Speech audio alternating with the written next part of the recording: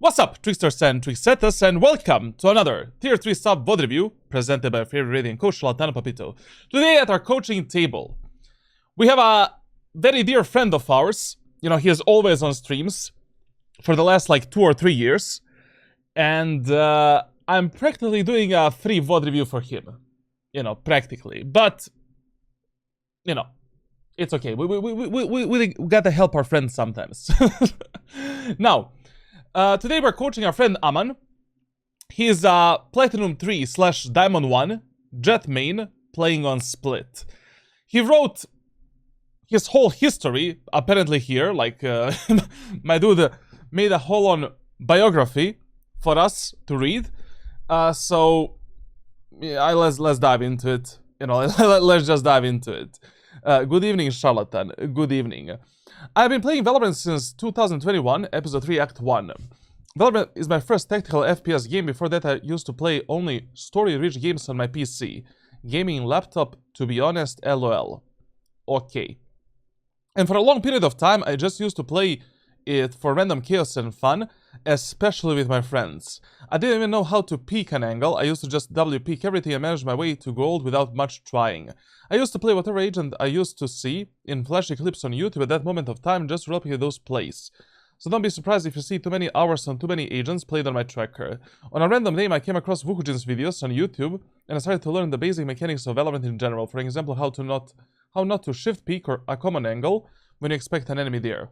And through him, I got to know about you, and since then, I have been following you on YouTube and eventually on Twitch as well. I learned Omen from you and got almost 400 hours on him in ranked. Okay. We went from the through the intro. This is my brief history of getting into Valorant. I'm still not that competitive. I still play for fun with my friends. I always prefer playing in duos, trios, and 5-star lobbies to playing solo with randoms. I mean, listen. You know, at the end of the day, the most important thing in Valorant is that you have fun. You know, so if you have friends to play with, that's actually amazing. You know, like Valorant is always better with friends rather than playing this game alone. But when you play solo, that is where you actually solo or duo. That is where you actually, you know, develop yourself as an individual player. Like 3-stack and 5-stack is like, you know, whatever. You have some friends that you can rely on, and you know, maybe your friends can also keep you back a bit. Also, when you play 5-stacks in Valorant, like your MMR is just cooked, and rank rating as well. I mean, you win a game like what? You're getting plus 10, plus 15. When you lose a game, like you're losing 10 and 5, so you know, like it takes so much time to rank up when you're 5-stacking. So of course, with troll matches, throw away rounds for a few laughs. Okay. In this act 2, I started with random agents playing for fun, getting influence from your streams when you were random agents like Chaos, Cypher, etc. Don't do that. Like, just don't do that. Like, literally, the A to Z challenge was one of the biggest mistakes I've made.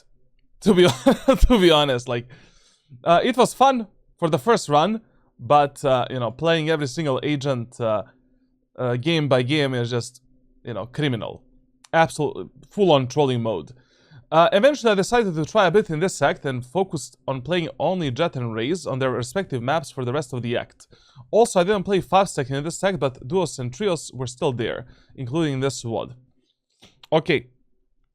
Speaking of my weaknesses, I still suck mechanically, so I tried to abuse a variety of weapons, except Odin, which I would get abused hard for, even by my random teammates on our server. Please don't give me a training routine for aim training, because I'd pick it up for a couple days, get bored of it, and never touch it again. I don't even warm up for my med.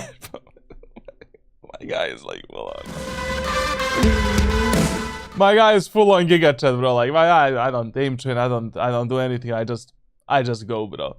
I played only 7 deathmatches and 7 team deathmatches since November 2025. That's what I did for most of my Valorant grind as well.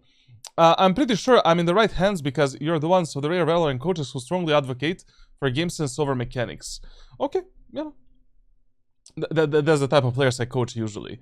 Secondly, I don't like speaking with randoms in Mumbai server. Oh, we have an Indian, probably, who have way too big ego and start getting toxic for no major reason at all. With that keeping in mind, I do give them basic calls if absolutely necessary, and I feel they might listen, including this VOD. And for the most of the part, I'm communicating with my party members with my mic on automatic, so please don't mind if we bother you with too much chatting in this VOD. In this game, we only communicate related to the match, so that's a plus. Also, the 2 random teammates I got in this game were also pretty chill, so it was easy to communicate with them. You know, as I always say, so you know, there's a few problems here. Like, you don't have to aim train in Valorant, like, seriously, to, like, develop your mechanics to some godlike levels. But having at least, like, a decent warm-up that is focusing on every single aspect of Valorant is kind of important. I'm not gonna lie. You know, like, instead of making your first game, instead of like, playing your first game as a warm-up. That's a really bad idea. So I would just advise you, like, you know, figure out some kind of a fun warm-up for yourself that's like 15 to 20 minutes. You don't need to get too serious about it. It can be a few death matches, maybe some fun Kovacs routine, aim-lapse routine, and stuff like that. And when it comes to communication in ranked solo queue, anyways, in ranked solo queue, when it comes to the comms, like, there's just a few rules that you follow. In the first 4 rounds, you know, the first 4 rounds on attacker side, you always want to lead your teammates.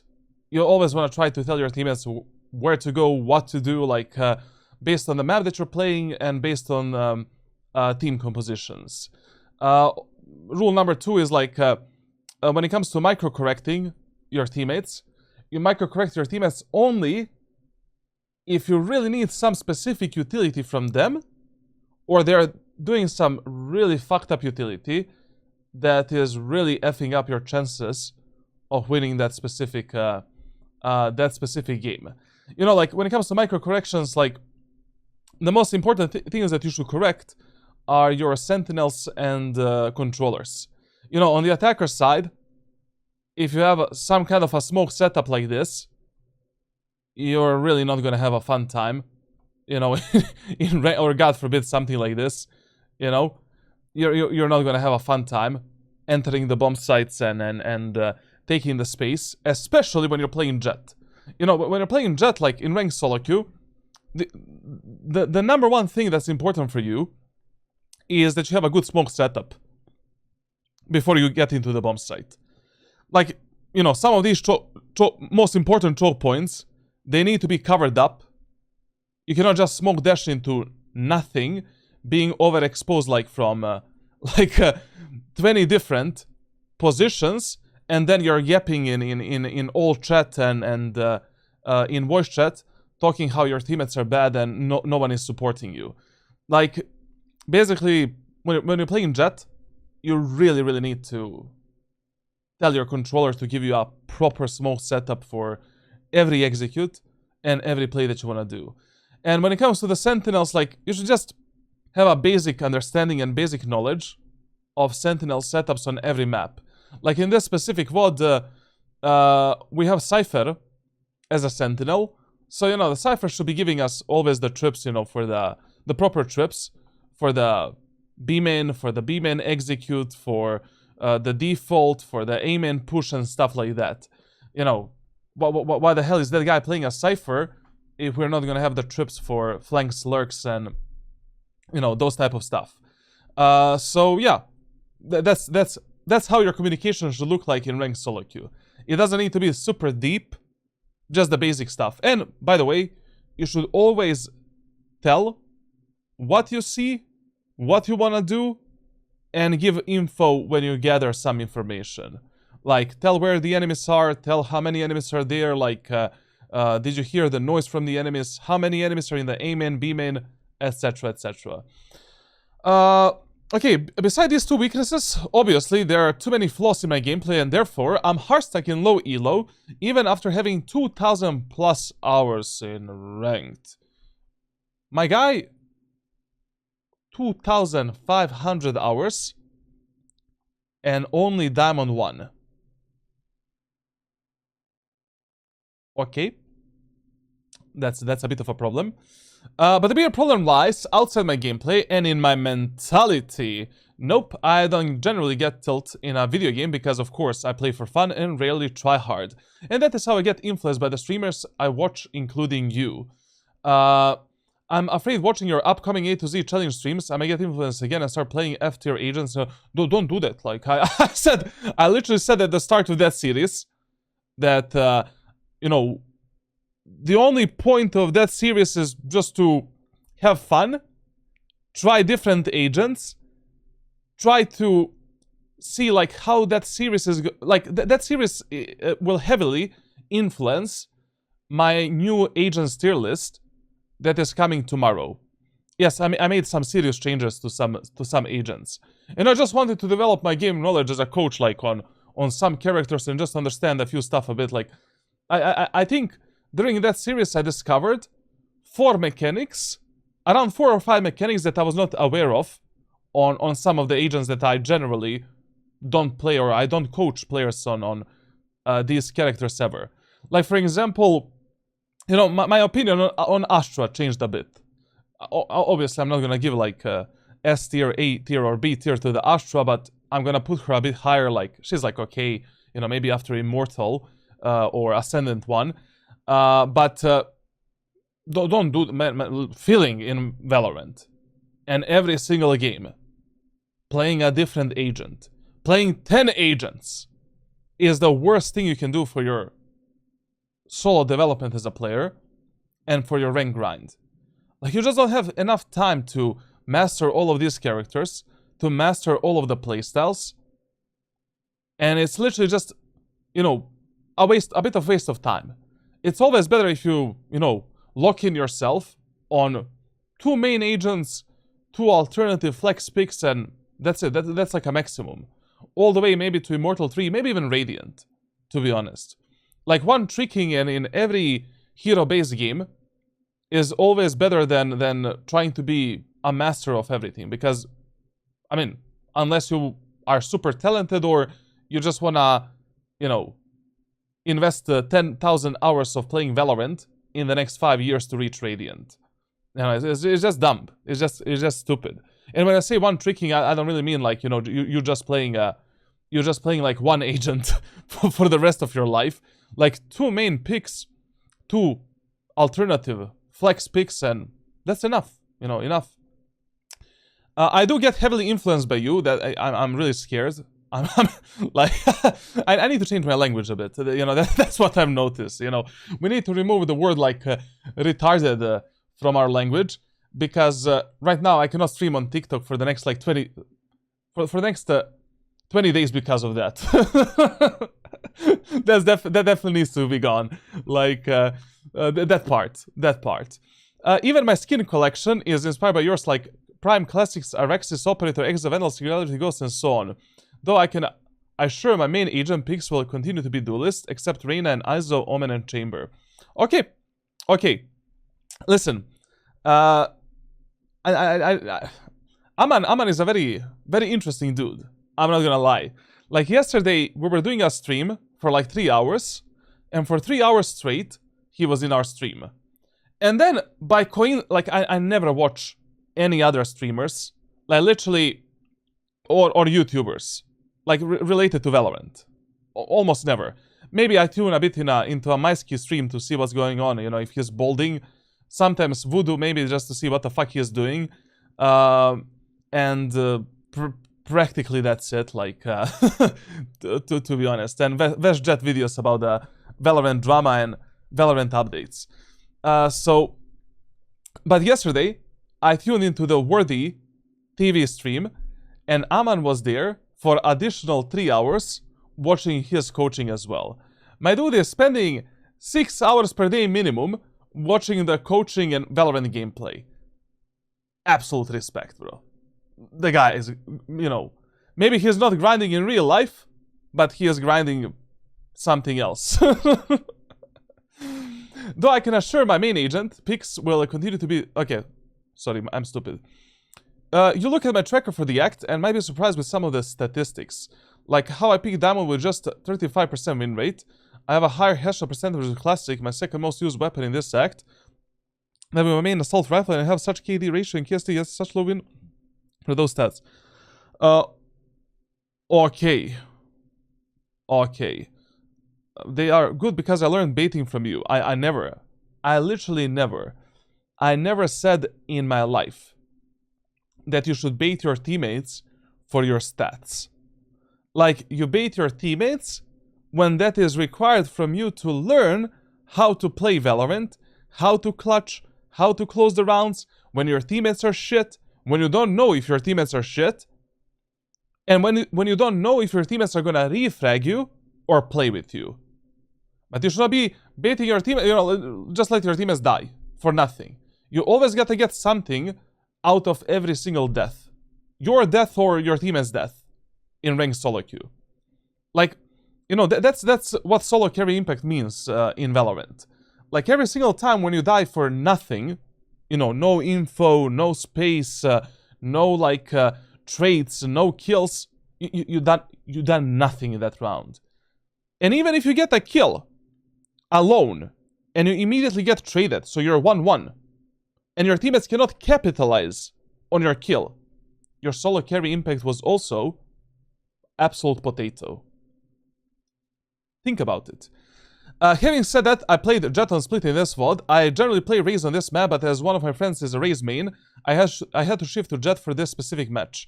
I did struggle more on the defender's side, as I did not have a grenade to hold choke points. Brother, you don't have a grenade, but you have a dash ability. You have a really strong kit with the Jett.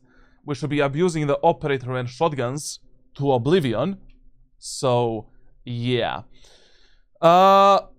Now, another major fault was getting the operator out way too late in this match, as we kept force buying in a lot of rounds. Basically, when you're playing Split with a Jett, one of your main priorities on a defender side should be getting the operator as soon as possible. It's hard to get operator in the first 4 rounds.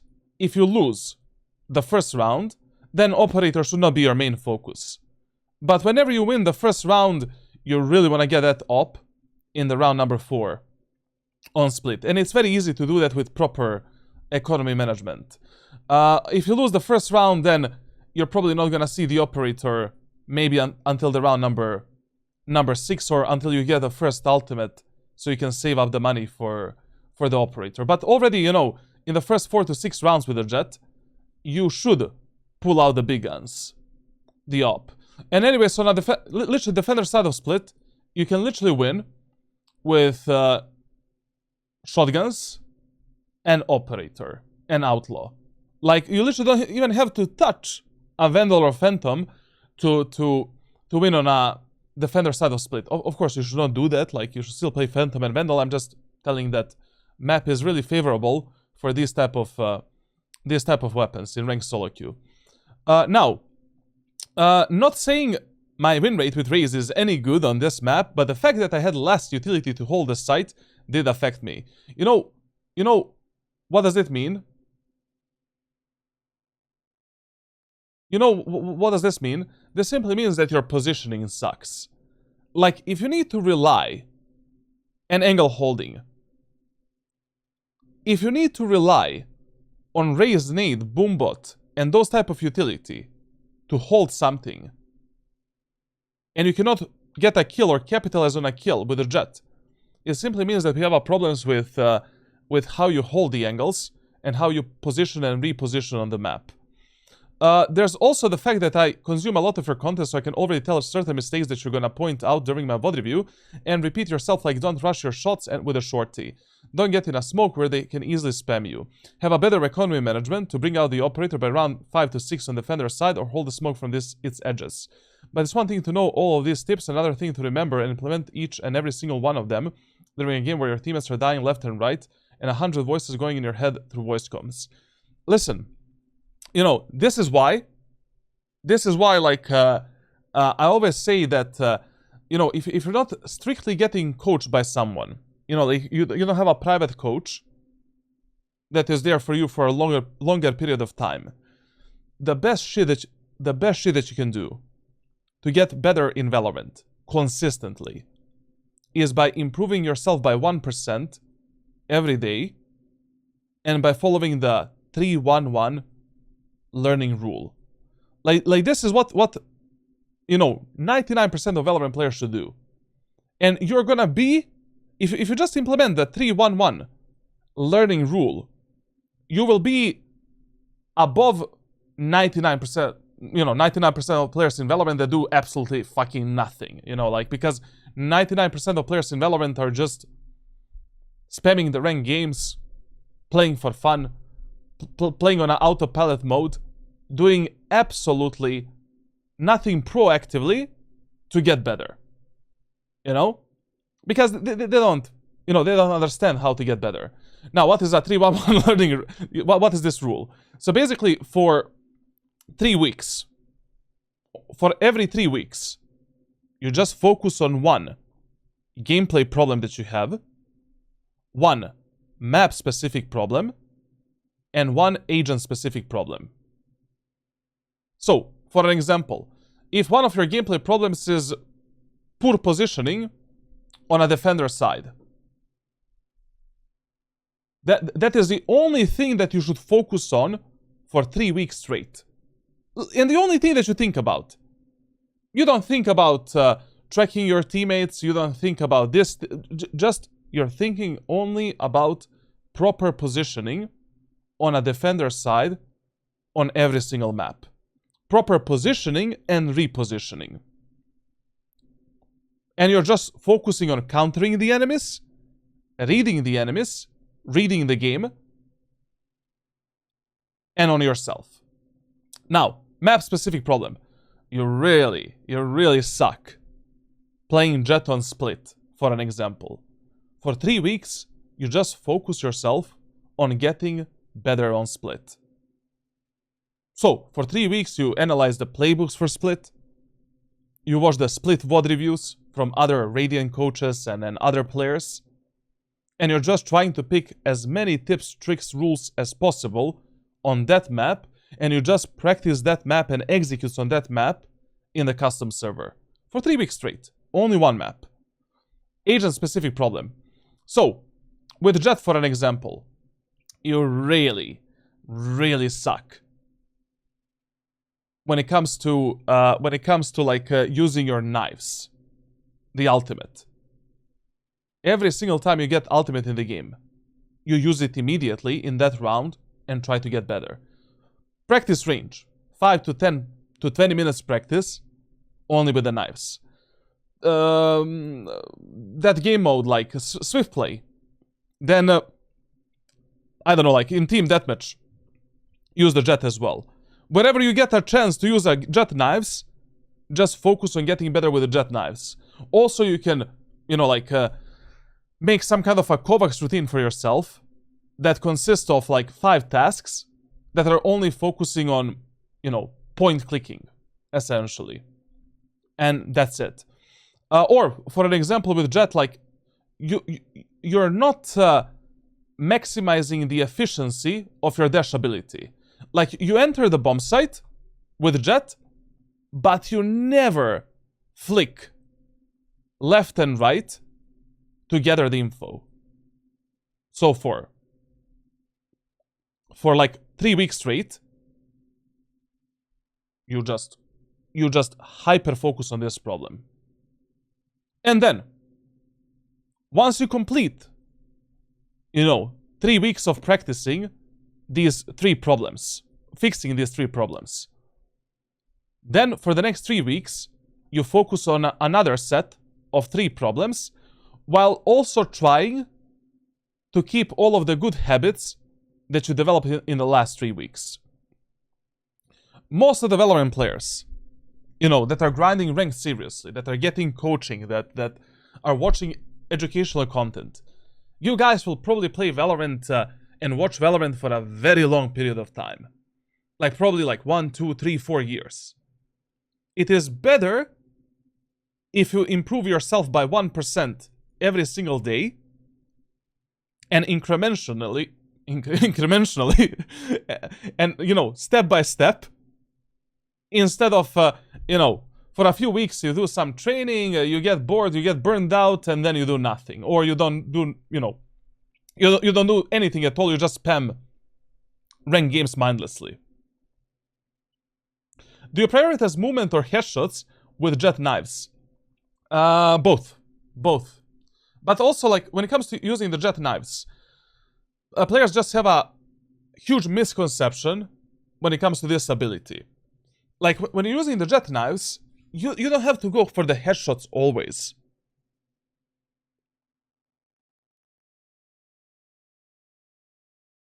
That's the main shit that players do when it comes to the Jett knives. Like, when it comes to using the Jett knives, first of all, you always want to be as mobile as possible.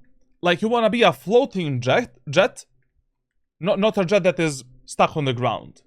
Whenever you're engaging the enemies, it should be some kind of a... Just a second, let me turn audio a bit. You always want to be a jet that is peaking like this. A jet that is, you know, using the updraft, surprising the enemies above the smokes, above the angles.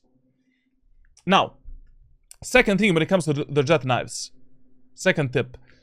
You always want to fight the enemies in the longest possible ranges.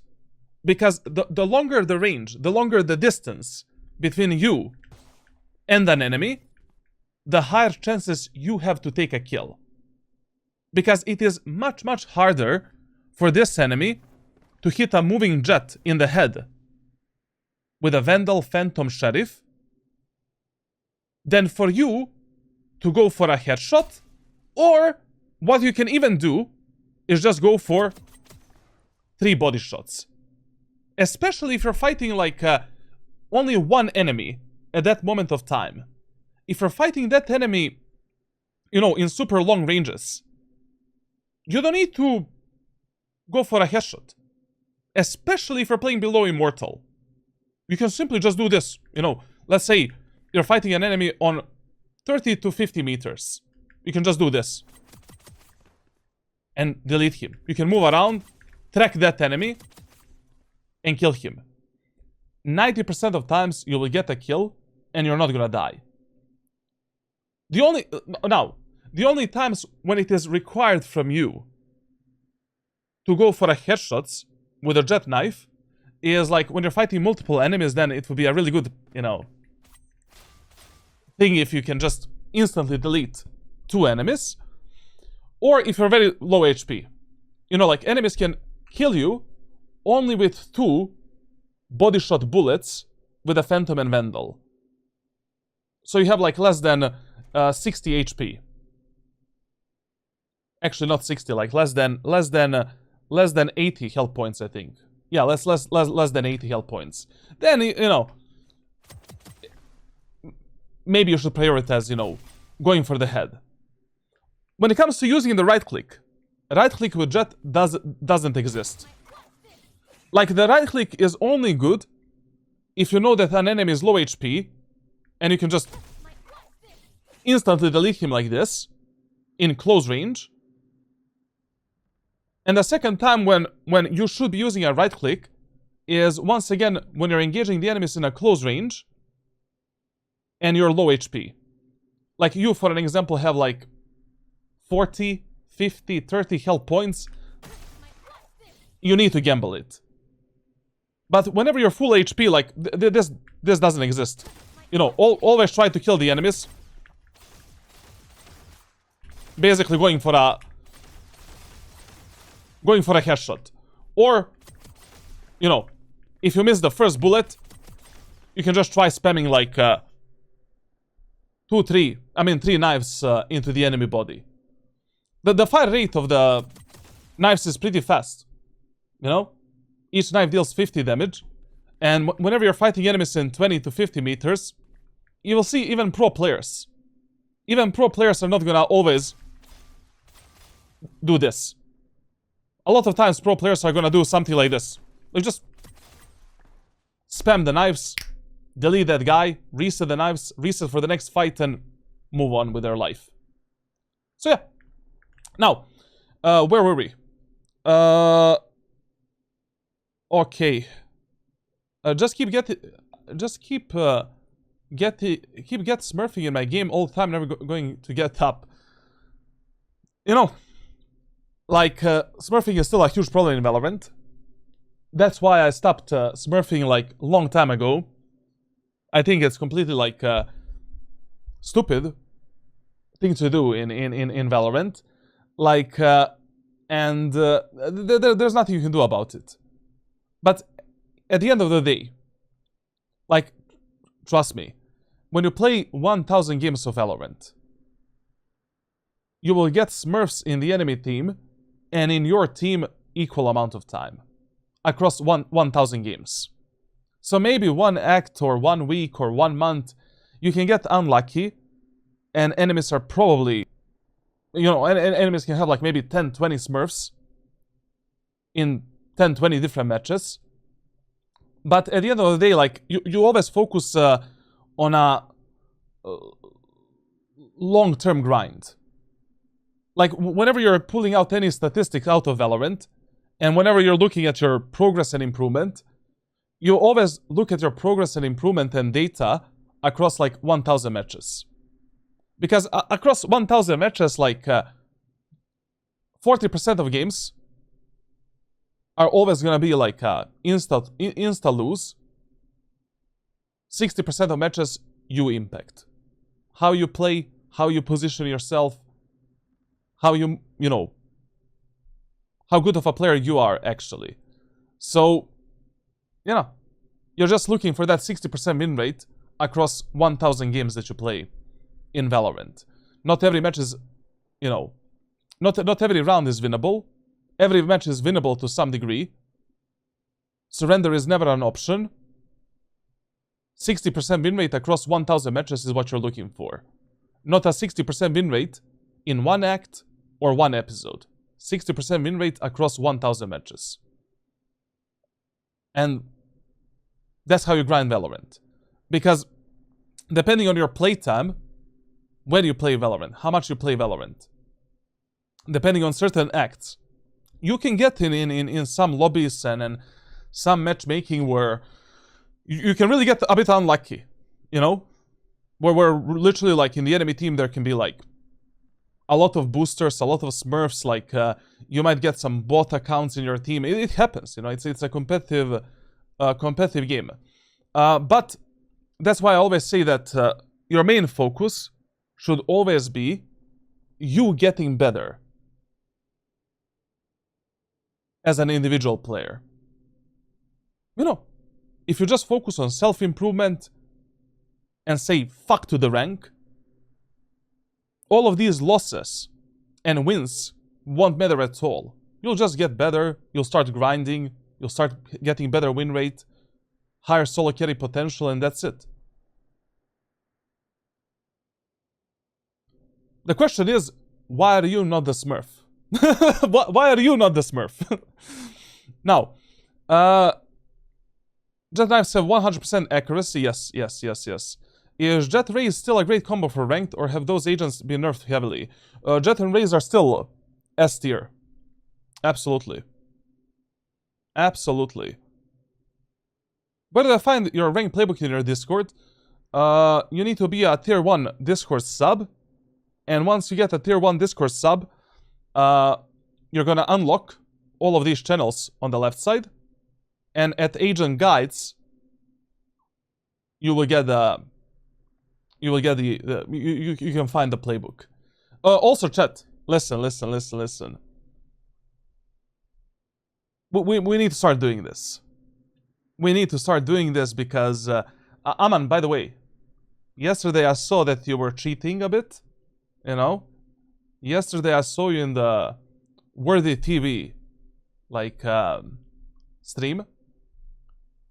My dude is grinding, you know, like, he was on our stream for like 3 hours, and then on another stream for another 3 hours. So listen here. I really want to start doing something more for all of the people that subbed on our Discord server. So this is only going to be a thing for tier 1, tier 2, and tier 3 Discord subs. I'll try every single week, for 5 days at least, to make a 5-stack ranked coaching. So basically, I will pick 5 random players. Like, there's gonna be a raffle right here. There's gonna be a raffle right here. And 5 random players will be I'm gonna choose 5 random players from the same region to play together, like 1, 2, or 3 ranked matches. And during those 5 games, I'm not only gonna spectate those players, but I'm gonna try to coach them live as well. Like, tell them what to do, how to combine the utility, how to counter the enemies, and to win that match. And then after the game, we're gonna do a replay review of that match from one of these players' accounts, and individually, like, tell what each of these players could have done better. Like, individually, for an example. And we're gonna do that, like, for 1, 2, 3 games, for every single player, for 5 players per day. Now, once you get in that type of coaching, like, once you do that 5-stack coaching, you're not gonna be able to get again for next, like, 7 days, just so that I can, go through as many different players as possible. Because a lot of you guys, like, don't have money for my coaching, I don't know, worthy coaching, like coaching for Kompeki and all of these other, whoever the fuck is providing coaching these days. And there's a lot of tier 1 subs that we have for the playbook. So I was like, why not? Why not? So who's gonna be able to enter? Like, whoever is subbed on my Discord server, and whoever got coaching from me before. Actually, maybe I'm not gonna do that. Like, I mean, if you already got my private coaching, you have my, like, 24/7 support, except Kuba. I didn't respond on Kuba's messages for the last 3 days. I kinda slacked a bit there. He spammed me with, like, 20 different clips, so I'm not gonna lie, and I was doing 12 thumbnails, so I'm gonna respond, I promise, tonight. But I think it is gonna be a good idea. Sorry, Kuba brother. Sorry, man. Like, literally, I was editing 11 thumbnails, man. Like my brain was a mashed potato. So yeah, what do you think about that idea?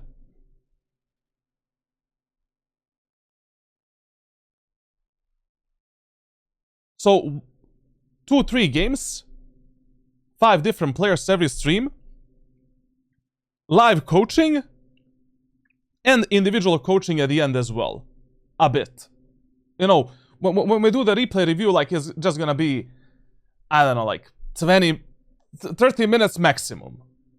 Surprise, motherfucker. Like 30 minutes top. Weboski, thank you for Prime sub and enjoy the playbook.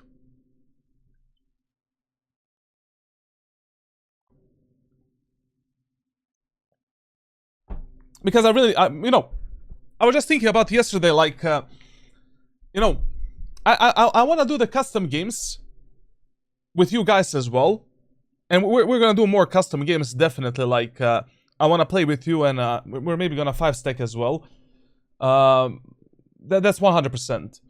Also, I found, like, 2 duo queues. I'm going to continue grinding ranked. Like, just give me a moment to reset a bit, man. Like, that A to Z series. And, being 1 game away from Radiant and then, like, losing 15 games in a row, that was painful mentally. I need, like, two more weeks to reset. But this 5-stack rank coaching is such a fucking good idea. Yesterday I was watching Worthy, and the only thing that I didn't like is that he is not actually leading the players while they're playing. Aman, you can correct me, like, I just watched the stream for like 10 minutes, and I saw you there. He's just watching the players and then giving them the advice, right? Instead of doing a backseat coaching and telling them what to do and why.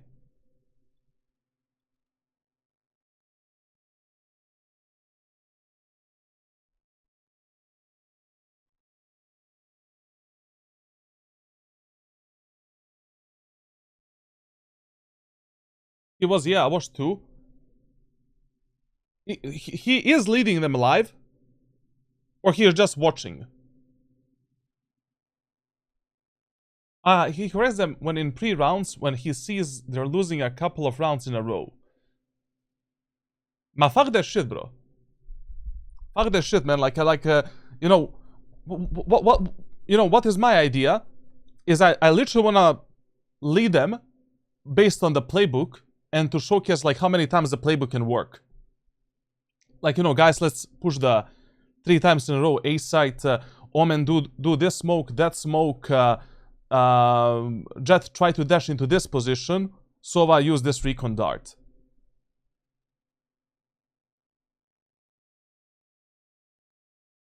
Of course, it's not gonna be too much micromanagement. Just the, most important stuff.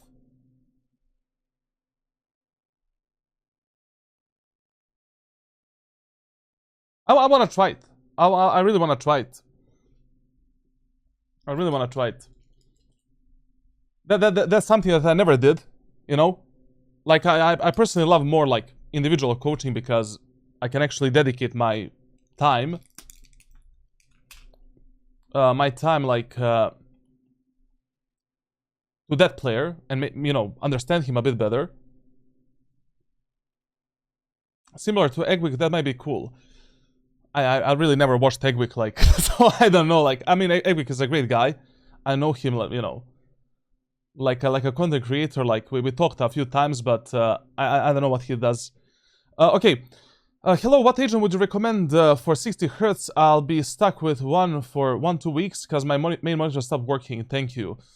60 Hz is same as you're playing on a bit higher ping, so I would not recommend you to play like high octane agents. Agents that require like fast reaction time and that strive in high octane moments. So if you're playing like on 60 Hz, like, my top picks would probably be, just a second, maybe Clove, Cypher, Brimstone, maybe Fade, Gecko, maybe Phoenix, maybe Raze, because anyways Raze relies a lot on her utility usage. Maybe Sova depending on your rank, Tejo as well depending on your rank, and that would be it. The problem of playing like, ISO, Jett, Chamber, Omen, Neon, like Bailey, Yoru on low refresh rate is that you're just in a huge disadvantage mechanically. When you hold the angles and when you go for the plays, like, it's literally like you play on high ping compared to the player that plays on 144 Hz and high refresh rates. So probably these would be my, some of the top picks, depending on your rank and playstyle as well. Okay, let's go back to the VOD review. Shut the fuck up, guys. Just a second. Okay. Please review my gameplay and tracker from V25 Act 6, so it can set me up for a much better V26. I don't have any big goals as I play mostly for fun. I mean, at this point, even reaching the green icon rank would be great in LMAO. I did not use AI for writing this. I never wrote this long of an essay after high school. Brother, you need to give me a respect for reading through all of this shit. Some other coach would be like, okay, I just read this. I just read this before a VOD review. Like, we're gonna talk about it. No. We do... There's no lies here. Okay. So... Note... Okay, there's a note as well. Just a second. Please do the tracker review for... Okay. I was playing in the new act when I... I haven't touched the game for weeks now, so it would be much better to get instant stats from the V25 Act 6. Okay. So V25 Act 6. I wrote all of this because I know you read everything. Props to you. Thanks, will miss my main Omen for a while then. I don't know, like, playing Omen on 60 Hz is just, I mean, listen. Omen is okay. You know, Omen is okay. On 60 Hz. Omen is okay, Omen is okay. Omen is a problem on high ping. Omen is a problem on high ping. On 60 Hz you can play Omen. You can play Omen, because anyways, like, when you go for the TP setups for the outplays, maybe Omen is even better than all of the agents that are recommended, to be honest. Because you don't really rely on your mechanical skill that much to outplay the enemies and get favorable fights. Ciao Papito, tutto bene? Molto bene, man. How are you today? Yo, Citrus, Hetu, well stream, bro. Is there a PS section in there missing? Might want to add that to Okay, so you can play Omen. You can play Omen. Now, Aman wanted us to review, like, B25X6. Listen, first of all, as I already mentioned, one of the main reasons why maybe you're not progressing as fast as you should is that 3 stacking and 5 stacking. Like, it just... You get a significantly less rank rating, significantly less improvement when it comes to your MMR. You might also fuck up the MMR of your account when you 3 stack and 5 stack. So even though you have like a, you know, 50... Basically, with 52.2% win rate across 116 hours, you should already be Diamond 2 or Diamond 3 in this act. How many like 5 stacks you play that act? So that is V25 Act 6.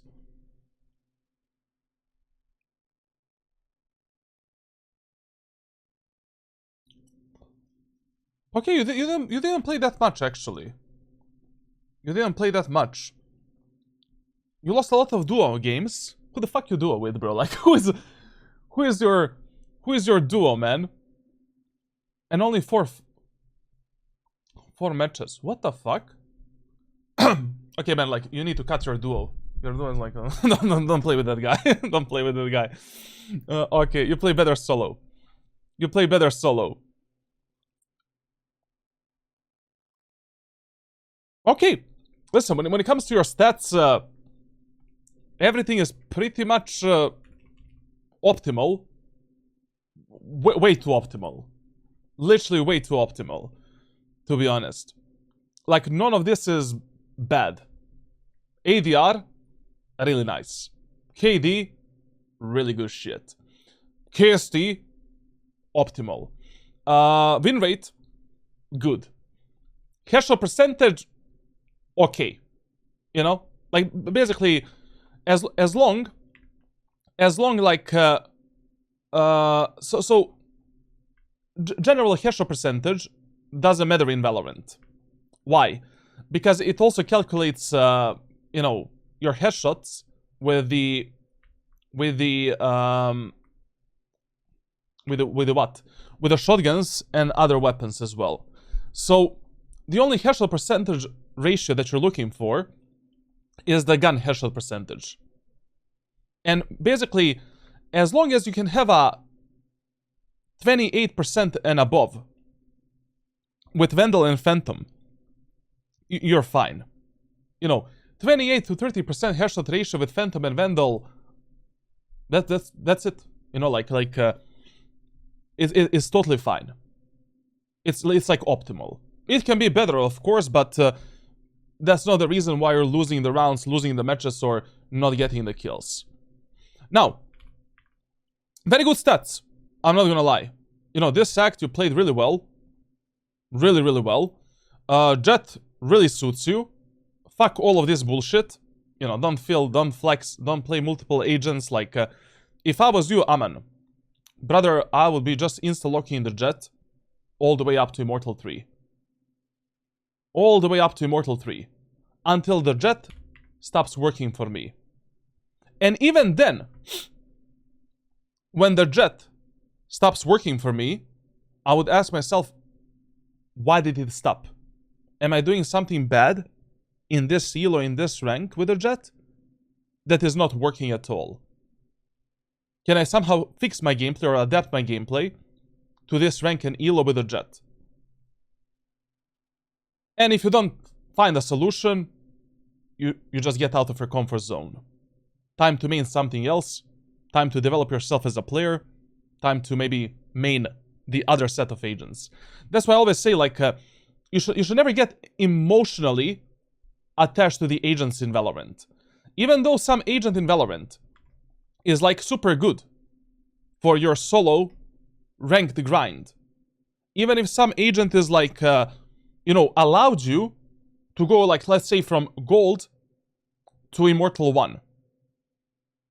As soon as those agents stop working for you, for your playstyle, for your current mindset, for your current rank and elo, time to explore your options. Time to maybe switch onto another set of main and flex agents as well and get out of your comfort zone. I can't forget Sage Mummy. Okay, but like, my dude deserves a ban for this one. Okay. Yo, good afternoon, man. Good afternoon. That's what I said. Like, I'm literally becoming XQC, man. Literally XQC from streaming and VOD reviews. I'm not gonna lie. Full on XQC mode, bro. Okay, let's see the substats. Clutch percentage. Okay. Not bad, 3.2%. You know, basically when it comes to the overall clutch percentage, 4% to 6% is what you're aiming for. So you can still get a bit better in 1v1s and 1v2s, but it's really not bad. Not bad at all. First bloods, first deaths, really fucking good. Like, it's a double ratio almost. Really good. KST optimal. Last deaths decent. You are staying alive and controlling the outcome of your matches and rounds, and you are in control and learning. Attacker side, okay, good. Defender side, optimal. It's okay. But also, like, you know, considering like your ADR and KD, I don't know. With this KD and ADR, you should be able to have at least like 55% win rate. At least 55% win rate. On both attackers and defenders side, and general as well. So we can still do something, you know, a bit better to control the outcome of these rounds and these matches. Like, that's why I always say that, you know, tracker stats can sometimes lie. A lot of times you can also artificially boost a lot of these stats. I mean, like, you can literally boost your KST by saving every round. You know, you can also boost your KD and ADR by not fighting and just, you know, you take a few fights per match and that's it. So we'll see, you know, like, VOD review is the real G here. The real showcase of your performance. And when it comes to the agents, like, as already mentioned, if the Jett is already working for you, and you're decent on Jett, plus we're doing a Jett VOD review right now, I would literally just spam the Jett until Ascendant. Maybe keep the Omen as a flex fill if you need a controller, and that's it. Because he already has like 400 hours on Omen. So yeah, I think it's time to do the VOD L review, but I also want to see the weapons. Just sorry, chat. Sorry. The rounds. Good shit. Really good shit. Weapon versatility, you know, a bit underwhelming. And also, brother, it kind of seems that, you know, you are a lot better with Vandal than with a Phantom. I don't know why do you play a Phantom at all. like 0.1 kill per round difference is a lot across 100 matches in Valorant. 137 ADR instead of 124 is also a lot.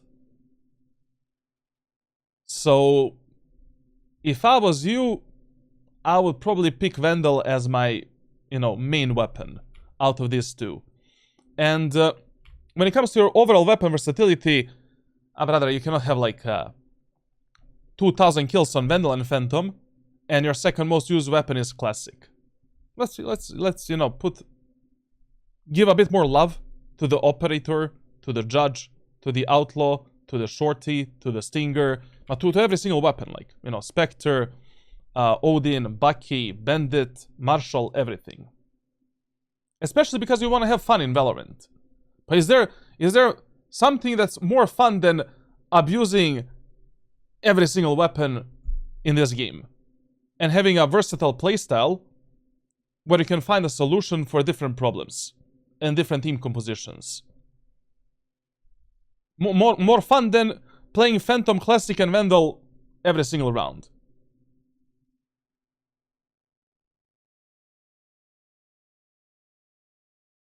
Especially when you make the enemies rage because of shotguns. Like, when they lose the last inch of their brain cell, once you shove up that Shorty, Judge, and Bucky in their ass. Those are my favorites, to be honest. Like, players that rage because of weapons in the game. But brother, why the fuck are you even playing this game then? Go play Quake.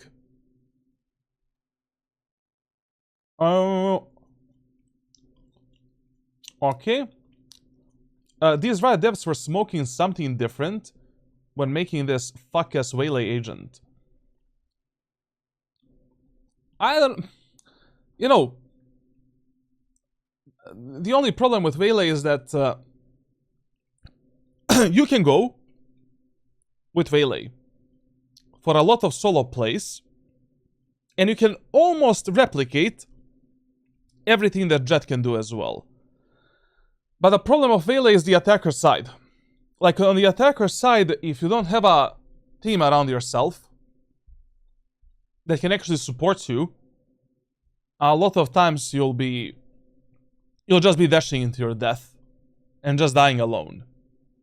So I think that, Waylay is just super fucking good for high elo lobbies. Like, in high elo lobbies, like, Waylay and Yoru are, maybe like 2 times better than Jett and Raze.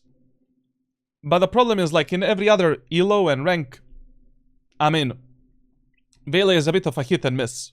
It's not a consistent agent that can consistently play alone, isolate the fights, create the cover, create the space, and the list, goes on. That's the problem of this agent, and the only problem with this character right now is that bullshit mechanic where you can pick up a Shorty, Judge, and Bucky and instantly, refract back without getting punished. That's the only fuck up. I don't know, I don't know why did they buff Vaylay's refract like that, and the Chamber's teleport is still utter dogshit in high elo lobbies. In high elo lobbies, you have 50% chances of dying in the middle of the Jett dash ability and in the middle of the Chamber teleport. While with a Vaylay's refract, your chances of dying in the middle of refract is like, I don't know, below 20%.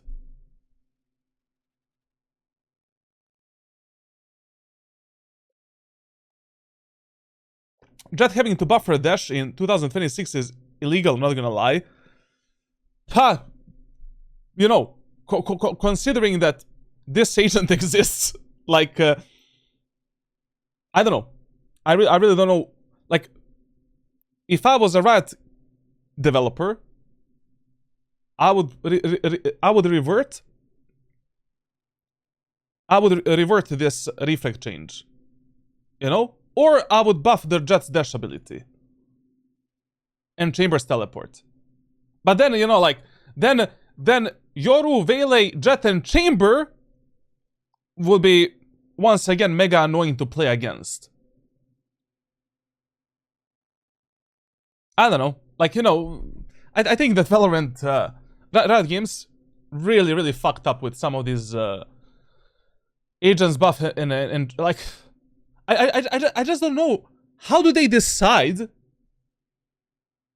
make these buffs and changes? Like, who the fuck works there? Like, who the fuck works there? You know, they rework the harbor. The agent is same dog shit as before. Just a bit better. Just a bit better. Then they buff him again, and still the agent is like, it's not a slicer, it's not an initiator, it's not really good for this, for that. It's really good for the retakes, and that's it. And your walls and utilities still blind you, your teammates, and the enemies as well. What? like what? But yeah, you know. And also, I don't know, like, what happened with the chamber. Like, they didn't release a single patch note where they mentioned that trademark now has a range on which you can retrieve it and pick it up.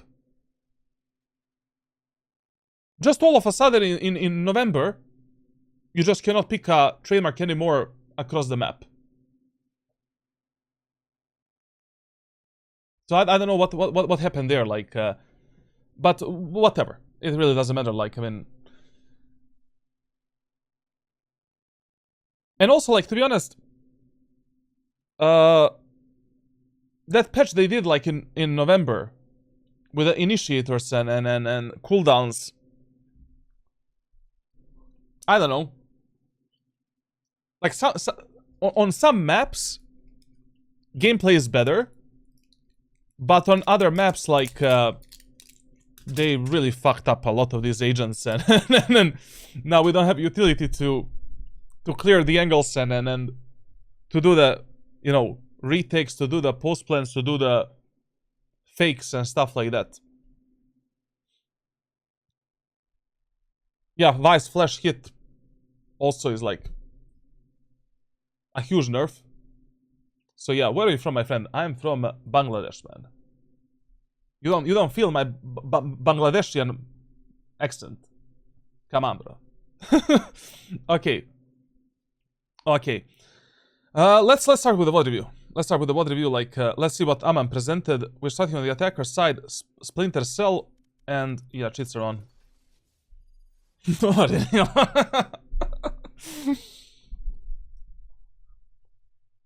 Guys, the next agent is a Balkan agent. Mark my words. They're gonna make a Croatian that's gay. 1,000,000%. Like, there's not a single video game that promotes a Balkan region like they're normal human beings, you know? Either it gotta be a, you know, like, Albanian or Serbian terrorist, Croatian gay, or some shit like that. Brother, just give me a agent that is alcoholic, that drinks rakia, you know?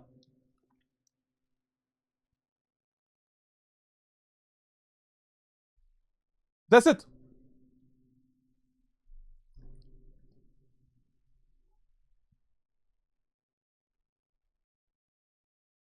He's Croatian and a cross-dresser. Really? No, I know, because in Rainbow Six Siege, like, they added was it a female agent that's lesbian? Also, there's another game, like, where they added where they added a Croatian agent that's like that's gay as well. Like, I don't know why they portray like Croatians like as gay, bro. Like, what the fuck, man? Raze, I know Raze is not Balkan, you know, like, Raze is whatever, like, you know, that Killjoy Raze bullshit. I don't know. It doesn't matter. Like, it's just funny that you know, whenever some Balkan agent gets added or like character, bro, it gotta be some mental fuck up, like. You know what would be a good agent in Valorant? That's from Balkan. Agent is called a gambler. So basically, he works as a Twisted Fate in League of Legends. You have like 9 abilities, and whenever you press your ability, you never know which ability you're gonna get at that moment of time. But 9, you know, semi-strong abilities, like, so you don't get fucked up that much. Can you update your Valorant document? I have like 20 different documents. Which one? When is the next agent coming out after the Masters? So like 19th of March. Max win agent. Super bad agent, bro. Like.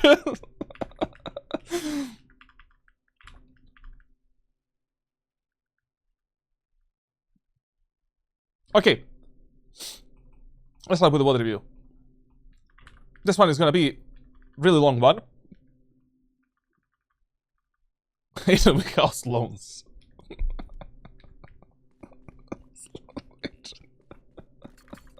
Valorant agent document. I'm gonna update that document tomorrow.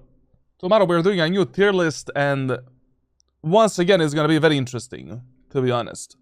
Heavily influenced by A to Z series, I'm not gonna lie. Is the new agent I think the new agent is a controller that can heal both his teammates and the enemies. As far as I know. So another troll pick, you know? Another Phoenix. Another Phoenix. We'll see, it's gonna be interesting. Yeah, it can heal enemies as well.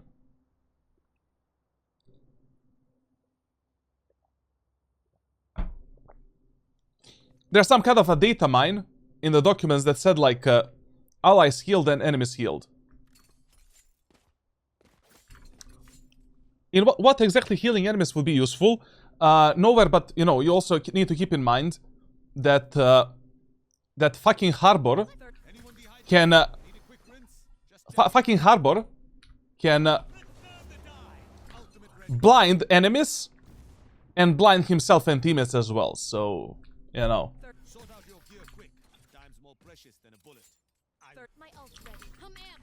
Okay, chat. We need to start, bro. Like sometimes with this VOD review. Okay, so we're playing on split on the attacker side. Your default side, number 1 priority A site, number 2 priority B site, number 3 priority mid area of the map. In the first 4 to 6 rounds on a macro level, you should try to persuade your teammates to play together as 5, and we should mainly be doing some strategies together. No lurking, no flanking, like just trying to do the basic executes, keeping our teammates together, playing on a refrag potential, good utility users, and just testing the enemies a bit. Let's see, you know, do enemies know how to defend the choke points and how to actually play on the map, etc, etc. Now, on split, how you attack early on completely depends on the enemy team composition. Like, whenever enemies have like 0 hardcore sentinels or 1, 3 rounds in a row, you can just do a 5-man push onto the A site, test the enemies on the A site, and based on that testing, you can decide what to do in the 4th round. We can maybe keep abusing the A site and A tower, or we can switch it up a bit, do some kind of a, you know, A fake, go B. Fake B, go A. Whenever you're faking the bomb sets in Valorant, never fake a site where the enemy sentinel is not playing. You know, if you notice, the Cypher is always playing a B site, for an example. Fake B, go A. Because of Sentinel's utility that we need to destroy, and because Sentinel players usually rotate a bit later. You know, they anchor the bomb sets a lot more, and they're a lot slower on rotations. Now, when it comes to this enemy team composition, they only have 1 Sentinel. That's not really even a Sentinel. They have a Chamber. They don't have a Sage to wall off the mid, B tower, and A main. So, you know, against this team comp, it really doesn't make sense to default or fake early on or lurk, flank, or some bullshit like that. We can just 5-man A, 5-man B, 5-man B split, 5-man push onto A tower. All of these basic strategies and basic executes should work early on. Or at least we should, you know, try to test the enemies at least. Now, with the Jett in the first round of split, you should almost always get a classic heavy shield with 2 smokes. Basically, it's a very close-range map. Your main job is to get in the face of the enemies. To fight medium range, close-range fights, and that's it. Anyways, you know, Aman has a 51% headshot ratio with a classic pistol. Yeah, no, not a heavy shield, light shield. Okay, you know, use your own brain, like lapsus lingua, man. Okay, let's see what you know what they're gonna do.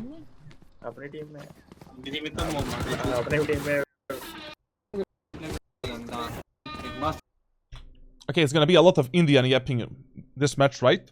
कोई और call नहीं आएगा trust me Shut the fuck up. Trust की बात.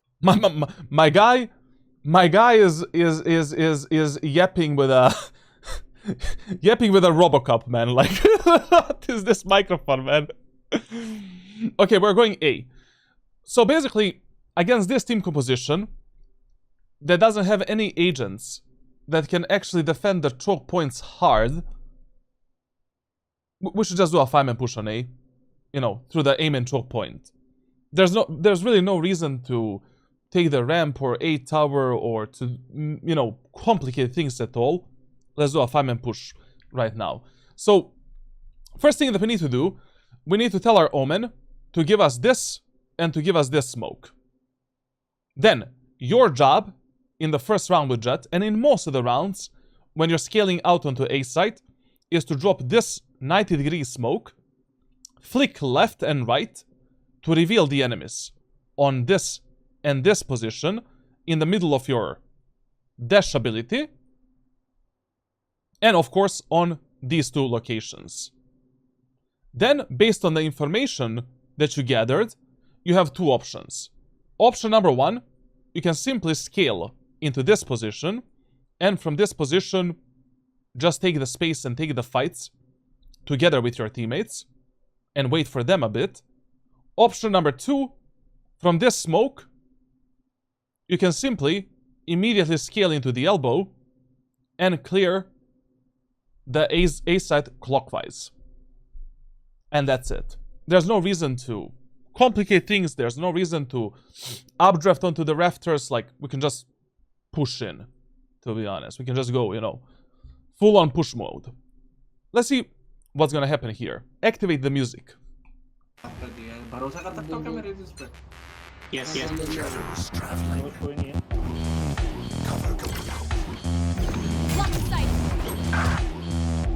Stop the music, bro. Okay, already a few horrible things. Whenever you're scaling up and clearing angles fast by going first in front of your teammates, you need to jump spot. Like, you cannot swing this angle. Just a second. You cannot swing this angle with a classic pistol like this. What if the enemy chamber is maybe playing on this off angle, ready to delete you? Playing on a position like this. Playing on a position like this. Playing on a position like this. What if there's like 2 enemies looking at you at that moment of time? So, whenever you're scaling up through aim and area of the map, okay, we can do this.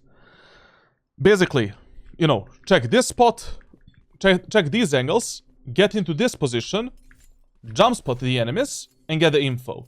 Now, if you see 1 or 2 enemies that are holding you here, and you're doing a 5-man push onto A site, this jump spot will give you the info whether or not we need this smoke to scale out further.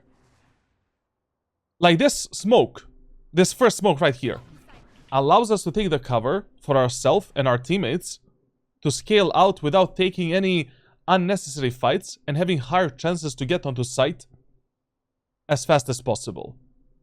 Now, if you jump to this angle and you don't see any enemy, dash ability activated, that's how your execute should look like. So, mistake number 1.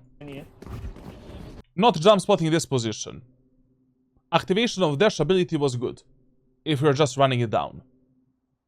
Mistake number 2 is that you panicked here a bit. I don't know why did you pull your knife out. You know, you cannot throw this as a shuriken. You know, we're not playing Naruto. Naruto-san. Keep the classic pistol. Right now, the enemies might be peeking you from this angle, from this angle, from this angle, from this angle. Mistake number 3. Using a smoke here. One of the main reasons why you use this 90-degree smoke is the following. Once you do this type of a smoke, you provide a cover to your teammates from the elbow. So if enemies wanted to go for this type of a peek, they see nothing. They cannot immediately engage your teammates and kill them while you're scaling out. You provide the elbow cover to your teammates for 3.5 seconds so they can scale out into this position and this position with a bit more cover. Reason number 2 why we use this 90-degree smoke is this smoke allows you to easily scale into this position while having a brief cover from the tower and rafters. And also, it provides you cover if enemies are here, but you don't want to deal with them, and you just want to immediately go into the elbow and clear the bomb site clockwise. So you have like multiple options how you want to scale out and where you want to path. Like when you do this type of a smoke dash execute, the only thing that you can do is like get in this position. You can still, scale out into the elbow, but it's much smarter, and much faster doing it like this. You're already there. This cycle is so shit. That Jett got really good picks from the ramp.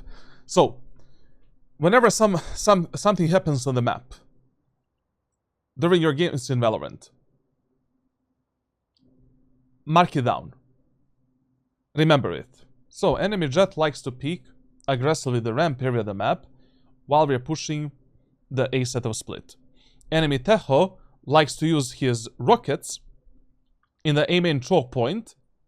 So maybe we can delay our executes for around, 1 or 2 seconds when we are going onto the A site.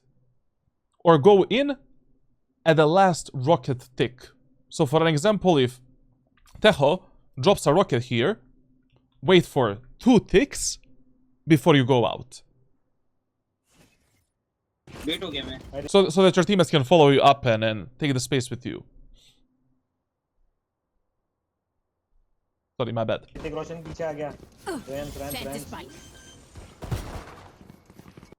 Now listen, whenever you're using a classic pistol, like your job is to take the fights that are in between 0 to 20 meters. So how you position is mega important. You don't want to fight this fight all the way back from the backside. Like, the bullet spread of a classic pistol above 20 meters is just horrendous. Like, it's horrible. Like, these shots can be a body shot, head shot, neck shot, chin shot, no shot at all, to be honest.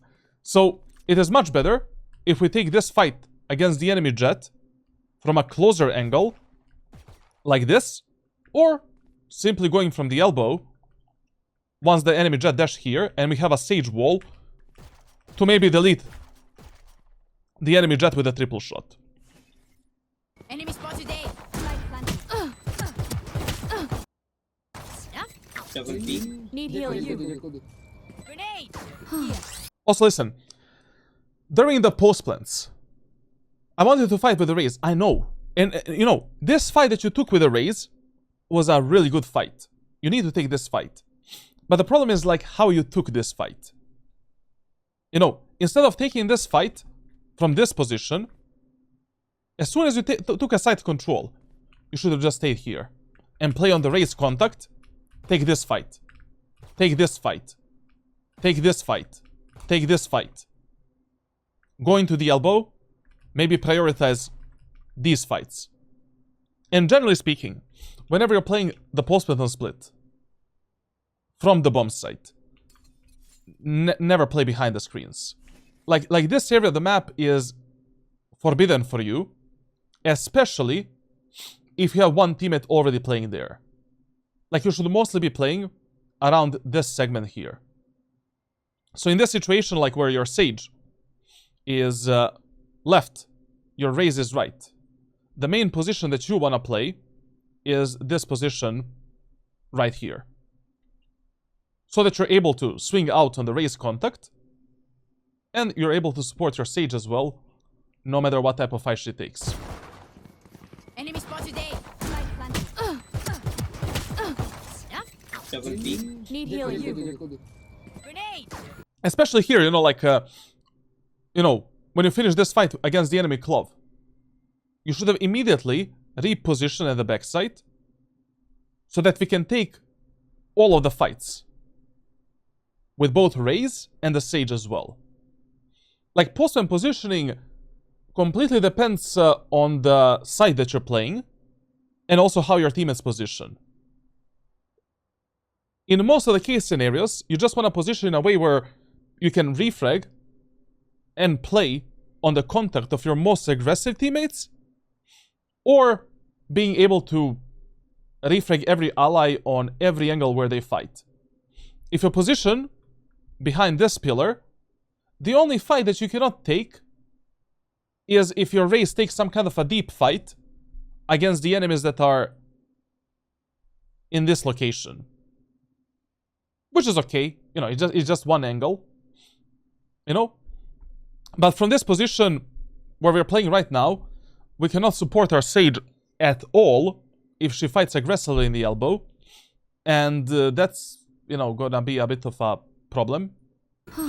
If you're not ready for that. Enemy spotted A. Fight कर रहा हूँ. Short, short. Reloading. Listen, when you're fighting with a classic pistol, you should be moving a lot more. Like 1-2 shots strafe. 1-2 shots strafe. Like, you should never be standing still.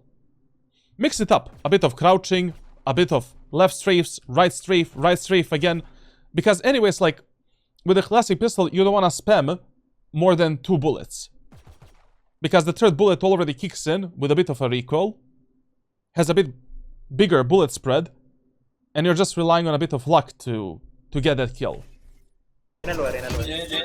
This is another reason why you don't want to get stuck behind this screen area of the map. I mean, okay, this one-way smoke is not going to fuck you up that much because you still have a smoke that you can use here to escape, but, you know, don't be behind this spammable area of the map where the enemies can destroy you with their utility, with a random spam, and you can just get stuck. Anyways, right now you should be mainly supporting your Sage in the elbow instead of supporting your Raze that is pretty safe behind the screens, and she has a lot of cover.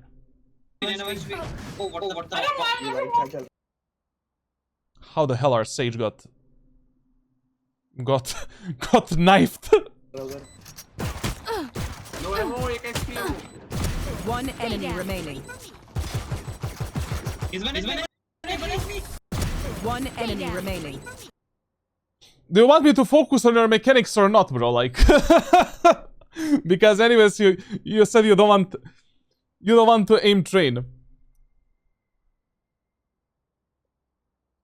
Mala, good evening.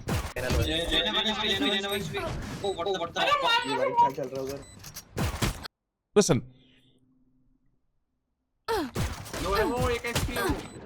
One enemy remaining.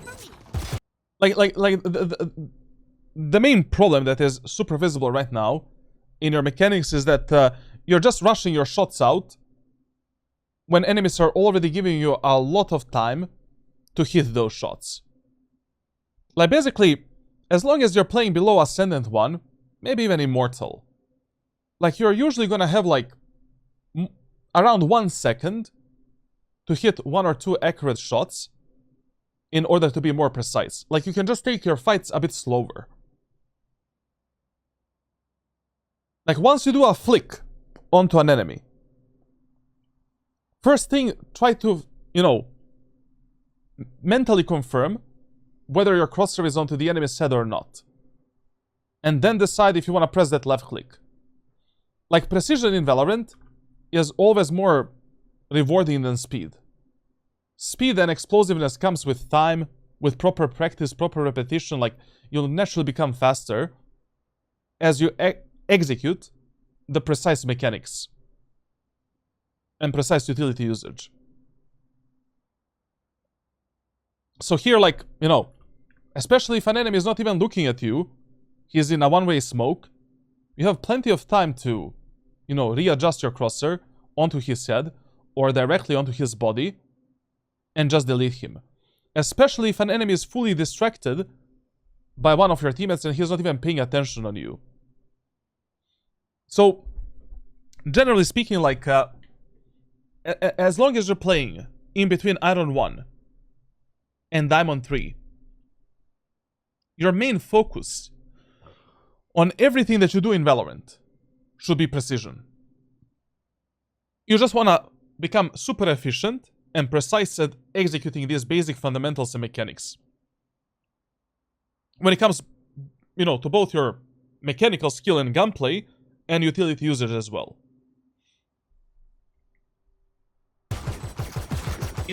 Abi! I also saw you in a VOD stream yesterday. Like, what the fuck? Like half of my chat is in his stream as well. Like, I'm still here. Oh my god. okay. Okay. Omen, तुम haven't TP कर. Now listen. Second anti-eco round on Split is very simple. Very simple. In the second anti-eco round of Split, you just say fuck B site, fuck B tower, fuck mid, fuck A tower. Just do a 5-man push A. It's the most simple execute. Enemies don't have that many angles, off angles, and tight positions where they can fuck you up. As long as we dash out through this choke point and we give the info to our teammates, that's it. We can easily take the space, clear all of these angles with a minimal amount of casualties. The worst thing you can do in the second anti-eco round of Split is default, flank, lurk, fake, or God forbid you prioritize B tower and mid control. Even pushing B site can be quite interesting, depending on the enemy's utility usage and agents they have. Now, in this second anti-eco round of Split with Jett, especially if you save the bandit, I would personally go for a stinger. But it's really up to you. You can get a judge. I have nothing against the judge on Jett, obviously. It's a super easy weapon to use to take the space to fuck up the enemies on a claustrophobic map such as Split, obviously. But, stinger, bandit, heavy shield, utility. Do you need anything else to win the second round? You also have super good weapons for a third bonus round as well. And you don't need to force yourself so much to close the gap with the enemies since, we also... Stinger is pretty good on 20 meters range as well. But yeah, Judge is obviously a bit better to fight the enemies in the third bonus round and to get a few, free picks. Haven't TP कर रहे हो क्या? Yes. Gun दी ना मैं थप्पड़ मार दूंगा. Gun अगर दी उनको तो. Full on British Parliament, man, like in the एक आया चेंबर आया You fought well. Gun here. You need to start jump spotting these angles.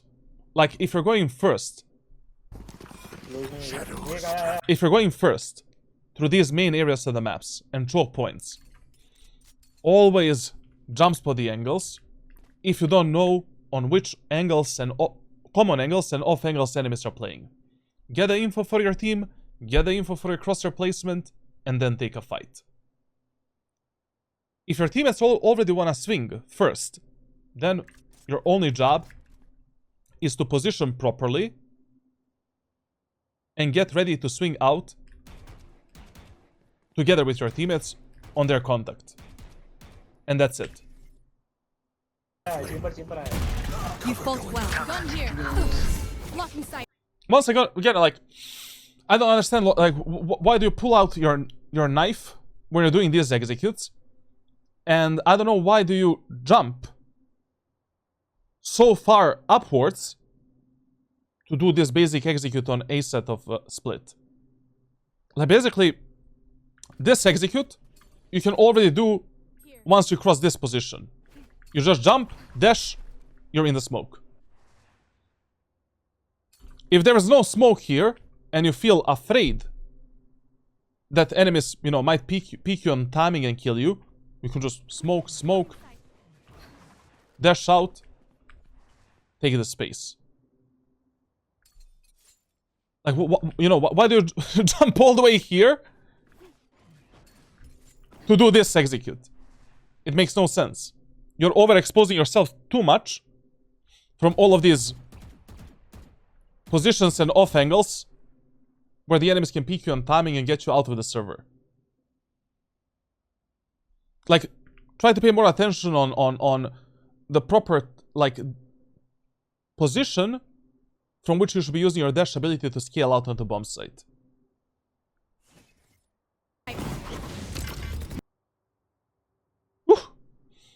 Okay, you definitely need to practice the executes in a custom server a bit. And this mechanic of, you know, flicking left and right to gather information. Now, whenever you're flicking like this, in the middle of the Jett dash ability, there are two things that are very important. Number one, you always want to flick first based on which angles you're revealing first at that moment of time, or which angles are priority for you. When you're going A, you always want to flick first left to check these positions, and then flick right to check this deep angle and these angles. If you flick first right and then left, you might give your teammates an info way too late that enemies might be here. Or maybe you're gonna lose that timing to even see this position. Second thing that's important when you're doing these fast flicks left and right to gather the information with the Jett's dash ability is you need to understand why are you doing this. You know, where should you be expecting the enemies so that you can mentally and physically be ready with your eyes to scout for these positions. Because you don't have a lot of time, you know, to notice the enemies. So when I flick left, my eyes are super focused just on these two angles. My eyes are somewhere here, where I can see the enemies with my peripheral vision on both on this spot and this spot as well. When I do the right flick, my eyes are somewhere here. So with my peripheral sight, I can see the enemies there and here as well. That's it. Now, if you're pushing A side with a judge, like most of the times, you should just do this type of an execute. Now scale out into elbow. From this position with the bandit, you can clear the backside, and that's it. You can maybe also jump spot the enemies at the backside, then check this position and go out.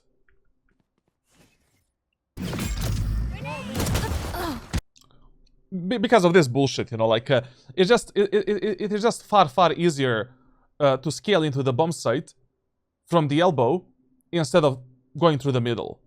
Also, another problem of this execute, you know, when you're doing it super fast, without the support of your teammates. Like, Blocking sight. you can never be here without the support from your allies. Because there's always a chance you might die from an enemy that is hiding behind the screens with a shotgun, bandit, Judge Bucky, Stinger, Vandal Phantom, it really doesn't matter. And there's also a chance you might end up in a sandwich like this. So, when you're doing this type of an execute, like, your job is to get there. Blocking sight. Like, your job is to scale up here, wait for your teammates, and then, as your teammates are doing this, you're doing this with them.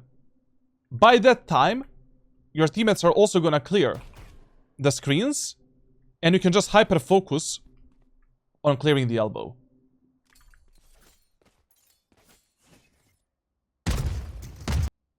But with the Judge, like, I would say that 90% of times, with the close-range weapons, you should just instantly prioritize taking the elbow control, deleting this guy, and then focusing on taking the site with the rest of your team. What?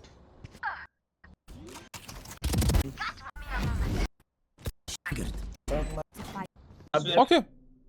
So far, when it comes to the enemy, you know, information that we have about the enemy team, Tejo is playing A site. Okay. Jett is also playing A site, kinda. Enemy smokes are delayed, probably because Clove is playing on mid. Because, you know, Clove has a limited smoke range, so basically, so Tejo is playing somewhere on A. Jett is also playing somewhere on A. Clove is probably gonna play around the mid and vents, so she can smoke both B site and A site as well. Chamber is definitely on B site. He is definitely gonna be the B player most of the rounds. And Reyna is just an unknown factor. Like, she's probably gonna flex a lot between mid and I mean, both Jett and Reyna, we can expect these two agents to flex a lot between B site, mid, and A site. So we kind of know, you know, who are the enemy's anchors on each site. B site, we're mainly gonna fight against Chamber. Mid, we can expect the Clove there, and Tejo, he's probably gonna be on A side in a lot of the rounds.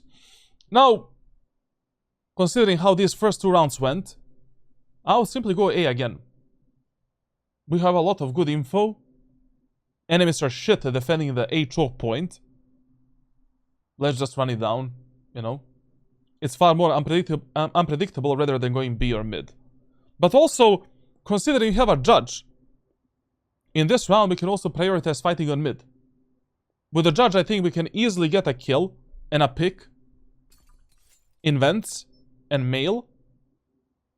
That would also be a fine option. You know, doing some kind of a soft B split or a hard B split, like, you know, your Chamber, your Cypher plays alone in the garage, and 4 of you guys just take mid. You tell your Sage to wall the vents, do the smoke there, do the smoke for B tower, and in this area of the map with the Jett, like, it should be easy for you to take a few picks. If it ain't broken, don't fix it. Listen, I love that rule a lot. You know, that is a rule that I mention a lot of the times in my private coaching sessions. But there's also a second sub-rule. You know, so the first rule is definitely, you know, like, if it ain't broken, you know, don't fix the good stuff, the good shit. But you also need to expect that no matter in which rank and elo you play, at some moment of time you need to expect that enemies will adapt. You know? That they're gonna start countering you and stacking that certain position that you're abusing. And usually the second sub-rule that I give to the players that I coach is that if you repeat the same play that worked like 4 or 5 rounds in a row, the 5th and 6th round is the round when you should expect that enemies might adapt and try to counter you. Because usually, players in Valorant, for some reason, the ranked players, are willing to lose 4 or 5 rounds in a row by doing the same shit. And I don't know why. You know, like, losing 4 rounds in a row in Valorant in the same way is absolute, you know, we have some mental problems. Our whole team. Losing 3 rounds in a row is fine. If you're testing some kind of a setup, some kind of a strategy, some kind of an execute, or you're just trying to be a bit more unpredictable. But losing the 4 rounds in the same way should never happen to you. But Valorant, you know, most of the Valorant players are autopiloting a lot. They have a very tunnel vision mindset and tunnel vision like playstyle and gameplay. But even against those type of enemies, you should be making small changes to your playstyle and game plan once you repeat something for like 4 or 5 rounds in a row. And you win all of these rounds. Also, when you win a lot of rounds in a row, you should start expecting that your teammates are probably gonna lose a bit of focus. You know, they're gonna think the match is already won, and you need to heavily focus on what the fuck your teammates are doing at that point, and they might just run it down.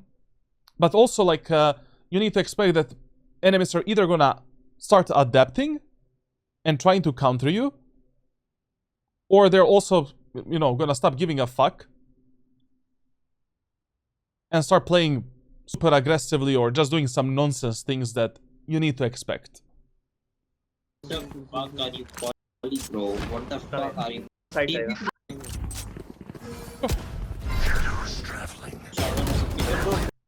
Listen, man, like, once again, this smoke is not a threat to you.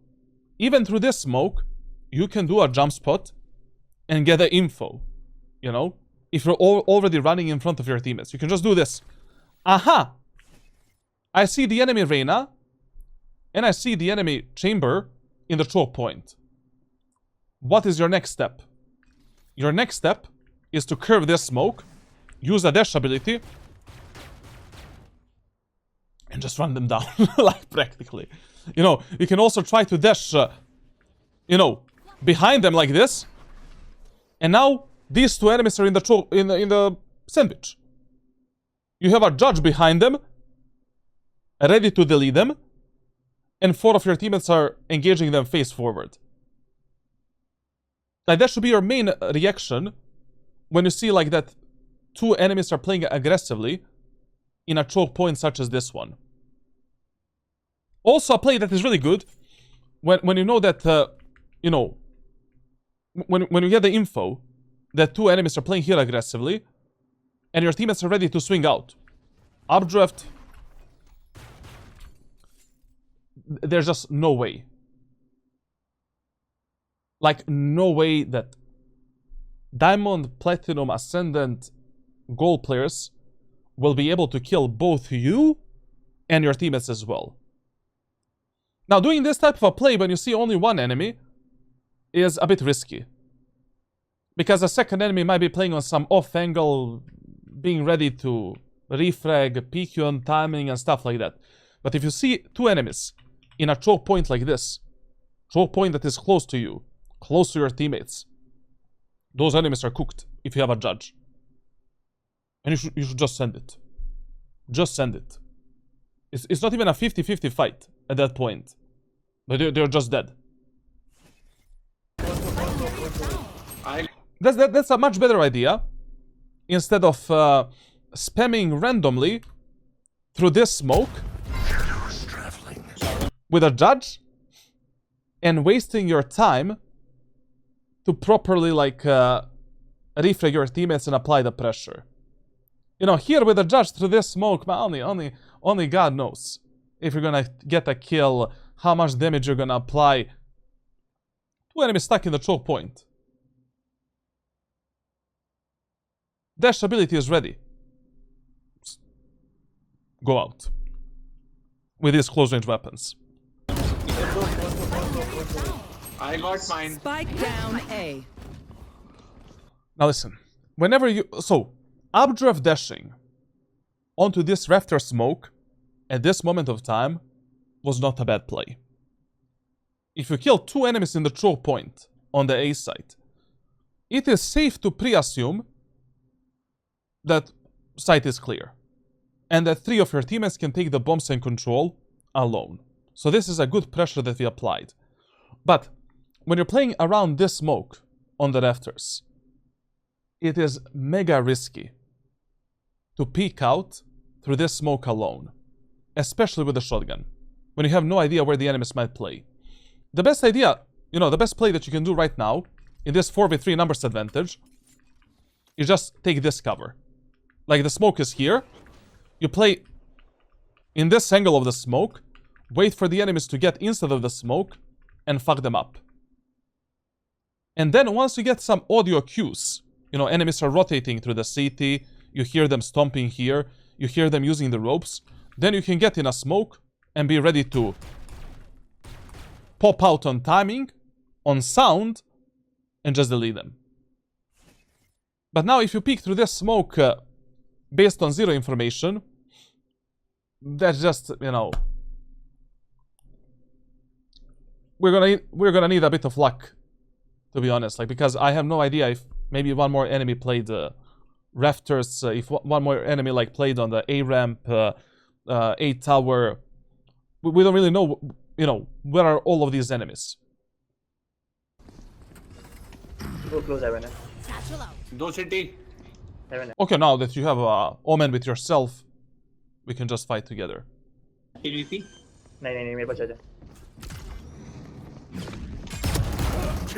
This was also pretty dangerous peak, I'm not gonna lie.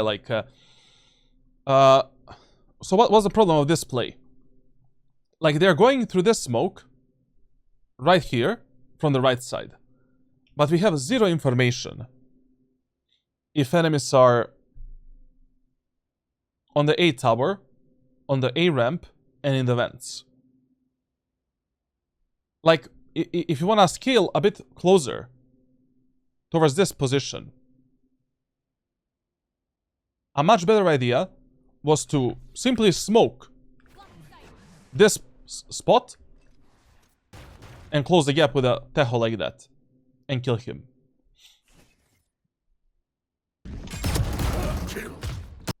Good kill, good kill.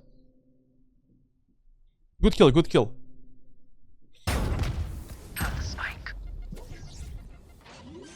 Okay, now this setup is fine. Omen is guarding the vents for us. We're guarding this CT position. This round should be over.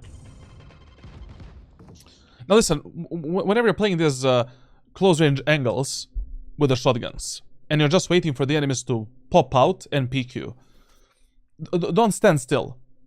Move in and out a bit with a silent step mechanic, like this, so that we're countering the enemy's peeker's advantage a bit. दो ही गोली ना jet तेरे पास. एक main Jett main. अरे Jett main एक सीटी. Main. Main एक सीटी. दूसरा कहाँ? जेट आ गया side. One enemy remaining. Last Yo, Papa, why are we undisciplined like this, man? Listen, you did very decent plays until this moment of time. Brother, Jett आ गया side. one. You have multiple win conditions to win the rounds in Valorant. Multiple win conditions. The main win conditions that you want to always gamble on and play on to win the rounds is the perfect refray game with your teammates, obviously. Second win condition is the spike timer or the spike plant. For example, here in this 2v1, there are 2 ways how we can win this round. Number 1, we can wait for the enemy clove to take a fight with our raise, and we just make a sandwich out of the clove.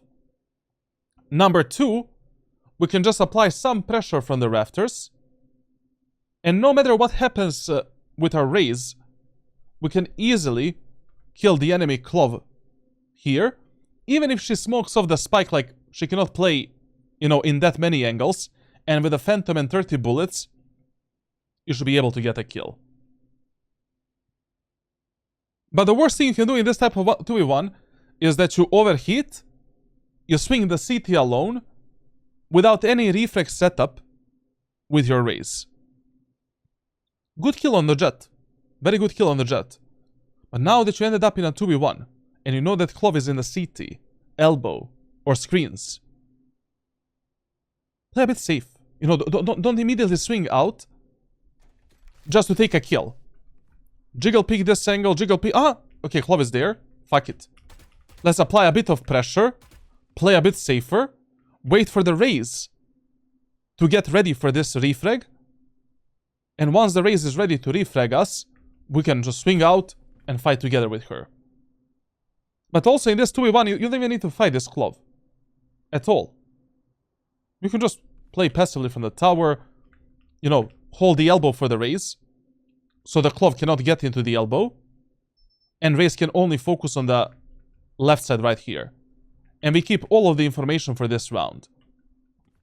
If Clove wants to get into elbow, we can maybe kill her here. Without too many risks.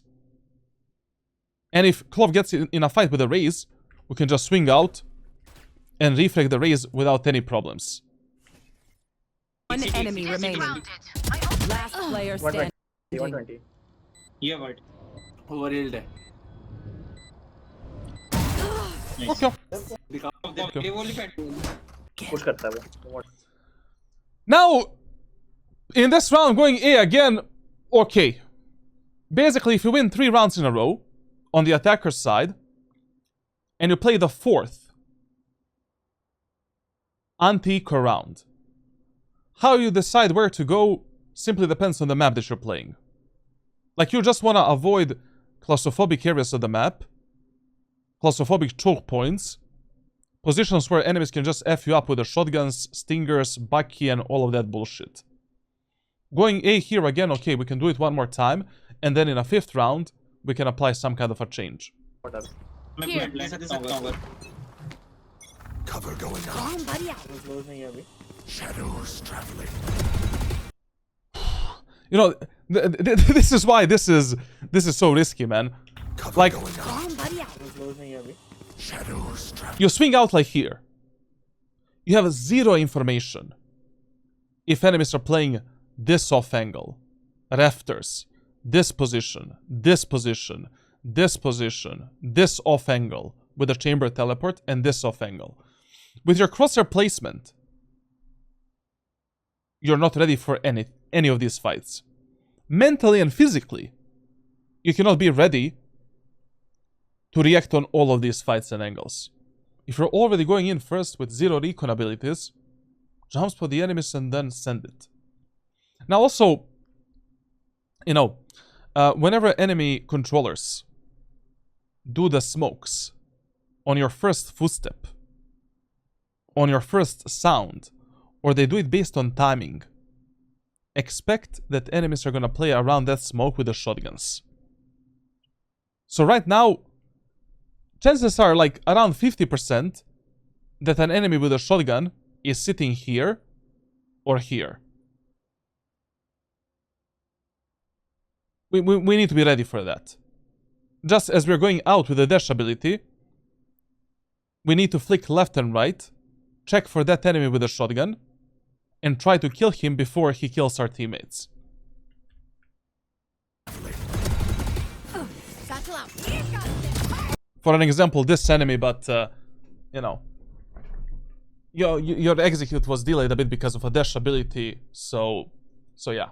You know, like, you couldn't go immediately into... But this fight was mega dangerous, to be honest. Like, mega dangerous. Spike carrier is killed. Spike मेरे down भाई से A. एक van से ऊपर आ गया ना मैं.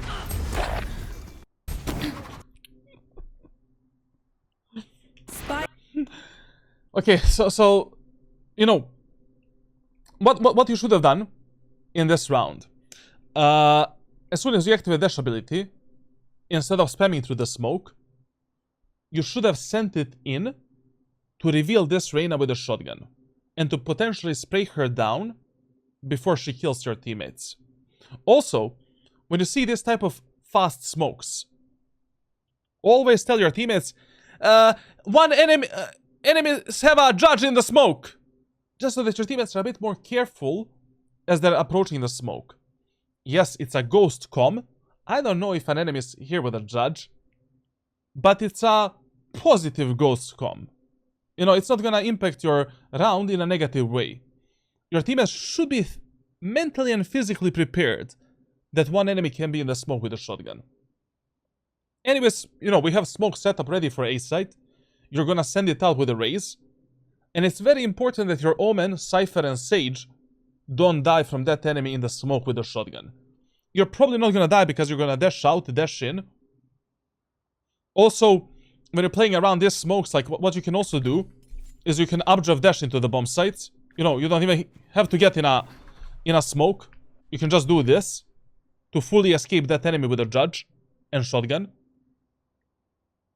But what your teammates do behind you is very important. You really don't want to lose like 2 or 3 of your teammates because of a stupid Reyna playing in this smoke with a judge.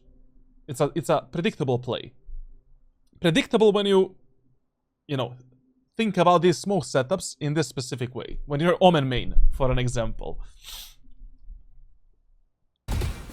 Satchel out. Spike carrier is killed. Spike down Fuck, the Sage actually died from the raise.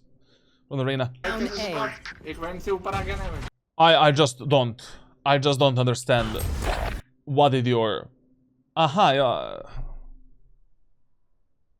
There was a chamber here in the elbow.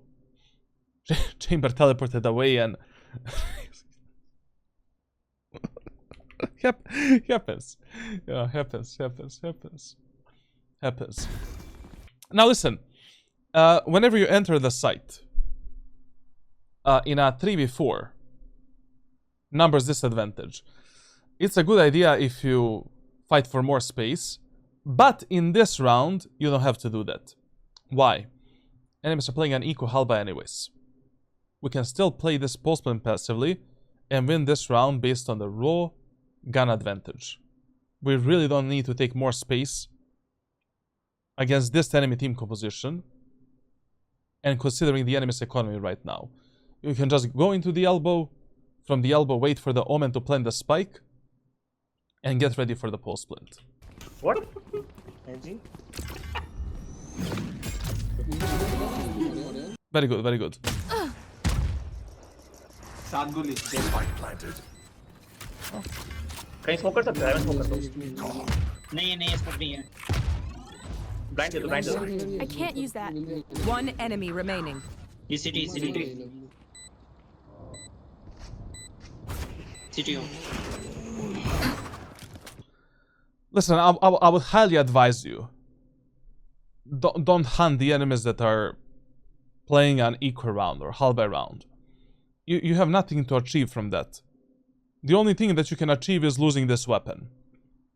Also, I mean, you're not gonna damage the enemy's economy.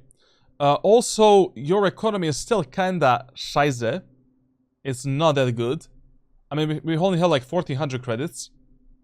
If we lose this weapon, I mean, we have like 4000 credits in the next round. So, let him survive. You know, just fight with your Omen, Cypher. Make sure that you keep this weapon for the next round, and that we can build up the proper economy for the rest of this half. Like, you should never be sacrificing your economy for the kills. That is absolutely dumb and stupid. The only time that is okay doing that is if enemies are saving the operator, you know, some big guns. Or if you just have a huge economy. You know, like basically, in this round, you have in a stash above, I don't know, above 5000 credits. And even if you lose this weapon and win this round, in the next round you're gonna have like 7900 credits. But since we're low on the credits, it's still way too early in a match. Don't hunt these type of kills. unless they're absolutely safe and you can just get a free pick. Yo, Vivi, what's you, man? Guys, you wanna gamble a bit? Let's do a bit of a gamba, man. Let's do a bit of a gamba. So you can win the points. How many kills at the half? Let's do that one.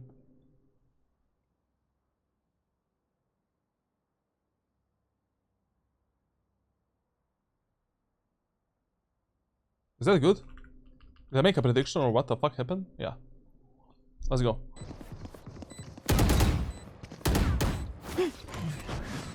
You know, even here, like, if this Tejo saves this,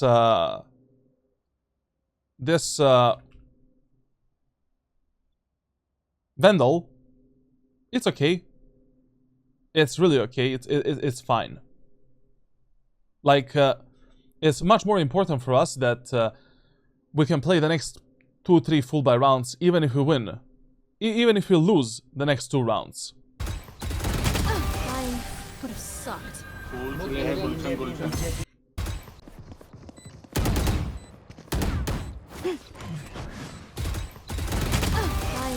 Would have sucked. Like one of your main problems, like when it comes to the mechanical skills so far, it's really not your movement as much as it is like just confirming your crosshair placement onto the enemies. Like, you fight way too much based on your feeling for the flick, rather than actually visually confirming where the fuck is your crosshair at that moment of time compared to that enemy. Take a bit more time to aim, like, speed is gonna come with time. Like, don't panic, don't go for the panic shots, like, just flick. Ask yourself, is your crosshair ready to delete this enemy? And then take a shot. Fine. Would have sucked. What's his skills at now? I have no idea, like. Vivi, thank you for 3 months sub. Enjoy the playbook. We How long is too long for confirmation? Give yourself, like, half a second. Like, half a second to think. You know, like, or 1 second at least. Depends, like, in which elo and which rank you're playing at that moment of time. It's really hard to do this while you're in the game, obviously. You know, while there's so many abilities, while there's so many things happening, you're under the pressure. This is something you need to practice in deathmatch and practice range. I mean, deathmatch and team deathmatch. Like, just focusing on raw precision rather than speed. So, you take a fight in a deathmatch, you flick onto the enemy. Give yourself 1 second to confirm the target with your crosshair and your eyes before you take a shot. Track the target. So basically, like, let me show you this. Imagine this is, you know, an enemy is here. And I flick onto that enemy in deathmatch. I know that I overflicked. Try with your movement and mouse as well to recorrect yourself. Dance with that enemy, like for 1 second, and just get him out of the server with 1 shot. If you die, it's fine. Repeat the process again, and again, and again, and again. And then when you're in the game, this is just gonna become a natural habit for you. And with time, you'll just become a bit faster at executing this mechanic. Instead of, you know, like, Radiant players and high elo players, like, can do something like this. Because they already developed their mechanics to the level where all of this is on an auto-pilot mode for them. They're already super precise, like, they already work on their mechanics for years, like, did an enormous amount of training and played an enormous amount of hours of Valorant. And a lot of things that Radiant players do is just purely based on their feelings. Like, based on, you know, a lot of the gameplay stuff is just on autopilot mode. But for a player that is like Platinum, Diamond, Ascendant, Gold, you just... You cannot rely on your feelings. while you play Valorant. You just can't do that. And this is not only connected to your mechanics, it is connected to everything. Like mechanics, utility usage, like first you want to follow, you know, some structure, tips, rules, like executes, before you can start playing Valorant on an autopilot mode. And basically, like, you know, the whole point of getting better at Valorant is exactly that. Like, you just want to dial down as many skill sets as possible on a good autopilot mode. Like, that is your main goal when you want to become a better Valorant player. The more skills we have on a good autopilot mode, the more time we have to think how we want to take the fights, where should we expect the enemies, what the fuck are our teammates doing, how should we adapt to our teammates, and the list goes on. AV करो. He is at 4 kills right now. AV. और वापस आप. 1 kill per round. Very good. Very good what we're doing in this round. So in the round number 5, since we won 4 rounds on A, we're making a change. Don't fix things that are broken. But in Valorant, if you win 4 or 5 rounds in a row by abusing the same site, same execute, same play, usually in the round number 5 or 6, it is really good to make some kind of an adaptation and to switch it up a bit. We don't need to switch it up. We don't need to switch it up too much. You know, like, I will still go for some team play strategy here. Like, let's do a 5-man push B. Or let's fake A, go B. For an example. I will still not touch the mid area of the map.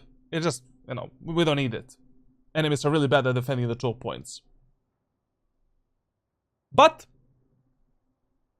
very good adaptation. Very, very good. Yo, good night, Mala. Good night, good night. Credits to your other VODs. I watched for macros. That's some problem. I realize, like, maybe we're speaking too much about the macros here. Like, to be honest, today I was watching a bonkers coaching video. Like, he was coaching some Immortal player. He didn't mention a single macro stuff in ranked.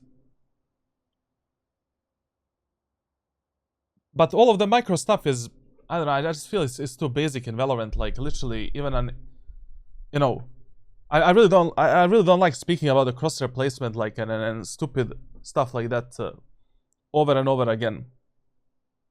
It's okay speaking about executes, positioning, like team play, but brother. मैंने कुछ तो call दिया समझ में नहीं आया. The hunt begins.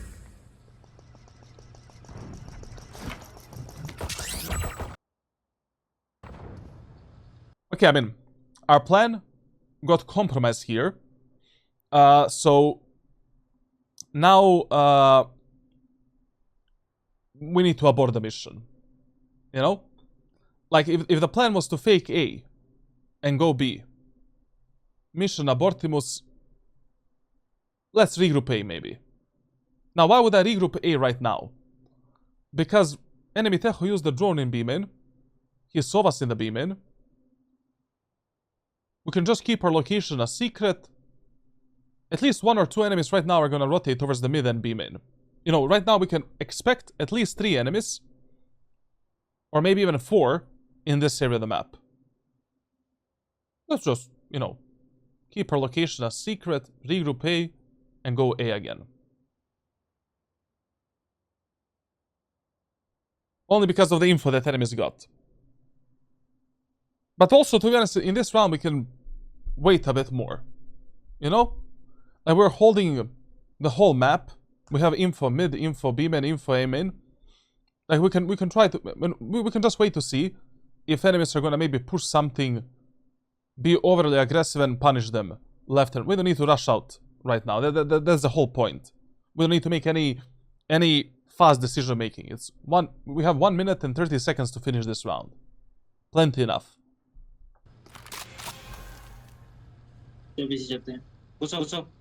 I haven't spoke. I really don't like. Bro, how you clear this area of the map. Like, this was super dangerous. So, listen, man.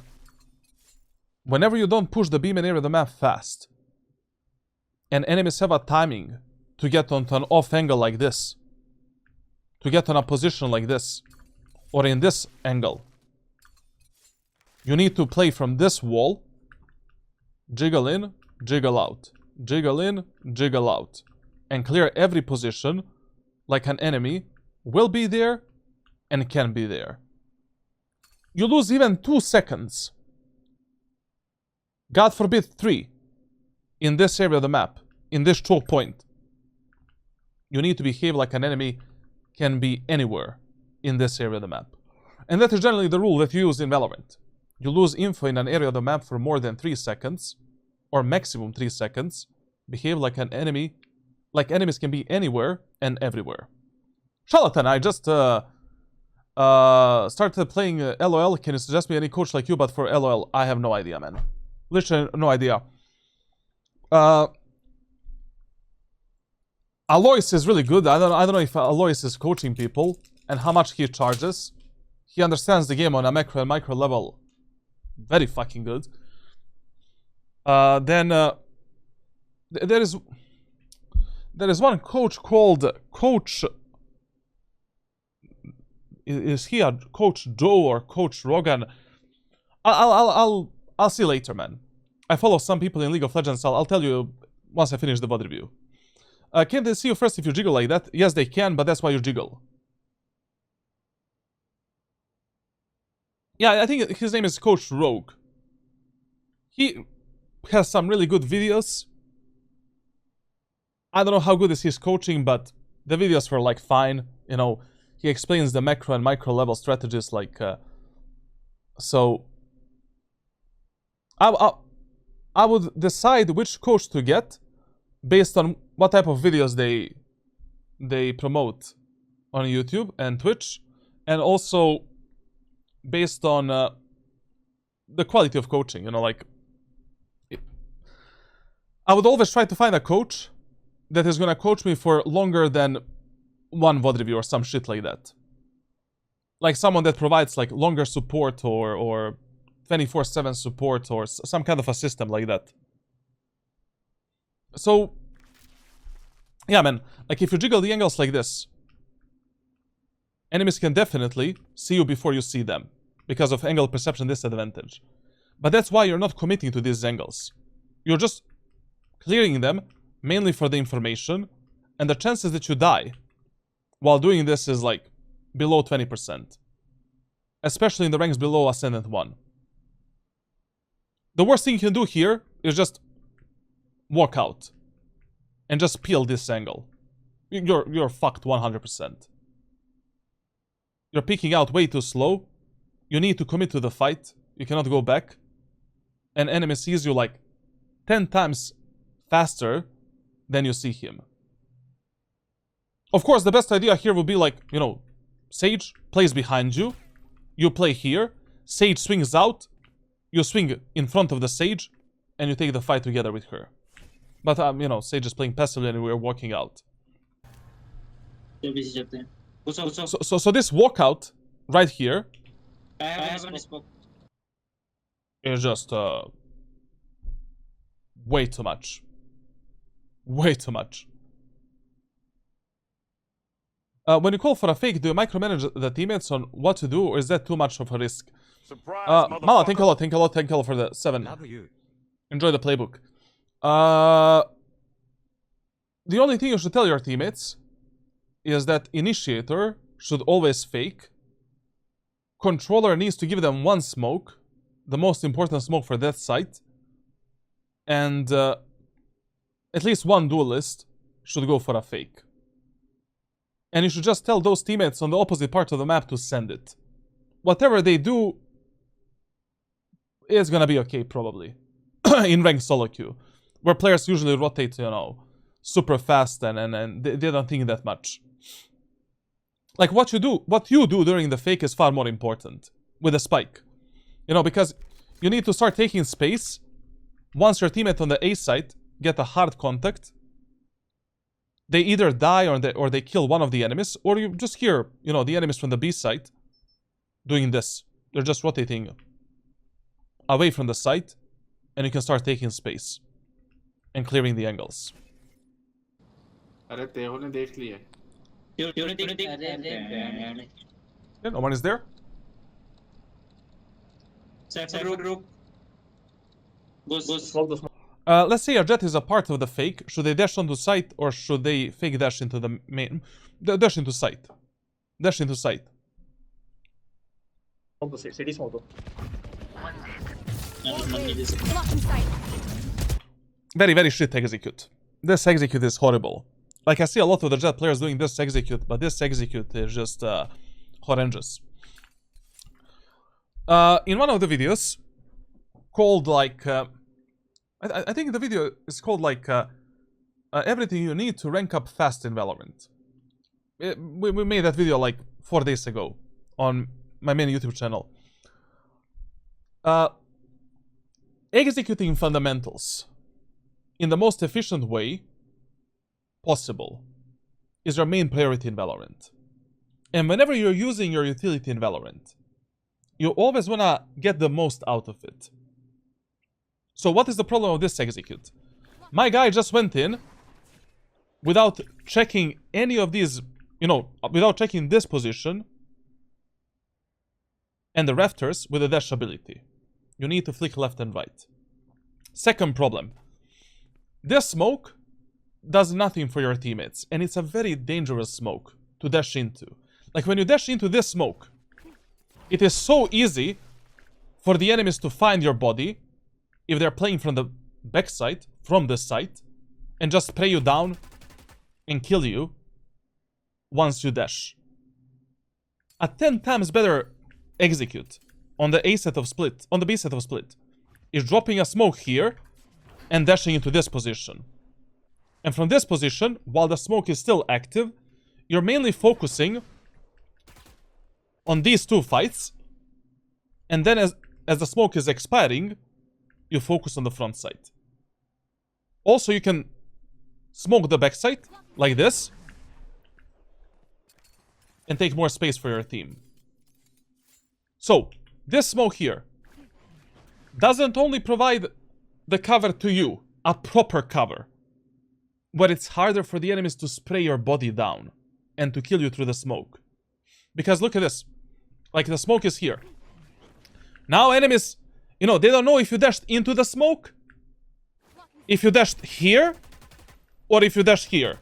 They can still kill you, but they need to work with a larger margin of error. Also, in the same time, this smoke allows your teammates to scale out a bit safer without getting peeked on the timing from the backside or from the side position. So that is how you get the most out of your utility usage. That's the efficiency in Valorant that most of the players lack. You always want to get the most out of your utility to support both yourself and your teammates as well.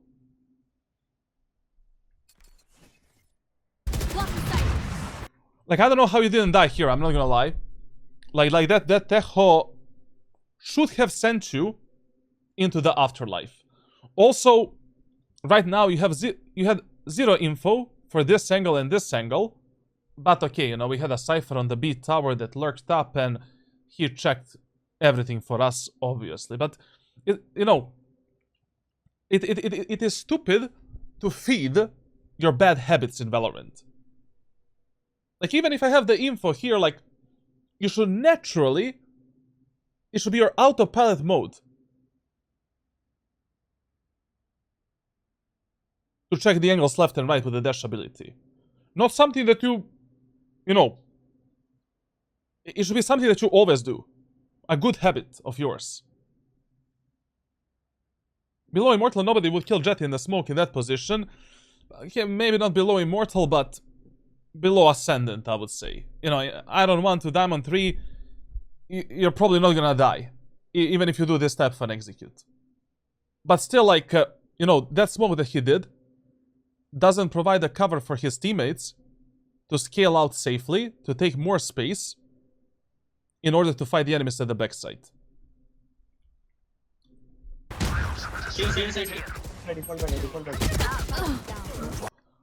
Okay, you know, when it comes to this fight, like, there's a lot of fights in Valorant that you don't need to take. You know, oh, let me see, let me showcase you. So, he went in. Like, for example, this 1v1 against the Tejo. You don't need to force it up. You know? Like, a lot of the fights in Valorant, like, you don't need to take as long as you apply the pressure onto the enemies and you distract them, and your teammates can kill them easily. Like, a much better idea here, because Tejo has no idea about our Cypher up there, is to move into this location, and then from this spot, wait for the Tejo to peek out like this, or to get a fight with the Cypher. In that way, you have 0 chances of dying, you're playing a perfect reflex setup, and we know for a fact that Tejo is alone on the B set right now. And there's no way that any enemies are right now on the side, because otherwise they would have shown themselves if that was the case. So, you know, forcing this type of 1v1, when you can already bait your teammate a bit, I mean, we're not really baiting him, just Cypher has a really good position to surprise this Tejo and take a much easier kill than we do. This is something that you need to do in ranked solo queue, and think about this, like, often. Because in every single round where you're not alive, and you're just a spectator, you cannot complain if your teammates lose like a 4v2, you know, post-plant 4v1. It's quite possible in these lower ranks. Default back. Default back.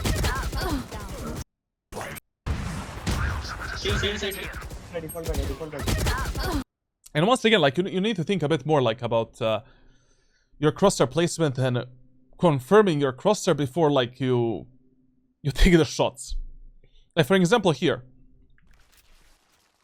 Like, if I know that enemy Tejo is in this area of the map, based on the minimap, based on the sound, and I know that he is either behind this box or in front of this box, my crosshair should be somewhere here. Like, this box is telling me where my crosshair should be at that moment of time, because it's literally the same height as the player's model. I'm gonna place it like this, so if enemies from the backside peek me, they're dead. This guy is dead.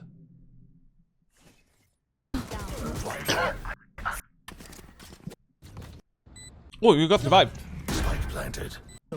Cool. Now listen, in the post plans, we already talked about this. You either play on your strongest win conditions, or you play as aggressive as your most aggressive teammates are playing. Right now,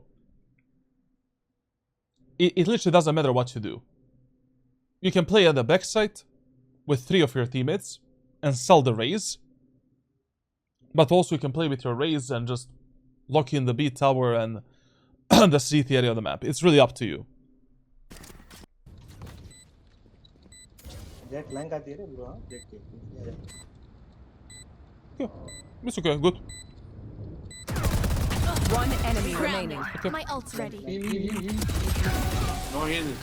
It's okay that you took this fight because, anyways, we have a very strong economy. You also have the ultimate as well. So even if you lost this fight, like, this round was over, and we really wanna get the weapon out of this chamber for the next round. Okay. One enemy remaining. My ult's ready. No heal. We played. You lost. Okay. काम करो ओमिन 4K में देख रहा हूँ. Boom bottle यहाँ पे. Here. Now let's actually talk about this fight for a second. I don't know if you're gonna get any similar fight. One enemy remaining. My ult's ready. Now listen. Whenever you engage the enemies in a 1v1 fight like this, and you either didn't expect the enemies on that position, or your crosser was far away from the enemies. And you're just not ready for that fight. So your crosser right now is very far away from the chamber's head. And you're simply not ready to take an instant shot. Or, for an example, you peek this angle and chamber surprised you. You know, you peeked with this crosshair placement, chamber was there. The worst thing that you can do is micromanage yourself only with your mouse and you're standing still like a potato. Because if that enemy was ready for a fight, like he was holding this angle, holding this peak, he has much higher chances of killing you and getting you out of the server. So usually in these type of fights, if a chamber is here and you overflicked a bit or underflicked, don't stop moving. Like, make another step, another strafe, where you're trying to recorrect your mouse, with your crosshair, with your movement and mouse as well. Because that guy is just more ready for a fight. He was holding this angle. He was expecting you in this position. He can easily delete you with only one bullet. That's why that, over aim and under aim drill is so important in some of the aim trainings that I've made. Also, I think Vukujin was promoting that and some other coaches as well. I don't remember. So basically, you take this fight. Your crosshair is here. Enemy head is here. You're not ready for a fight. Make one strafe towards the left side and try to recorrect your crosshair with both your movement and mouse as well. And then you can stop and shoot. And go for a burst fire. Then if you miss that burst fire, we just continue moving. We strafe again, left or right, in some unpredictable pattern. And we're trying to correct our crosshair with both our movement and the mouse as well. Instead of, just standing still like this and spraying like a monkey. You were just lucky here a bit that I don't know what chamber really did. I don't know what was the plan of the chamber here, like to just get out of this fight somehow. But if this player was any better, he would have just committed to this fight. He would have just held this angle with a proper crosshair placement and just get you out of the server. When will you get women on stream? Horku has one on stream right now. Brother, relax a bit. How much money is it for a VOD review? You can get a tier 3 sub for $59. You also get the access to the playbook for 1 month. You also get the access to the As the Coach channel on Discord.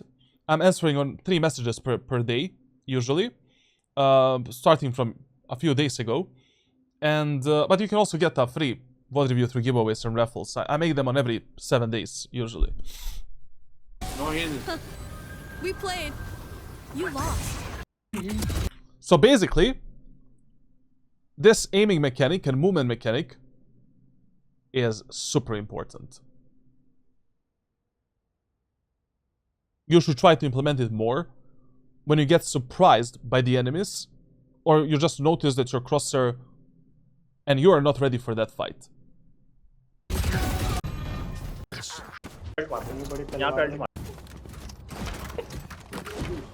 Okay, I usually say, when I coach Jett players, I usually say that you should use your ultimate as soon as you build it up in the next round as a main weapon, and just get a heavy shield and some secondary, but we literally have like 5,500 credits in the pocket and a full buy. There's no reason to waste the ultimate in this round. Like, we should just like, use the weapons from the previous round, and we can use the ultimate to either clutch or, if our economy dips down a bit. थोड़ा सा Stay ले safe. लो 4K में देख रहा boom हूँ bot डाल यहाँ पे Here.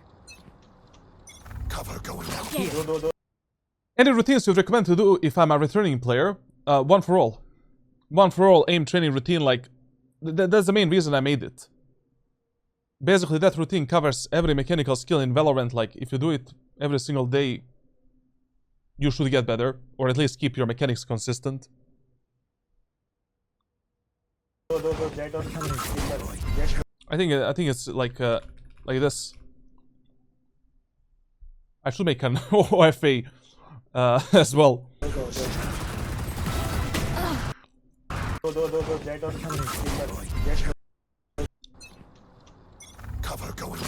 दो Jett और Jett Okay, listen. Another mistake that we were not talking about when we were fighting and your teammates were fighting enemies in the aim area of the map. Like, listen. Whenever you're fighting enemies in an area of the map where they can make a sandwich out of you, where they can peek you from two completely different angles and positions that you don't see on your screen at that moment of time, like 90-degree angles, such as this one for an example. Like, you need to act as a support when you're playing Jett. Like, we need to smoke either this position to go ramp, or we need to smoke this position in order to take a safe fight in the aim and area of the map. Like, you serve as an isolator in ranked solo queue. Like, you isolate the fights. I know that's ISO's job, but is Jett's job as well, like, with the smokes. Like, this is probably one of the most prominent problems for a lot of Jett players. Like, just not using their smokes enough to cover up the angles and to take a bit safer fights, rather than like just using them for executes and for themselves. Like, there's a lot of angles in Valorant and a lot of, positions that are very, very dangerous to be crossed without the smokes. You're going through mid onto the B tower. If you don't have a smoke here from your teammates, you need to deploy this smoke, as we are taking the space in the mail room and tower. Then, like, let's say for an example,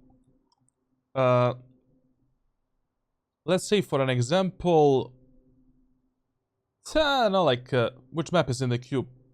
Pearl, for an example. Like, if you're crossing into the B link and you don't have the smoke for the connector or for the bottom, you're the controller now. Like, doing this type of a peek without a smoke for any of these two locations, just a Sudoku play at that point. Curve the smoke, smoke the link, then peek out with the dash ability.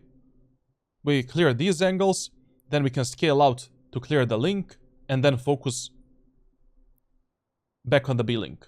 Clear the connector. Or vice versa, smoke this position by curving the smoke, or like this. It doesn't matter how precise, this is gonna do the job. Swing out, clear this angle first, get onto this position with the dash ability, and take the connector with your teammates. You're crossing this choke point, this crossfire area of the map. You don't have a smoke for this. Drop a smoke for your teammates, curve it like this, cross behind the box, and then let's take the fights with the enemies from the art. Like, just a lot of the Jett players are underusing the smokes as a support type of tool to isolate the fights, and you should not only think about these type of smoke setups selfishly for yourself. You need to use them for your teammates as well.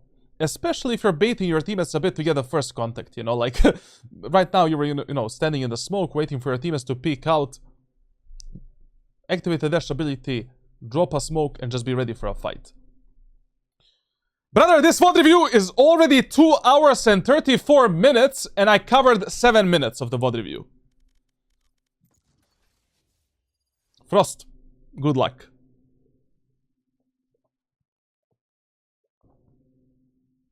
Let's go. I used to play Valorant, but now my hobby is passionately kissing men.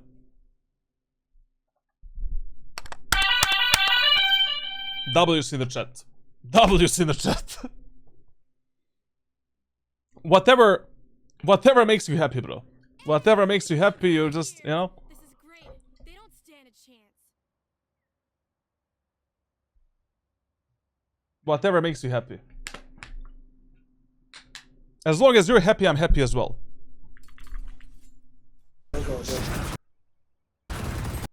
And especially, you know, like, if you want to swing out first. Even if you're doing it with a dash ability. Create that cover-up. Now, one huge mistake that you made here is, like, you know...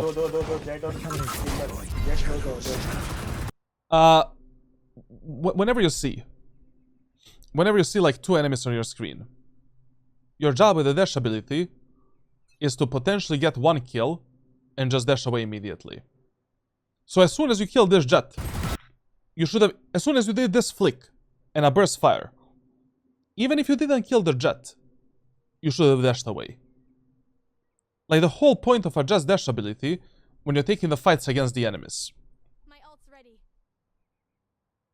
I hate to say it, but probably best to play as a team. So, what's the plan? Is to stay alive, get the info, and get one safe fight to potentially get a kill. One bullet, one burst fire. So as soon as you flicked onto the Jett and did this, as you're burst firing, you're already dashing away. You don't kill that Jett, no problem. We'll get her next time. You kill the Jett, chances that you dash away from a second enemy shot is super high, and that you survive. Like, basically, when you're using a just dash ability, you never want to commit yourself into the fights. Ever. And you should never enter the fights with that level of commitment. Your natural habit should be to take a fight with one bullet or one burst fire, and literally as you're firing a burst fire, you're already dashing away.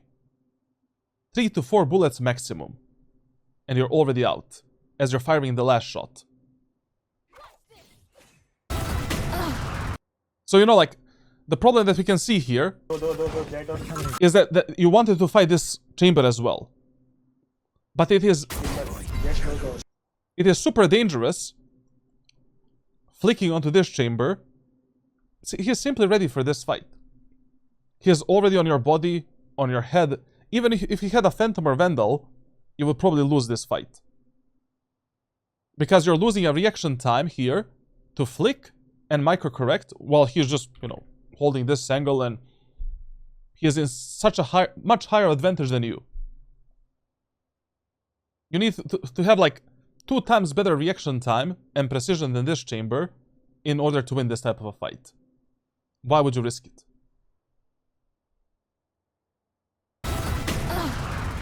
घुस गया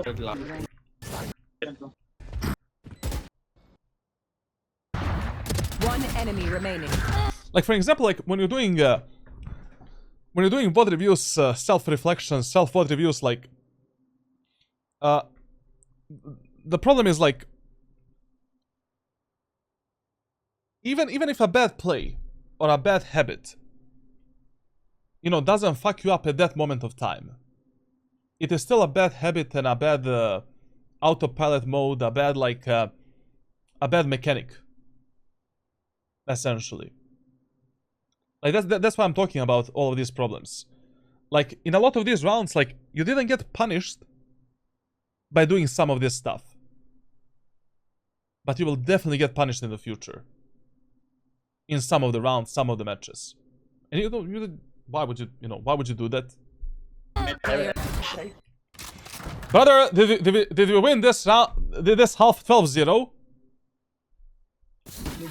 How is the mod 48 minutes?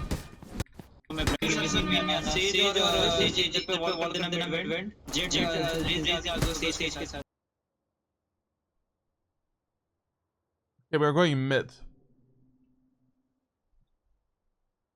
To be honest, like, you know, the biggest danger in this round is the Chamber's ultimate and Tejo's ultimate. Chamber is definitely gonna play A side again. Or B side. You know, A main or B main. And he is definitely gonna peek aggressively with the operator. Tejo's ultimate, I mean on split, Tejo's ultimate can literally fuck you up anywhere. Literally can fuck you up anywhere on split. The worst thing you can do against the Tejo's ultimate is definitely going for a 5-man push on B. You know, if we end up, with a Sage wall in this area of the map, we're just, it's game over. We're just cooked. So now going mid, okay, actually not a bad idea. Very good adaptation based on the enemy's like ultimate status, and very good like idea overall. We can still get fucked. I'm not gonna lie. But there's one mistake that we're making, because we don't have an initiator in the team. You really need to start from the Chinatown with your teammates and jump spot these early angles for them. Because if your teammates don't jump spot this angle to get the info, I mean, Chamber can also be mid with this ultimate, peeking your teammates like this. Somebody needs to bait out their shot and get that info.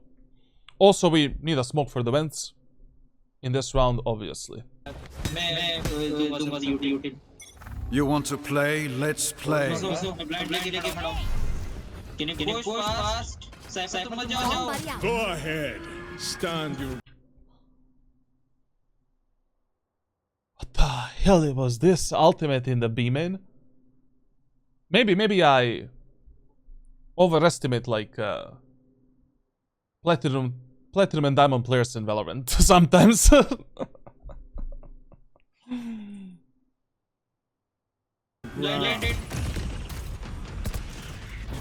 out of my way! Can you push fast? Using the dash ability here was fine. It was a really good like activation, really good timing. Like enemies can be anywhere in this mid area of the map.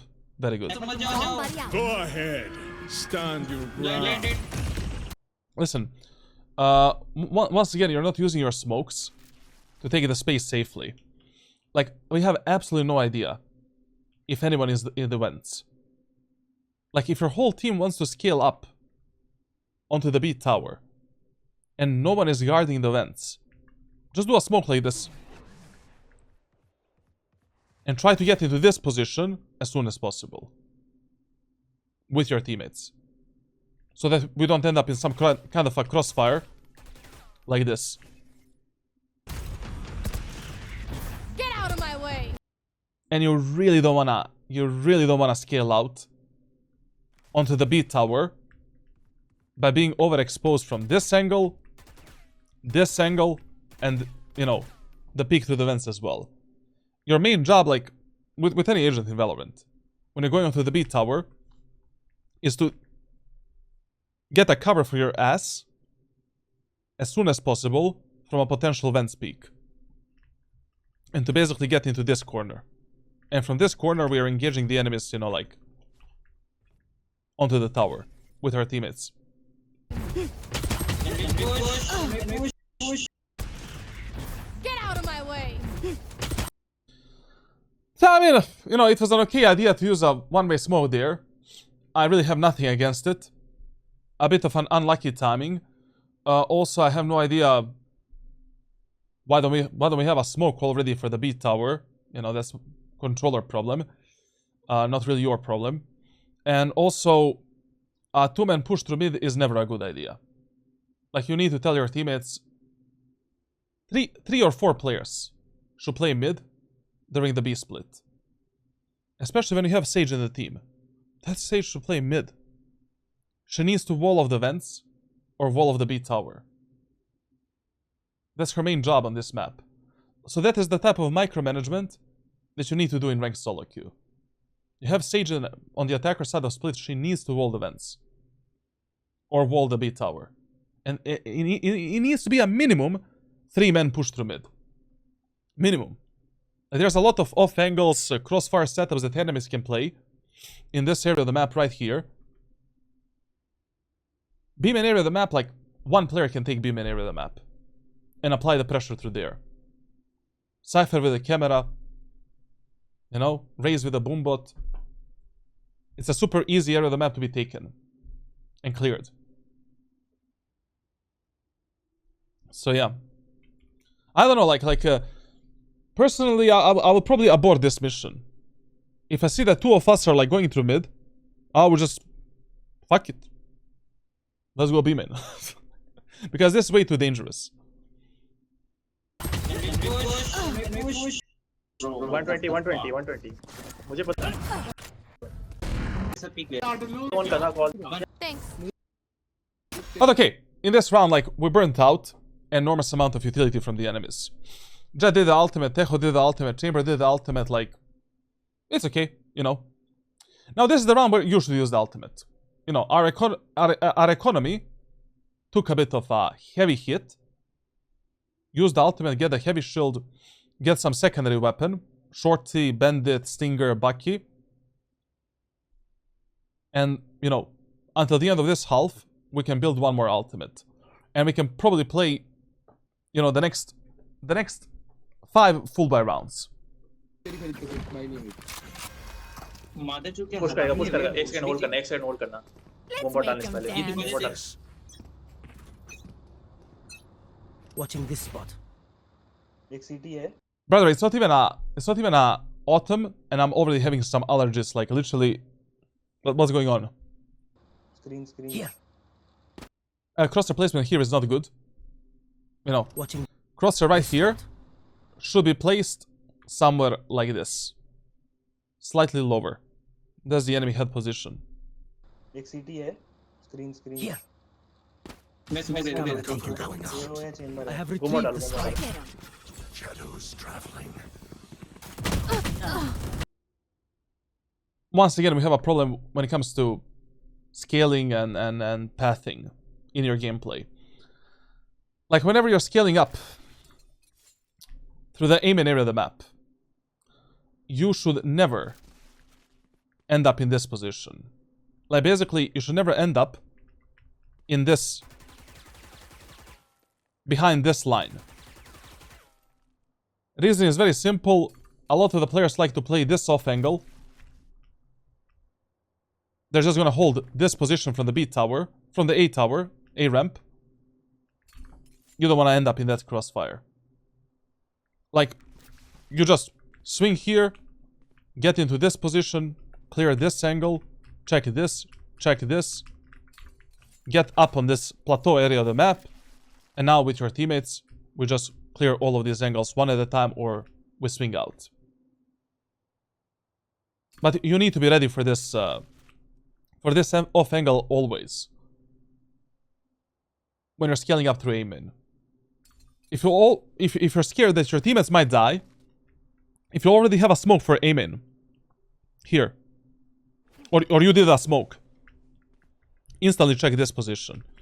Get this cover, check that spot, swing out, clear this angle, these positions. You can also maybe jump spot the enemies, you know?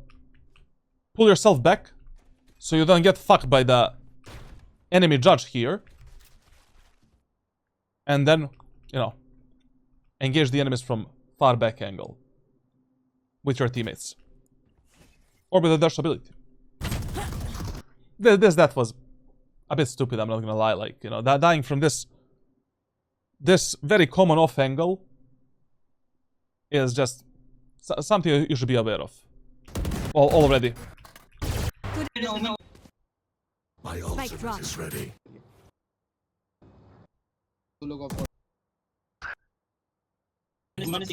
Spike down B. One enemy remaining. I have planted the spike. One Brother, why did you switch from this masterclass of a kill? I was waiting for the... enemy remaining. I was waiting for the... that Odin fight. हाँ भाई. Use your Jett ultimate, bro. Use your Jett ultimate, please. As soon as you build it up and economy is getting a bit shaky, use it like... With the Jett, you can literally play 8 or 9 full buy rounds on both attackers and defender side. Only because of the ultimate. Jett's ultimate is probably the most powerful ultimate in the game. Of all of these, like, selfish ultimates, you know, like... Comparing it to Chamber ultimate, Reyna ultimate, and Vito ultimate, for an example. When it comes to these weapons. Weapon buffs. Just use it.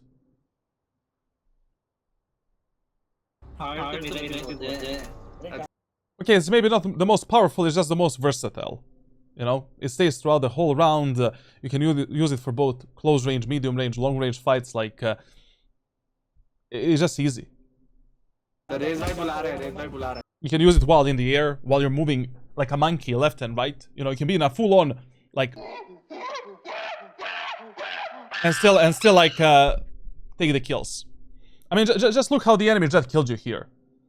Like, the enemy Jett was not even aiming properly. Just look at this bullshit. We're just randomly pop, pop, pop, pop, pop, pop, and one bullet, you know, randomly hits you in the head and got you out of the server.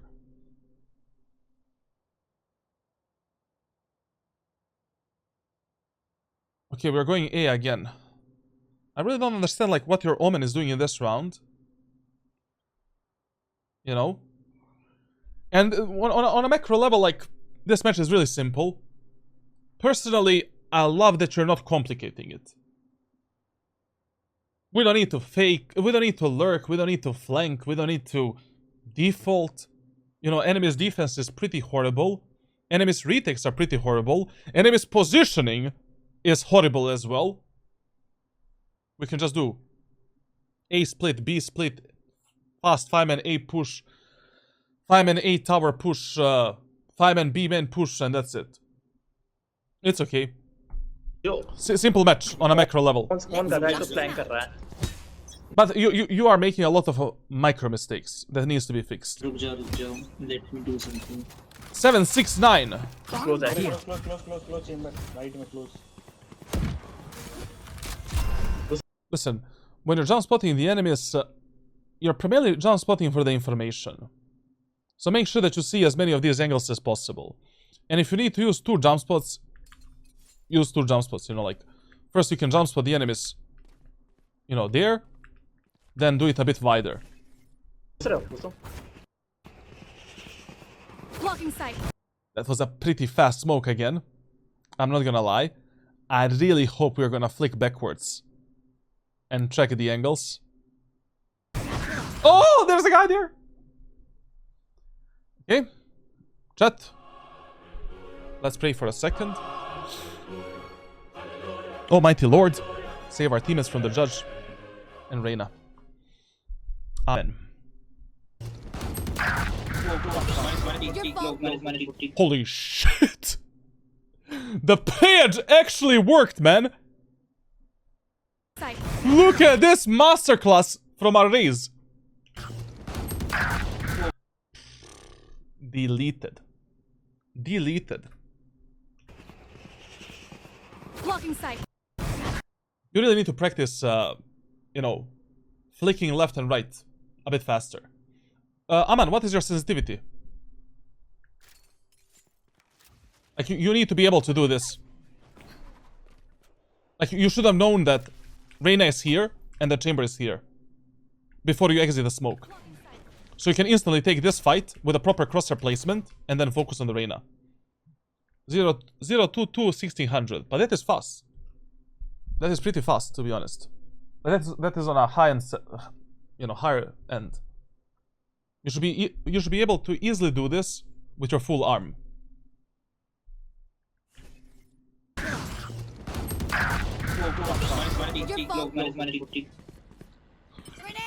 Also, chat, there's gonna be one change to these live VOD reviews as well.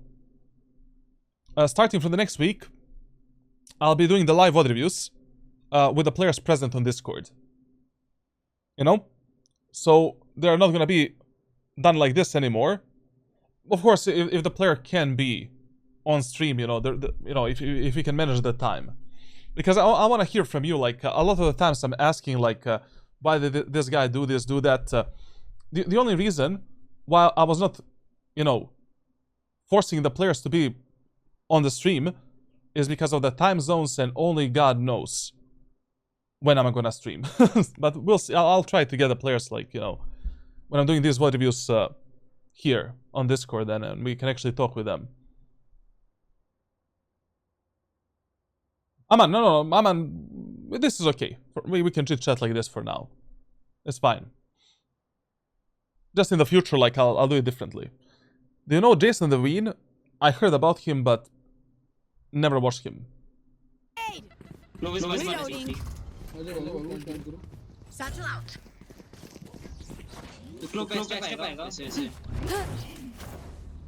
My ultimate is ready.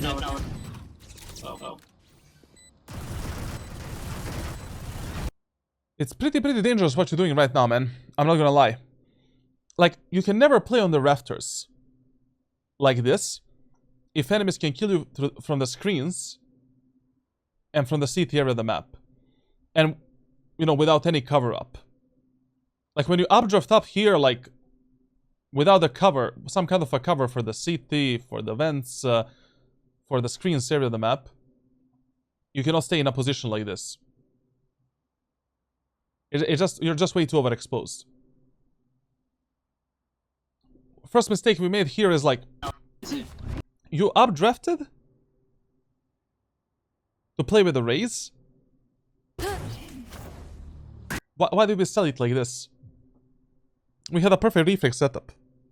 Like, all you had to do here is get ready to swing right to support this Raze. My ultimate is ready. Second mistake, like, after your Raze died, you have two options. Option number one, drop down, reset yourself, play this 3v2 pulse with your teammates. Option number two, maybe we can get on this angle, hide here from both tower and screens, and on timing, try to kill that enemy that is going through the vents. Because when you're standing here, like, enemies that are going through the vents, they don't see you until this moment of time. So maybe you can pick some really good, like, jiggle pick timing to get a kill. But the best idea here was, like, because we were not ready to reflect the Raze, and we made audio with the updraft, just drop down and play with the Sage in the A main area of the map, and from the A main, we can regain the A tower control, and even if our Cypher dies on sight, it doesn't matter. Because Spike is planted for the tower. Whenever Spike is planted for the tower, like, even if your teammates die on sight, who the fuck cares? Like, there should be a free round for you, literally. It's an extremely strong post-plant setup. One enemy remaining. No charge for here. Good reset there. Good reset here, like, very good reset. No reason to take that fight whatsoever. How do we lose defender side of Split, bro? Like, literally, Split is a defender sided map. Same hold करना anchor hold करना ramp hold करना Here. Holding this angle from this position is mega dangerous. Like, if you already want to hold the aim and push, there's only three positions. This one, if you want to dodge the curved flashes, you know, Sky Flash or Phoenix Flash, and this one right here. This is way too close, and if an enemy is peeking with the AWP or with a dead zone mechanic, like this, you're just gonna...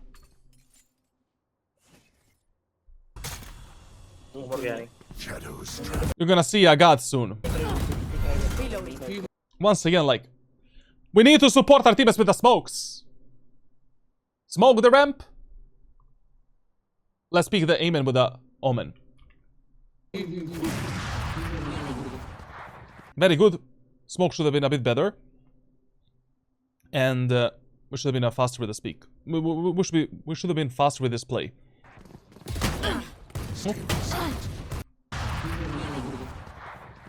Listen, when you're scaling out with a Jett,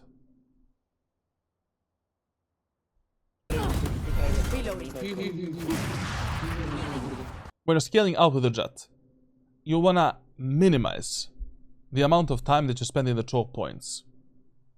If your idea is already to go for an execute, avoid any fight here, prioritize this type of pathing, and just go in. You know?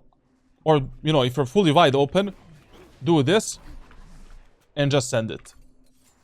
If the enemies don't have a smoke for this. And also, you know, if you get in a fight like this, a close range fight against the judge, and you somehow magically survive the first shot, dash away. Taking this fight right now against the Reyna that has a judge, dash towards the left side, take the cover. We need to deal with that Reyna in a different way. With a paranoia, with a nade, with a boombot, something. We cannot take this fight. Also, what would have been fine here is if you, once you got this fight, to maybe do, you know, try to dash like this. To distract that Reyna a bit, so that your teammates can scale out, and now we make a sandwich out of that Reyna and kill her.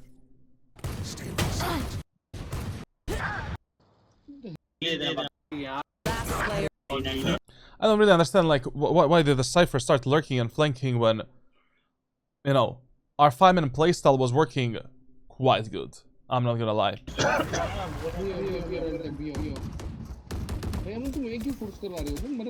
Yeah. One beats my. Can I get a drop? I need this.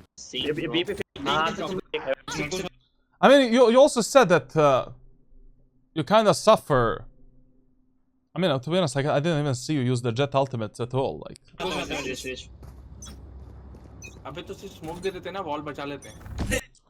this is a terrible fake setup. Terrible. Like, who should fake right now the B push in your team? Cypher, and Raze. Cypher because he is a sentinel, and if enemies, you know, see a sentinel with one more teammate, they might think it's a 5-man push, because sentinel players usually like to flank and lurk. Now, Raze because it's a secondary duelist, and you know she has enormous amount of utility to sell the fake on the B side. And Omen should just give them a smoke for the B tower right here. That is a perfect fake setup with perfect fake setup in this team composition.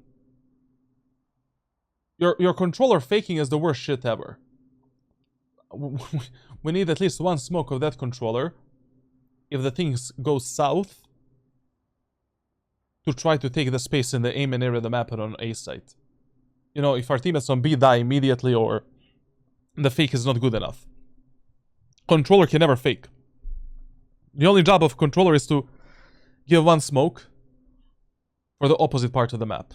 And the most important smoke on the B set is the B tower smoke. नहीं वो और भी करो पता चलना वो show नहीं है जेट तेरे पे स्माइल एक रैंप से But okay, you know, if Omen is one ultimate orb away from the ultimate, he can fake. In this case scenario, like, we should have done a 3-man fake. Omen, you know, if Omen already has the ultimate, Omen, Cypher, and Raze do a fake, and we are slowly taking the space in the Amen area of the map. एक CT है chamber. Bro, what the fuck? Now, this is a good timing to scale out. You know, like your Cypher camera saw the chamber exiting the site. Now is the moment of time to peek out and start taking space. They already started rotating. But there is one problem. We need to expect one more enemy. On A ramp, A tower, or A site. CTA chamber. They always defended A site with minimum 2 to 3 players. Bro, what the fuck? Walking कर लेना Side. Reloading. Cover देना. It would have been good if you cleared more of these angles. You know, because we really have no idea how many enemies are on the A side right now. We needed to check this properly. Check this. Check this. You know, check this position. I mean, like, I have no idea what your Omen did with the ultimate. And if he checked anything during the ultimate. And then, you know, go for a spike plant. You have plenty of time. Satchel out. Spike planted. Good plant into the corner. Jett आ गया मेरे से What? Listen. You really don't need to prioritize this type of a play once you plant the spike. Like, usually, the best idea in these A-set post plants is to follow up your teammate in the CT. If you have an aggressive teammate in the CT and screens. If you take this area of the map and we create some kind of a crossfire or a double bait setup here, the round is practically over. If the enemies from the tower drop down and 2 of you guys are here and you can just take A tower for free, the round is once again over. We have one-way smokes for that spike.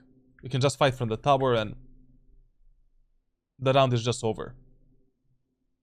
But, you know, objecting here, first of all, you give enemies the audio that you're going to engage them from the rafters. So you're not surprising anyone. We have 0 surprise potential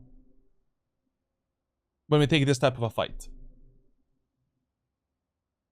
So enemies are more ready for this fight than we are because I have no idea where are the enemies in this area of the map.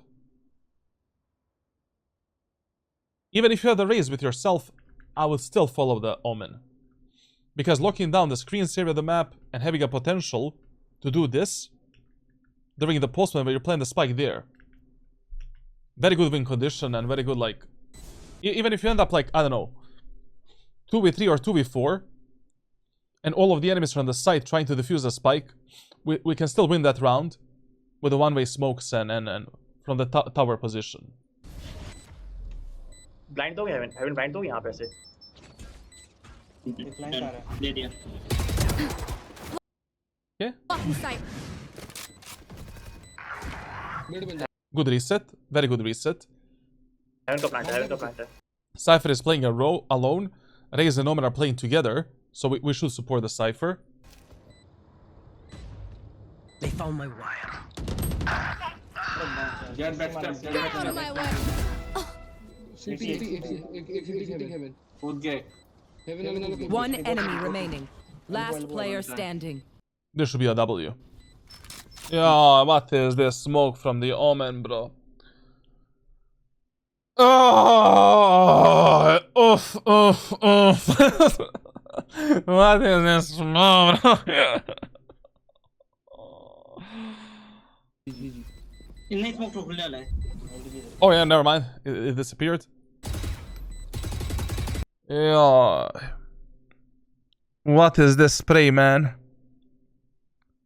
Man, brother, like, you know, pillar is here. The bomb is planted here. Like, that's where you spray. We're losing this round. Oh, why are you shooting at his feet?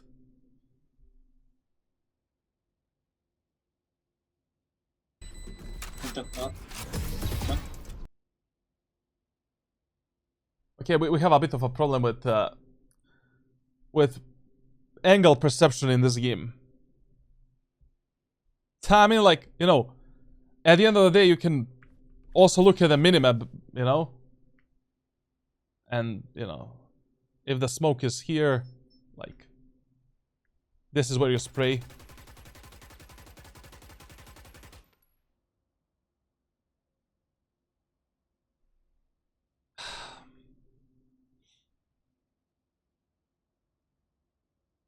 I'm trying to see, like, if you can use... for an example, you know... For an example,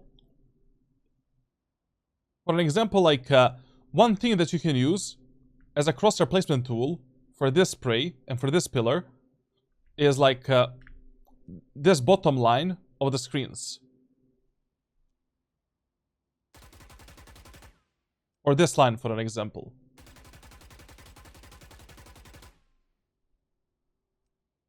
That you know, this is the lineup that you can use for that position. If you already cannot visualize the pillar in the smoke for some reason. Wow. Good kill though. It is so easy to kill this enemy, you know, because literally his body is somewhere here. Like this. It's such a narrow area of the map to spray with a Vandal and Phantom. Like, you're gonna kill him 10 out of 10 times. Okay, not 10 out of 10, but 8 out of 10. Come on, bulldog guardian. Are we ever gonna use the ultimate? Brother, in this round, your raise doesn't have money to buy. You don't have the money to buy for raise. Drop the gun to the raise, get a judge, get a bandit, get a heavy shield, use the ultimate. You have a weapon for every single situation on split. Mango. What's this? Go get him. Carol.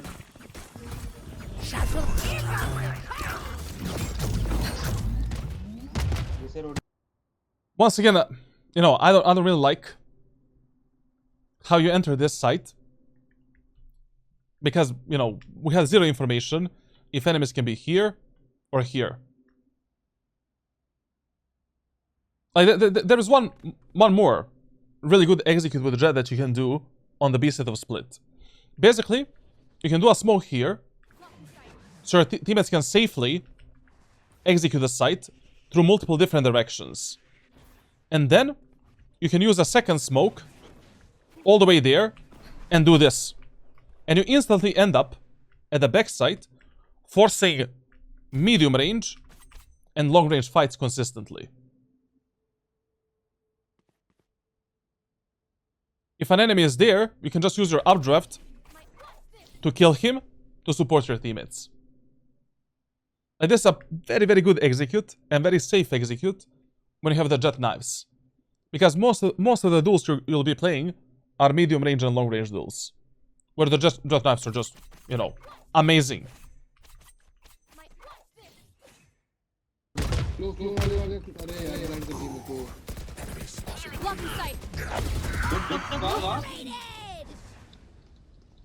Here. एक से Check. 130 chamber. Okay. But to be honest here, like, I mean, if you're full HP, sure, you can use a Phantom, you know, especially if you're gonna fight more enemies. But maybe it's a bit easier, you know, like, abusing the knives with a full-on movement and just gliding around, strafing, and engaging the enemies in various different ways. Last player. Like, for example, like, you know, taking this kill on the enemy Jett is mega easy if you do something like this. Then you can drop down, reset yourself. It's harder for the enemies to kill you. Especially in this rank, in this elo, where enemies don't have that good of a mechanical skill. And the more movement you apply in your gunfights, the higher are the chances you're gonna take a kill. In the ranks below Ascendant 1. So, you know, Jett's ultimate is definitely more powerful than Phantom and Vandal. Even if you have full HP. I don't have the confidence with the knives. You're never gonna build the confidence if you don't do something. You know, confidence is built through competence. As you repeat the plays, as you use something, as you practice something. There's no other way around it. Like, we had to engage this Jett with the ultimate and get her out of the server like this. And you should force yourself, like especially if you don't have the confidence with the knives, you should force yourself to use the knives more. Go in a practice range, practice the knives, you know, like for like 5-10 minutes every single day. Practice the, you know, like knives in the team deathmatch, in Swift play, and during the ranked games as well. Force yourself to use it more, like minimum 3 or 4 times during every single match. And even if you know, you're probably gonna lose a lot of the rounds because of this. But you will never get better at using the knives if you just don't use them, obviously. Of course, like, listen, if you already have a, you know, you should mainly use the knives as an economy tool to build up the strong economy for yourself and your team. If you're already in a round, you have a Vandal or Phantom from the previous round, and you don't have any teammate to drop that Vandal or Phantom, fuck it, you know, like, then don't use the knives unless you need to clutch up the round, 1v2, 1v3 or something like that. Otherwise, you know, like, if it is the last round and you have the option to choose between a Phantom or the knives to fight multiple enemies, knives are always a better option. Because you can easily, you know, pick the enemies with various different movement from various different angles, engage them super fast, be extremely mobile. And all of these, you know, all of these points are really good. Really, really good. When you're fighting the enemies below Ascendant 1. I mean, generally, when you're fighting enemies in Valorant, like, mobility is everything. Okay, that will be the last round. We end the half with a 9-3 curse. How many kills you got on the attacker side? 11 kills. Ah, chat. Yeah. You know what's funny? What's funny here? Aman, we're doing a VOD review for him. And he gambled that he is gonna get 12 kills on this attacker's side. What the fuck? What the fuck, bro?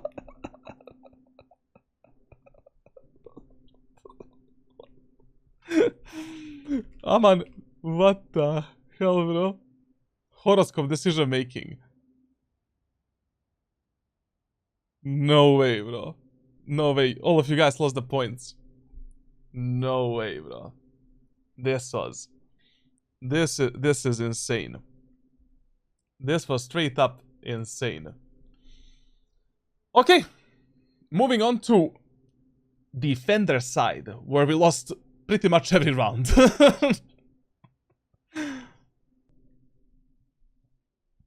Okay, now we are on a defender side of split. So same as on attack, we need to ask ourselves a few questions before we start, you know, defending and positioning ourselves. We need to ask ourselves which map are we playing, as well as, you know, what should we do about the enemy team comp and our team comp as well.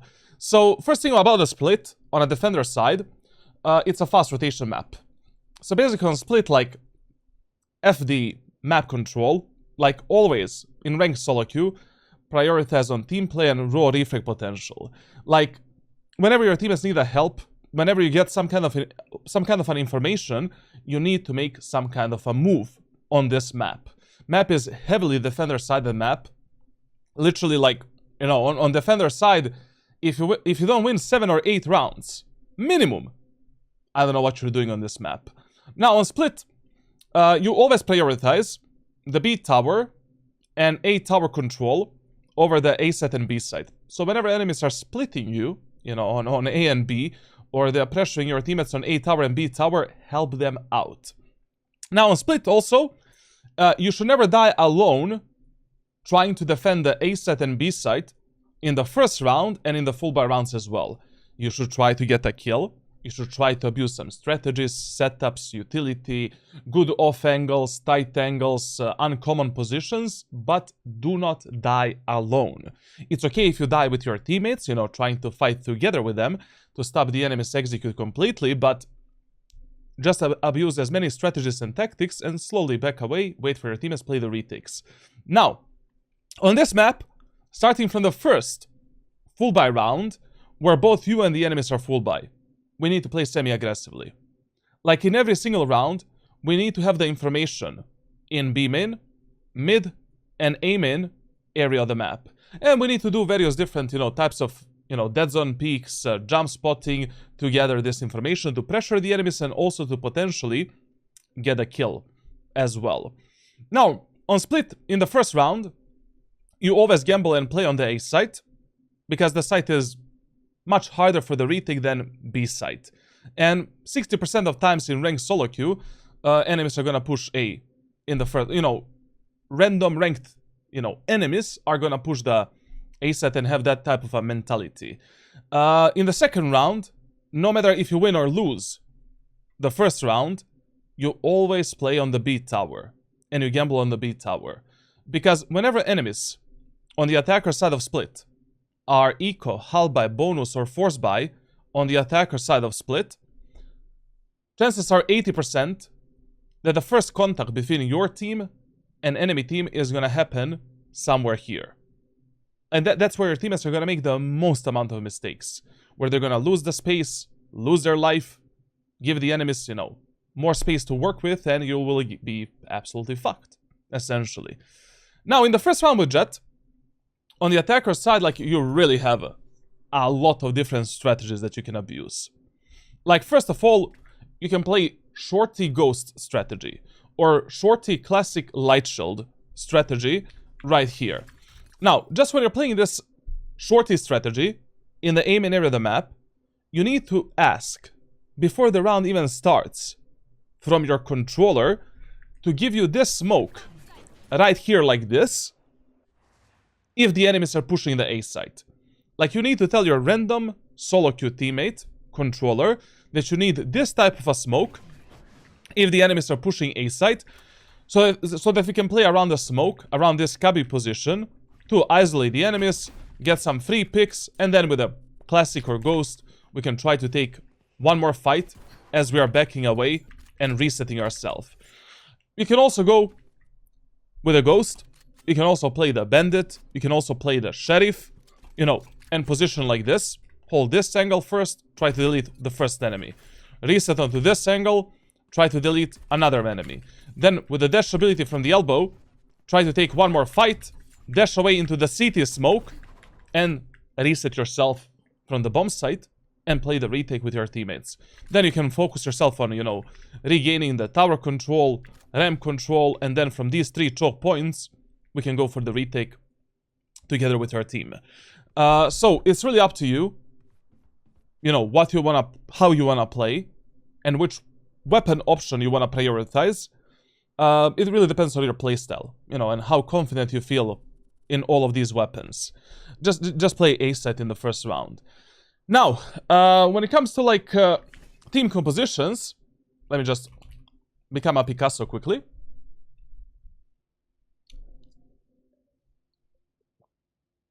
By the way, before we start, just a second, we have a question from Aman. This is his VOD.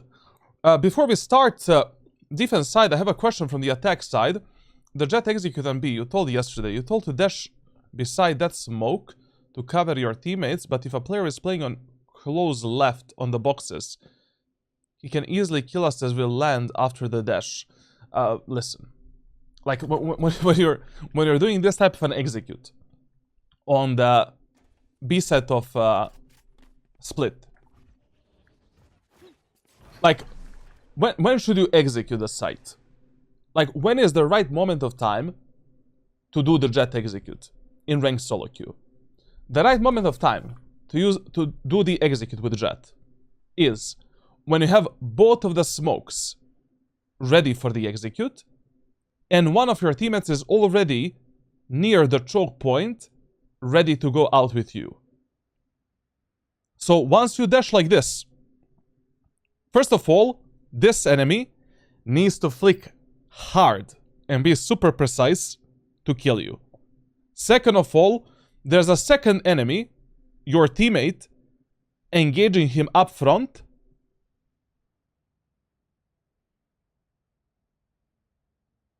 And you will most likely not die, or you will get refragged. But the worst thing you can do on the B set of Split is dashing inside of this smoke, or God forbid, dashing with this type of a setup. It doesn't get worse than this. Would it be better to use two smokes, one which you told to cover our teammates and the other one where I dash to cover ourselves from the guy playing on the boxes? But you can try doing that as well. You can try doing that as well. It's not a problem. Okay, enemy team compositions on a defender side. I mean, on the attacker side.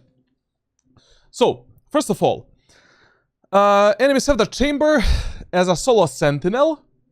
So, you know, early on, I would not advise you to go for any lurks, flanks, or some solo plays like that. Anyways, your lurk and flank is probably going to be compromised, and you won't achieve anything.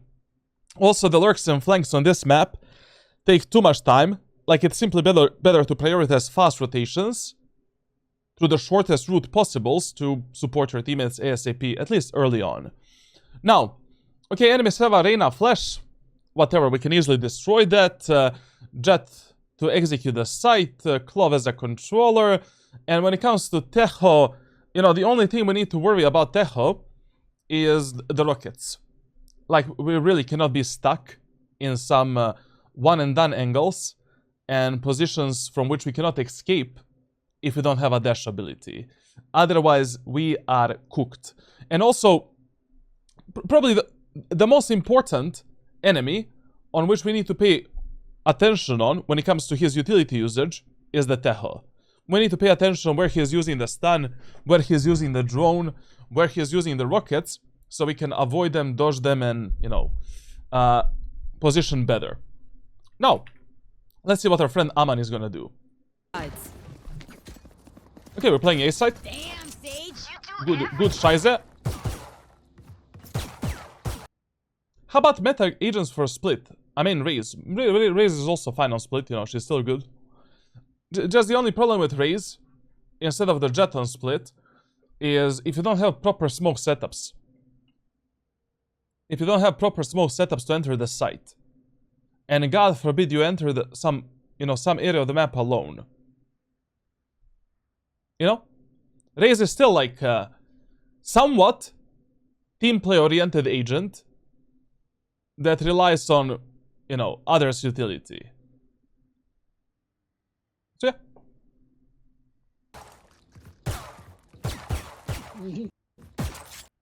Drop. Thanks.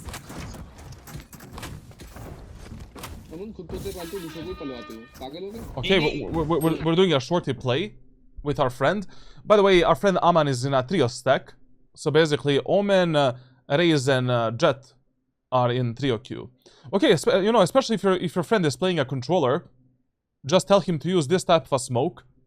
Once we hear the enemies pushing through the A main area of the map, like this, and then we play around this cubby position to dodge the enemy's random spam and to dodge the Tejo's drone on sound contact. ये अच्छा तो होता है भाई बहुत बढ़िया game बढ़िया तो होता है भाई Okay, we're saving the classic, very good. वो क्यों क्लासिक अच्छा दोनों क्लासिक भी लोगे Double shorty setup. Okay, it can work. It can work. और क्या भाई yes I mean, this is not something I would actually recommend you, because, you know, if the Jett dashes in, who is gonna kill the dash? Who is gonna kill the Jett that is behind us? And the second problem is, like, you know, this choke point in the A main area of the map is really, really narrow. And when you play with one more teammate that has a shorty, I mean, literally, like, it's you know, it's gonna be a clusterfuck. It's gonna be a clusterfuck in this choke position. Hey bro, kind of off topic, but are you ever going to try her for rank 1 only if I get some good duo queue? like, getting rank 1 solo queue is literally impossible in Valorant. Literally impossible.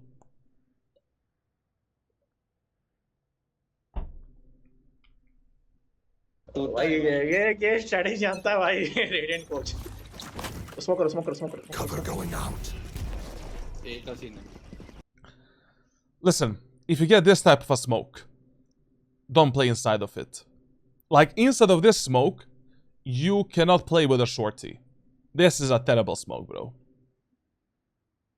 Like, literally, you know, enemies can just easily spam you, easily kill you, clear you out with a drone. Okay, the drone passed you, the drone went onto the ramp and A tower. But this is, you know, I would have stayed in this position, waiting for the enemies to go out. In a crossfire with Omen.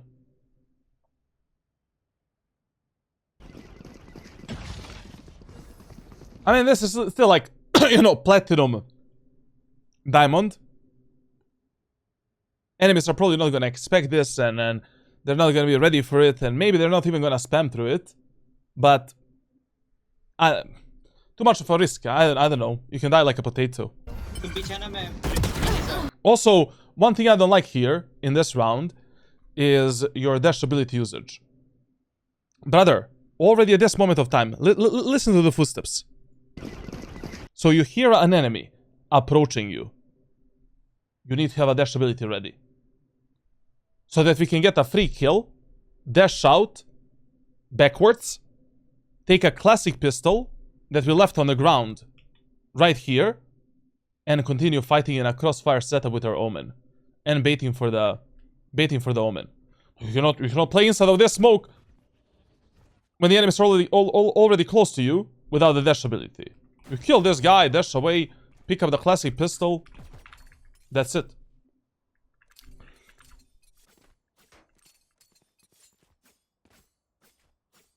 You think playing about 5 scenarios for aim-ups routine is enough for a practice for aim? Yes, it is.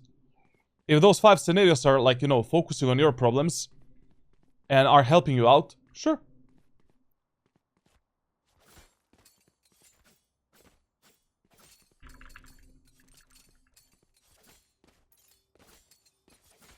Yo, Farid! Ciao, Bella, ciao.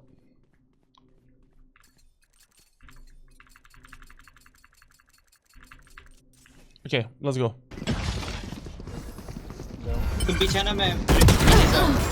Sorry for that, like, the sound is too loud.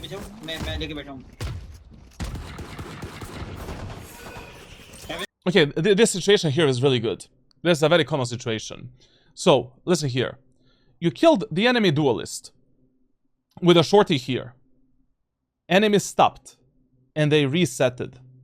And now, they're primarily focusing on the A tower. What do? You immediately dash with a classic pistol towards the CT and instantly focus on helping your teammates on the A tower and ramp. Also, you know, when the enemies are not going through this choke point, when you're playing this classic pistol shorty strategy, you instantly pick up a classic pistol and focus on defending the A tower. If the enemies take A tower, we are fucked. Literally, like, it's all over.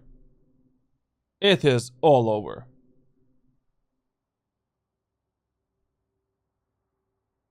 Because then, you know, enemies can just go B, avoid you. Enemies can kill us now from 3 different choke points.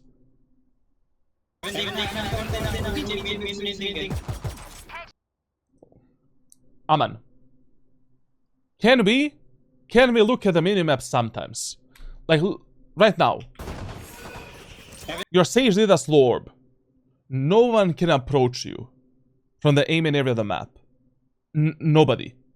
Omen is also watching it. Check the minimap. Check the minimap to see what's happening, where are your teammates firing the shots, what should you do next.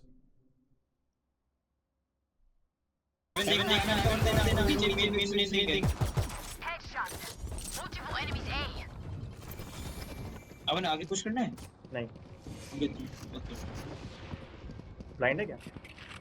दो है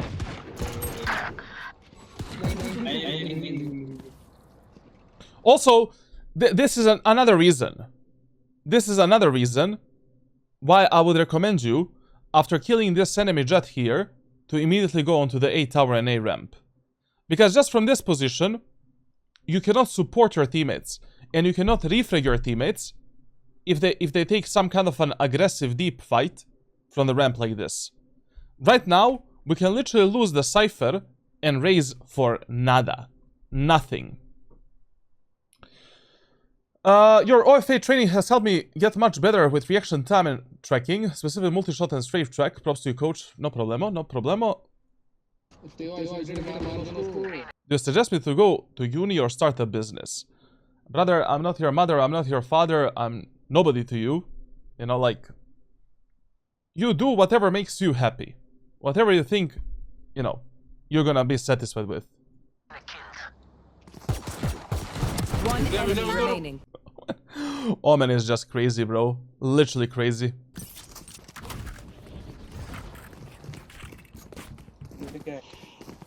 अभी यहीं था I don't like this play that you did right now. Why would you? Why would you pick up the shorty in this 4v1 and straight up troll the round?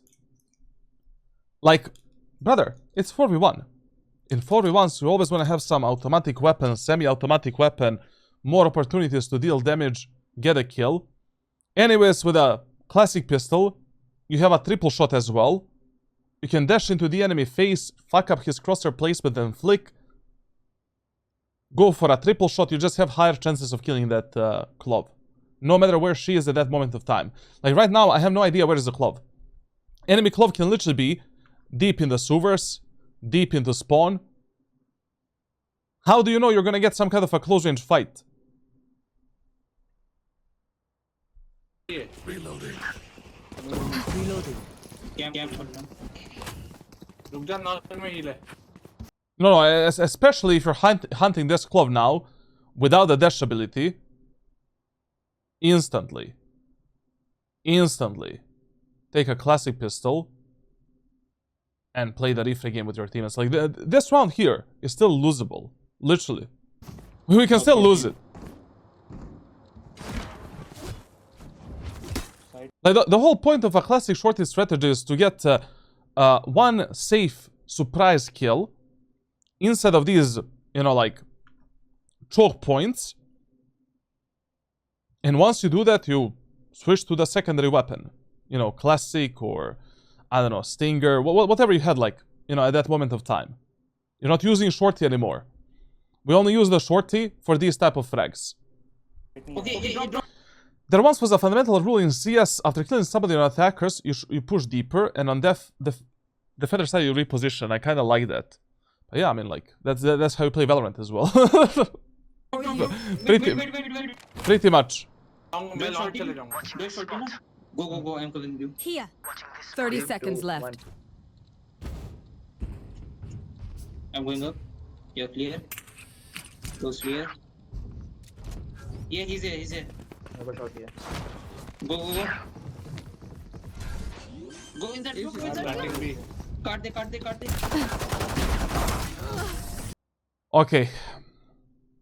Okay, no. It was an okay round. It was an okay round, to be honest. You know, not bad. Just, I really don't like that that you stayed with the shorty there. Because imagine a world where you and Omen died right now. You know? And you left your teammates in a 1v2 with an overhealed Clove, for an example. Pretty losable round. In ranked solo queue. In ranked in general. You know, your teammates are not radiant. Even though you're playing with them. So don't fuck around like this. You don't want to find out. Just close out the round. Just close it out. Good shorty play. We could have had a bit better positioning, but yeah. Fun is allowed, you know. Fun is allowed, but you know, you're not gonna have fun if you lose the matches and lose the rounds most of the time. I'm asking you because I started a business and I didn't pay for university. As I said, man, like, literally... Whatever makes you tick, bro. Literally. Like... If you have a dream, if you have a passion for something, always try it out. You know, give yourself some time. You know, don't waste your youth and your, like, precious time on things that are not working out if you're hitting the same wall over and over again.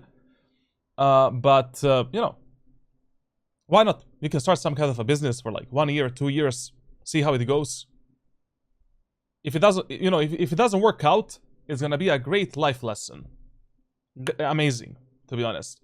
I literally, in the last 15 years, I did like maybe 8 or 9 different jobs. And different, like, you know, businesses, so to say.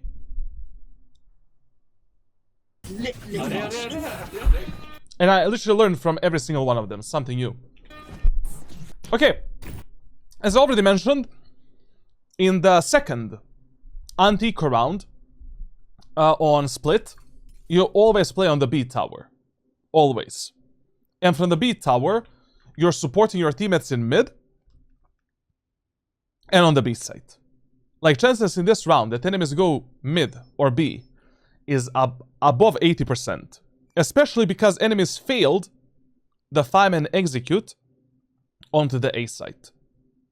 Now, listen, on split with Jett, if you win the first round, I would highly advise you try getting the operator in the round number 4. Now, how can you get the operator in the round number 4? There's 2 options.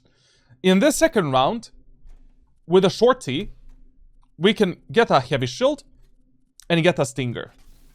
Or get a heavy shield and get a marshal and only 1 smoke. Your only job is passively positioning yourself, abusing as many tight angles and different off angles as possible, as the enemies are, you know, like, taking the space, and essentially making sure that you save this second anti-eco round weapon for the third bonus round as well.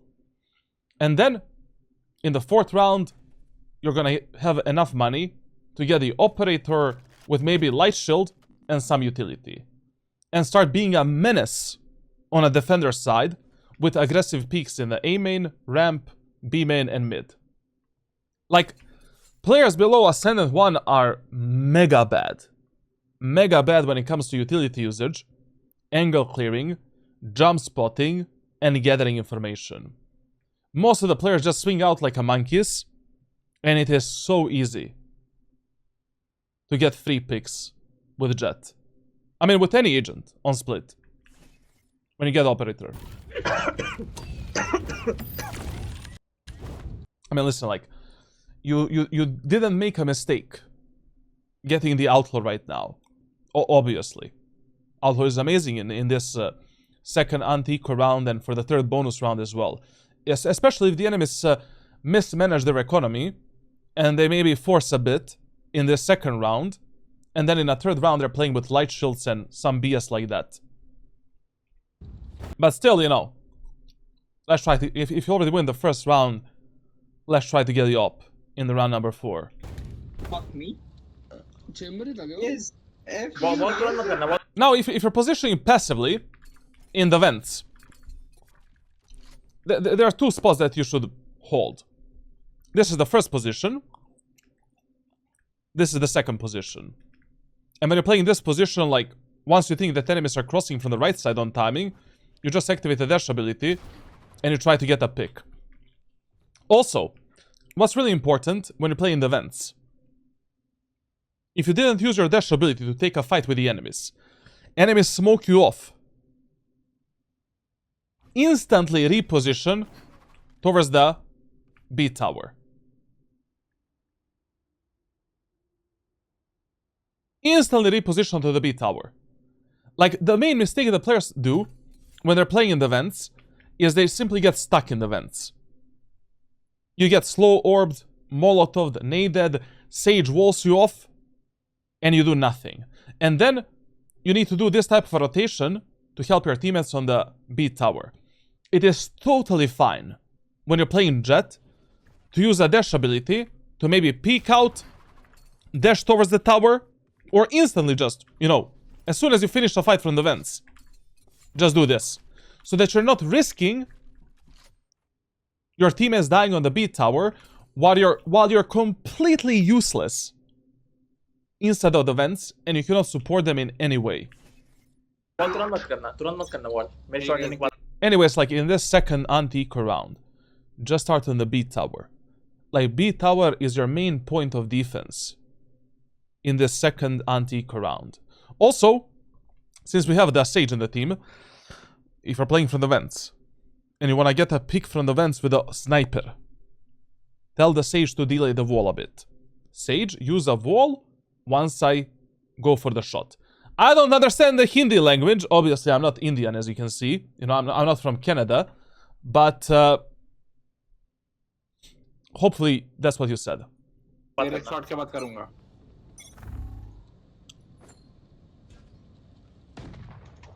ये गाना मार दूंगा तेरी.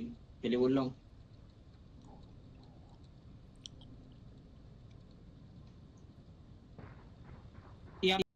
Listen, man, like, if you don't get a pick onto an enemy from this position for the first like 3 or 4 seconds, instantly reposition towards the left side and just hold this. Like basically, the problem is like when you fully lock yourself onto this angle, you might lose a timing onto an enemy that does something like this and scales into this corner. And then this guy can surprise you while you're rotating and just kill you from behind. Holding this angle at the start for the first like 3, 4, or 5 seconds is totally fine. You know? But then after 3, 4, 5 seconds, like, you should instantly re-clear the mid area of the map and just lock yourself onto the Chinatown. And occasionally, you know, check the left side and do something like this. All but the shot. Wall cut. Okay, we have a wall now. That's good. Okay, so we got a contact on the minimap that enemy Jett is in A main. But the problem in this round, like, we have like 0 information in the B main area of the map. But okay, you know, this rotation that you did was actually really good. Really good. You know, the only information that we have right now is that enemy Jett is pressuring our Cypher on the A ramp A tower. Split is a fast rotation map. Play on the first contact between your team and the enemy team and just support your teammates. Especially if you start in the vents, you know. Vents area of the map is mainly a gambling position. You're not really certain if enemies are gonna go A, mid, or B. Okay, start mid. You know, start in the vents and play fast rotations left and right. You're not gonna make a mistake.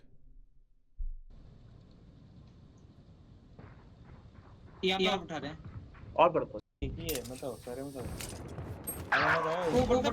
And you know, this what I've been talking about, like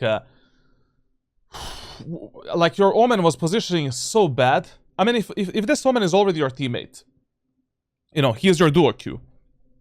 Like, tell your teammate to not be dumb, you know?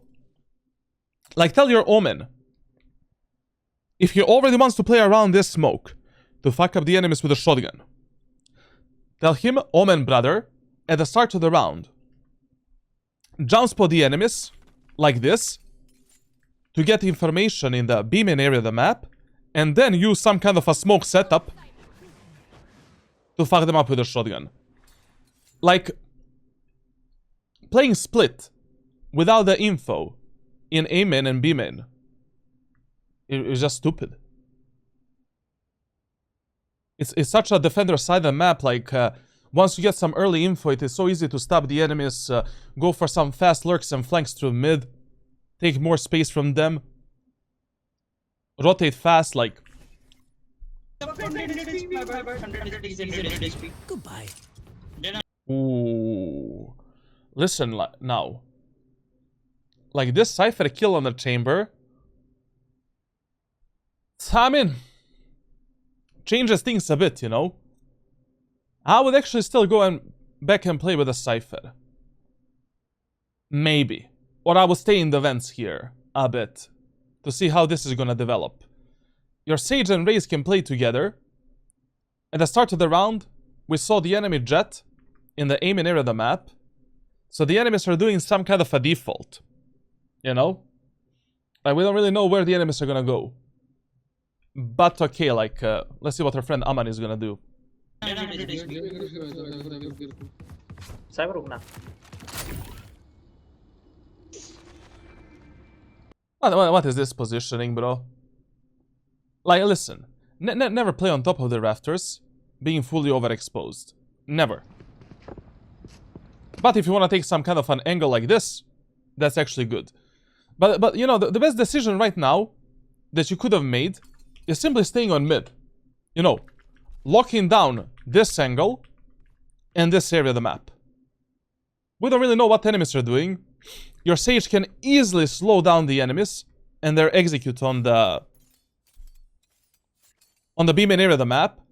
Sage and Raze are playing together. Cypher has a full setup for the A site. Plus he killed the chamber. Just you know, stay here, lock down the mid area of the map. And that's it. Enemies are pushing B, no problem. They smoke you off, no problem. You're there to support your teammates immediately. Anyways. Bro, he's gonna be watching a lot of Brainrot in Mumbai server gameplay.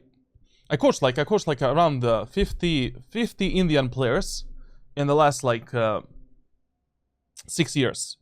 Not a lot, but you know, I'm familiar with a Mumbai playstyle. You need to get Horkus as your duo, but I'm practically duo with Horkus because I think he is the player with whom I play the most amount of matches in ranked solo queue. I don't think there's a single other player while I play solo queue with whom I played more matches with and against. I have at least like 300 games with Horkus. But to be honest, it's hard to avoid Horkus because the guy plays like 300 hours of Valorant like in 2 months. You told yesterday you will update the Valorant agent document today. Yes, I'll do it tomorrow. If that means Niels, try Omen. Try Omen, bro. If your game system and positioning is good, try Omen out. Bollywood style. Ding ding ding ding ding ding. It's a one thing that's really scary here is that you're not respecting. You're not respecting this angle at all. Listen, when you have this type of a Sage wall in the mid area of the map, an enemy can easily peek you from this headshot angle right here. So when you're going to re-clear the mid, when there is your Sage wall on mid, you should preempt this position and clear it immediately. Like, right now, what you should have done is this. An enemy can see you there. And you cannot give your ass to the enemies if there is a chance they can go for some kind of a peek like this over the Sage wall.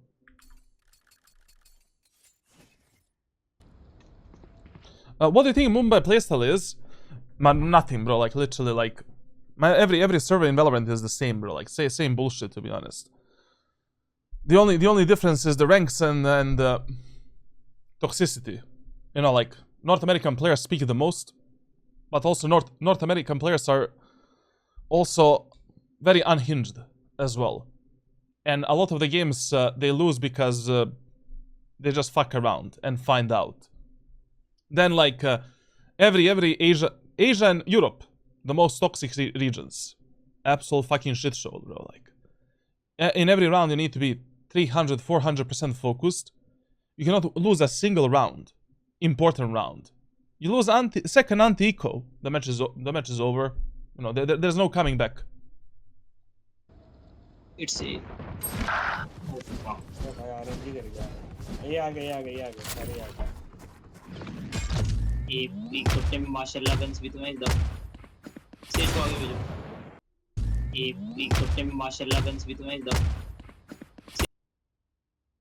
Says को आगे भेजो लेना 1 HP दो लोग right में वो लोग सीधी आ रहा 30 seconds left. Shorty. Okay, listen. First of all, right में लेना 1 HP when it comes to this shot on the enemy Jett, like with the snipers, when you're using the snipers in Valorant,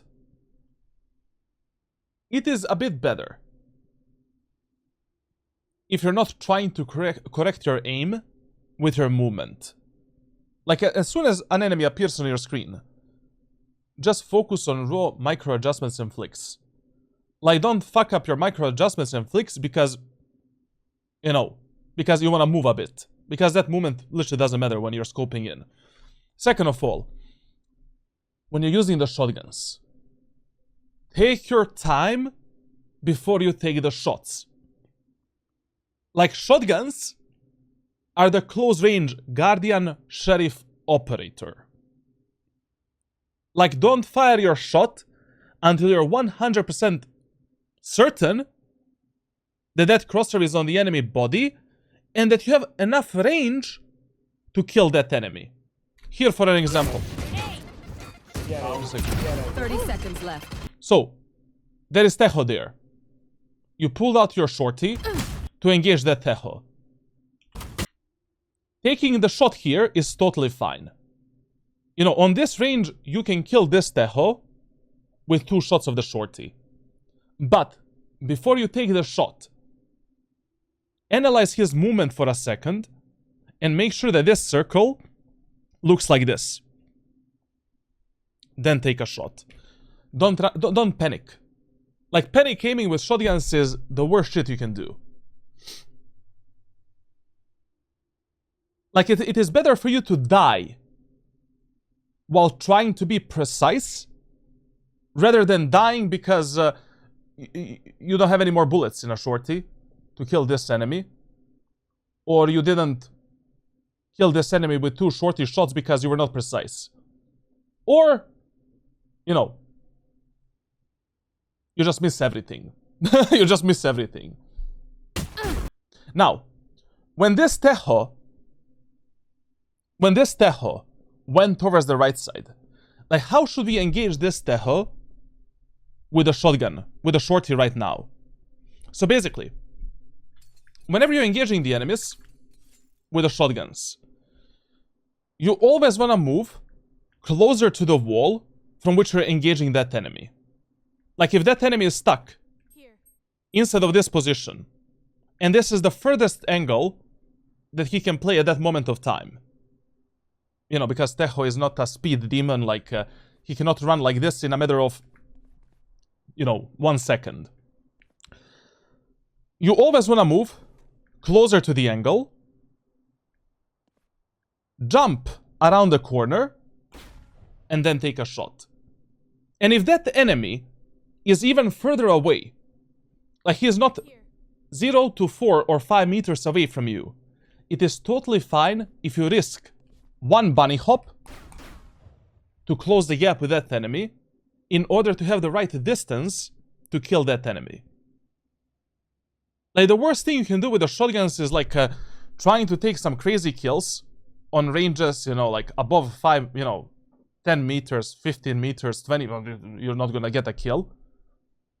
You miss your shots because you didn't take your time to aim, and now you don't have any bullets and You know, this guy is just staring at you right now and killing you. Take your time. Especially if you're playing in low elo and medium elo in Valorant. Take your time. Now, why should you do this type of movement around this angle? So that you close the gap with that enemy. You know, I see a lot of the players like, when you guys are engaging enemies with the shotguns, I see a lot of the players just do this, or, God forbid, they do something like this. They just jump in a straight line and try to get a kill like this. This is shit. Because once again, like, you're like making this distance between you and that enemy much longer than it should be. Much longer. You need to jump towards that enemy. Towards the furthest angle where that enemy can be at that moment of time. And this is how your movement should look like. Look at here. Like, you jumped in a straight horizontal line, parallel line, compared to this Tejo. You lost the distance between you and that Tejo. You didn't even take a single second, millisecond, to readjust your crosshair. And even on this distance, even if you had a perfect crosshair right here, you will not kill this Tejo. Unless he doesn't have a heavy shield. There is a chance we get this kill if this guy doesn't have a heavy shield. Focus on proper pathing, movement, and precision when you're using the shotguns. Nothing else matters.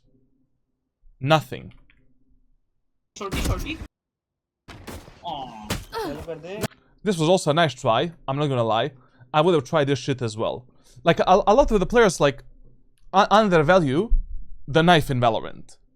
But you can actually take some crazy kills, like, when you know that enemies are low HP. But once again, with the knife in Valorant, you also need to be precise. You know, pay attention how you aim and when you press that right click. Because knife in Valorant doesn't work in the same way as CS2. Like, knife in Valorant has some kind of a wind-up time, which is really weird. So your crosshair needs to consistently track the target that you're trying to knife. It's totally fine what he tried to do here. You know, he doesn't have any other options. Pulling out the outlaw takes too much time. Reloading the shorty, not possible. We know that Tejo...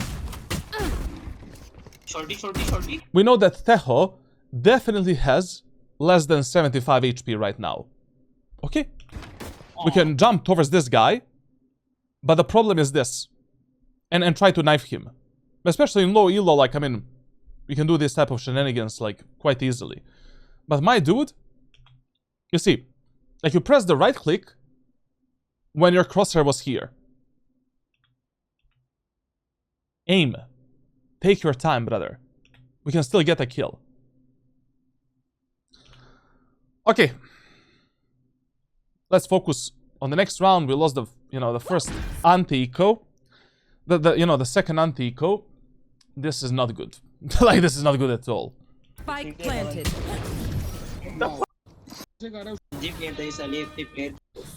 Okay, so in the first round, enemies went... So how do you position in the third round on Split? In the third round of Split, you either position based on enemy's economy or what they did in the first two rounds. You know, what type of tendencies enemies had in the first two rounds. Right now, enemies are probably going to play some kind of a full buy round. You know, they're going to have Vandals, Phantoms, and good weapons. In the first round, they went A. Second round, they played default and finished on A. So in this round, I would actually gamble on A side one more time. You know, anyways, it's my default site. Enemies just had more tendencies to go A and finish on A. So why not? But in this round, once again, like with Jett, you should be abusing some kind of a shotgun setup. Why not? You know, like basically, once again, we can abuse some classic shorty strategy in aiming, or we can abuse the classic shorty strategy on the ramp. Taking this type of a kill here is a piece of cake. Like, literally, you can just drop a classic here at the start of the round, pick up the shorty, wait for the enemies to cross this line. That's a free kill for you. Literally free kill. Also, you can maybe tell your Omen, if you hear the enemies going aim in, to drop you this smoke and this smoke right here as well. And you can play around this smoke to dodge the enemy Teho drone and to just get 1 or 2 free picks with the shorty. क्या चल रहा है? मुझे तो समझ नहीं आता ये साले अपने प्लेयर खेलते क्या है बाकी चू। अब अपनी शरीफ देना। Now listen, like, personally, like, you know, Bandit is now in the game. Bandit is now in the game in Valorant. And Bandit is much, much better than Sheriff on the close range maps in these eco rounds. You have 8 bullets. It is so easy to get the fights that are 0 to 10 meters. 0 to 30 meters. Bandit has a faster fire rate than Sheriff. And it just makes more sense getting a Bandit with 2 smokes in this round. Especially because with the Jett, like, you can smoke dash close towards the enemies and then just delete them with a Bandit. Need a drop. Thanks. कौन सी है? Sheriff, you know, Sheriff is good in eco rounds, like on the attacker side, on obvious, like, I don't know, Abyss, Breeze, Pearl, like, okay, on Breeze, like, Marshall is a bit better. But Bandit now is really good weapon. You know, amazing weapon for these eco rounds on a defender side, if you don't want to play shotguns. Shorty वाला कर देना, shorty. Need a drop.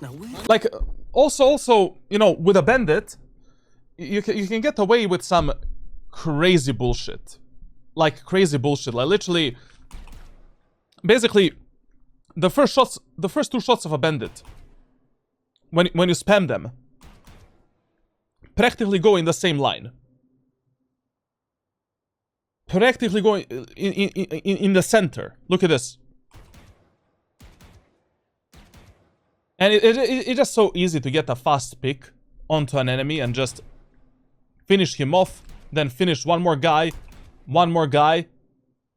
Also, you deal more damage. I mean, of course, you don't deal more damage compared to the Sheriff, but the fire rate of the weapon is faster, so it's easier to kill multiple enemies when they're engaging you. I rarely see you coaching Sentinel players. Are they dead or what? Listen, chat, like, I do VOD reviews based on what you submit. Like, if you want me to review a Harbor VOD, I'm gonna review a Harbor VOD. I don't force anyone to play anything that they don't wanna play, you know? So, if a player is a Jett main, I review the Jett. I mean, on the second YouTube channel, I'm gonna share you the link right now. On the second YouTube channel, we definitely have, like, we have some Sentinel VOD reviews, like, there should be, like, I don't know, around, like, how many Sentinel VOD reviews we have? Like, we have, like, 1 on Vise, we have, like, 2 on Cypher, 4 on Killjoy. Yeah, pretty much that's it. I mean, there is something. There are some VOD reviews, at least. So, yeah. Sage.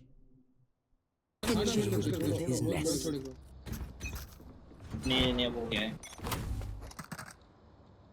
B-man. Shadows traveling. It's okay. This gamble to play on the A side was totally fine and justified. I'm not gonna lie. It's okay. And in these eco rounds, when you play a classic shorty strategy, you should always stay with a shorty if you play a movement agent, such as Jett. it is still far easier for you to get a kill by dashing into the enemy's face with a shorty and creating a space for your teammates on these retakes rather than doing it with a classic pistol. Yes. Spawn पे बैठे रहेंगे. हाँ, उनको spawn पे आगे बैठे push करने देंगे. Yes. Yes. Good luck, guys, in your climb. Valorant made me lost here. You know, my hairline is looking more and more like a Minecraft helmet.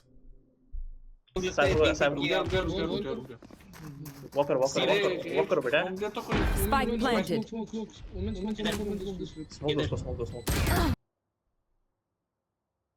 I really don't like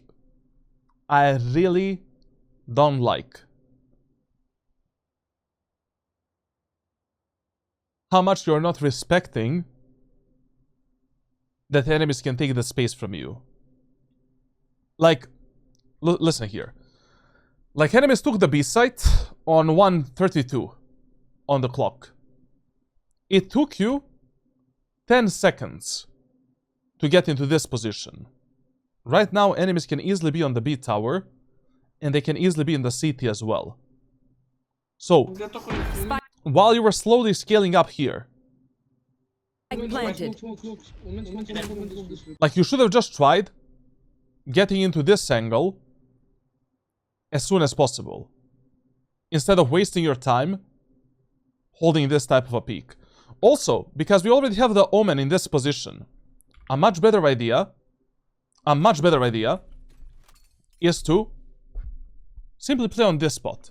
You know, wait for the Omen to get the first contact, and then with the dash ability, we can just jump onto this enemy. You know, we can do this. And there is no way that you and Omen don't get a kill with 2 shorties. Like, he is at least gonna deal some damage, you know? And we can easily finish off this chamber with this type of movement. Smoke.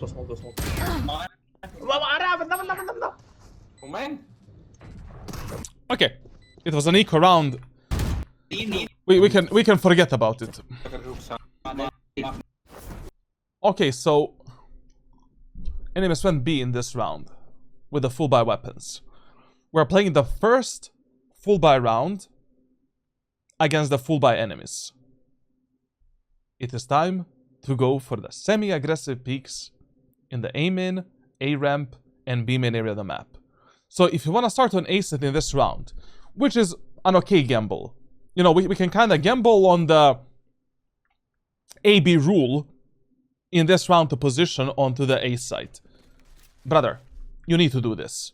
As soon as the round starts, you're doing a diagonal, dead zone peak, pre-firing the enemies on this position. Like this.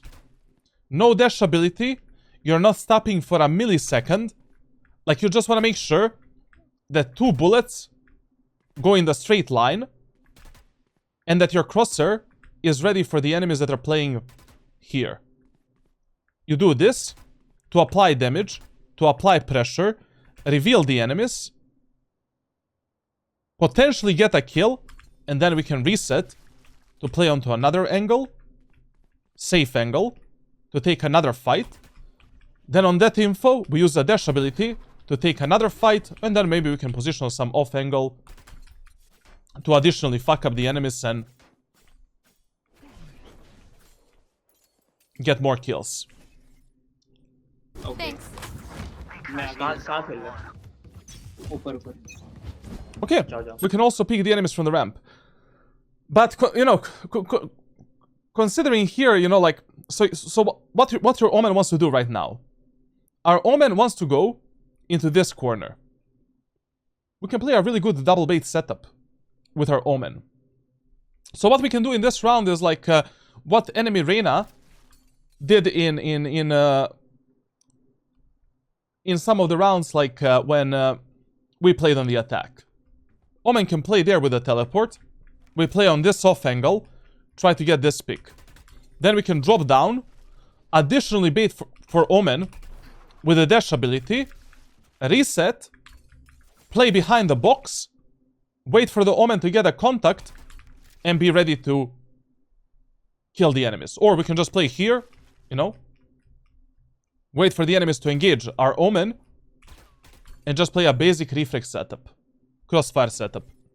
Crazy play था कुछ तो yes. Women, सब जीते आज. Okay. Go to the drone, please.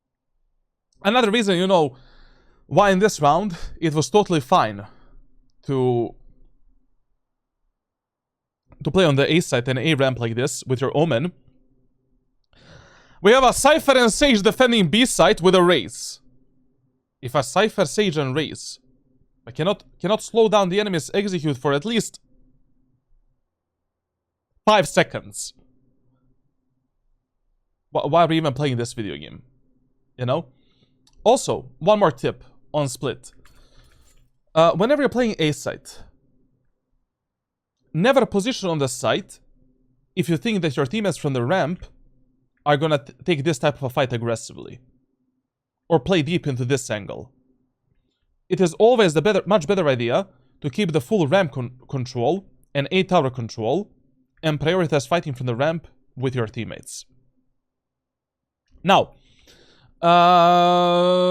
okay, let's rotate now. I mean, like, enemies use the Tejo drone on B. We can rotate through vents and through mid, because, you know, we have a Sage wall on mid. It's a pretty safe rotation. There's nothing that can kill us here or slow us down. तुम रुके रहो ना, safe हो सकता है, तुम रुके रहो. Once again, like, when you're jumping like this, you need to be aware that one enemy is maybe playing behind the Sage wall, holding this angle.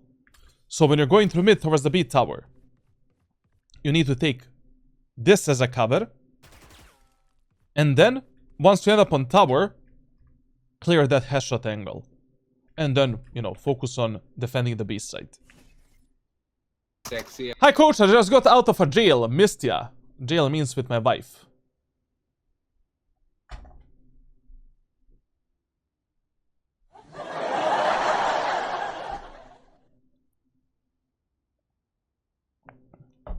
I'm kidding, bro. Like, it is a jail. Yes, fuck boy. Oh, what the Okay, so we heard enemies rotating back. Now we need to focus on mid. fuck they are moving. I think rotate हो रहा है. Rotate हो रहा है. Spawn से किधर से? Listen, here you should not have rotated immediately A. Like, you know, your Omen, anyways, lock down the enemies in the aiming area of the map and in the sewers.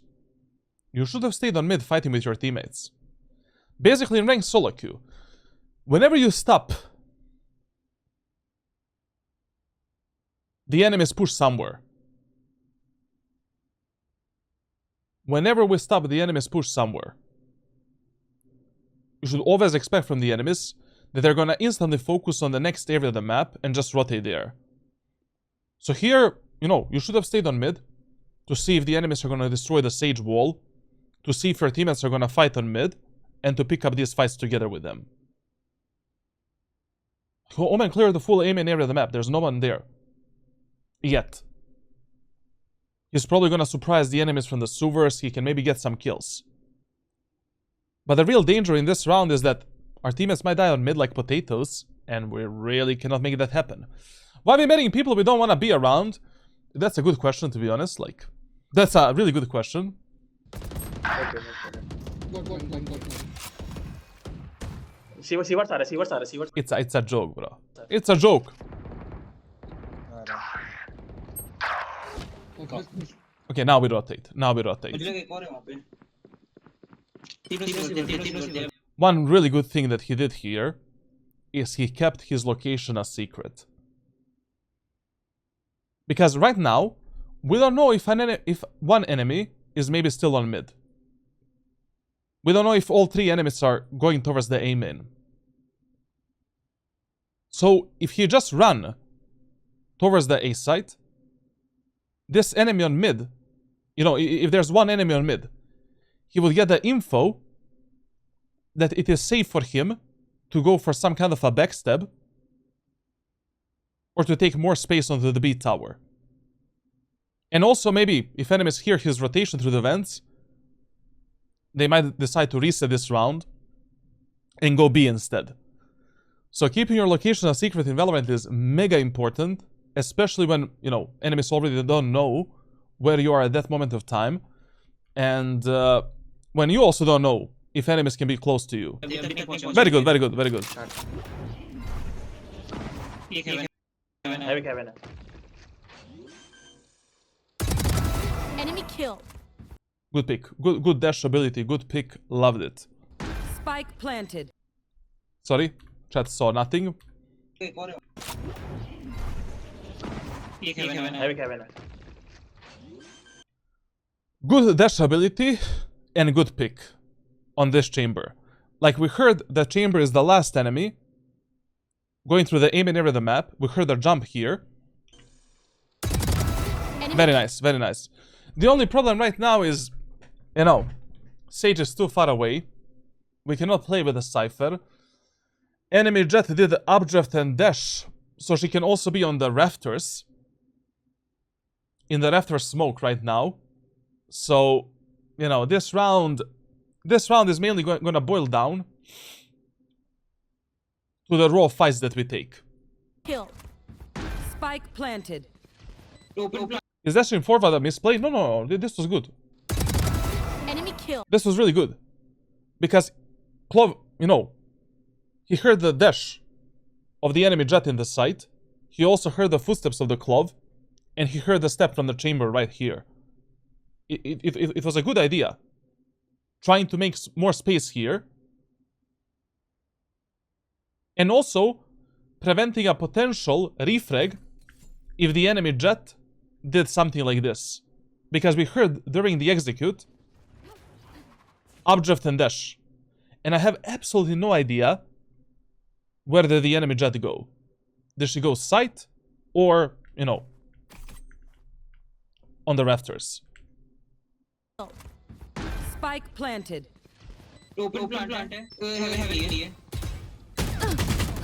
Now listen, like this was a huge gamble from you. Like, this is one thing that I don't like in your gameplay at all. Like, you're spraying through these smokes based on zero information. Like, this enemy Jett can be rafters, she can be on the bomb site, she can be anywhere right now. I don't know what enemy Jett did. You don't know what the enemy Jett did as well. Your Cypher cleared the whole site. So we know that enemies are not here. But the enemy Jett can still be here. Or here on timing. And on this position as well. Like, instead of focusing on this smoke, you should have just, you know, cleared this angle. Try to search for the enemy Clove to kill her. And then we focus on the enemy Jett. I mean, if you just kill this Clove and nobody dies, the round is over. Literally over.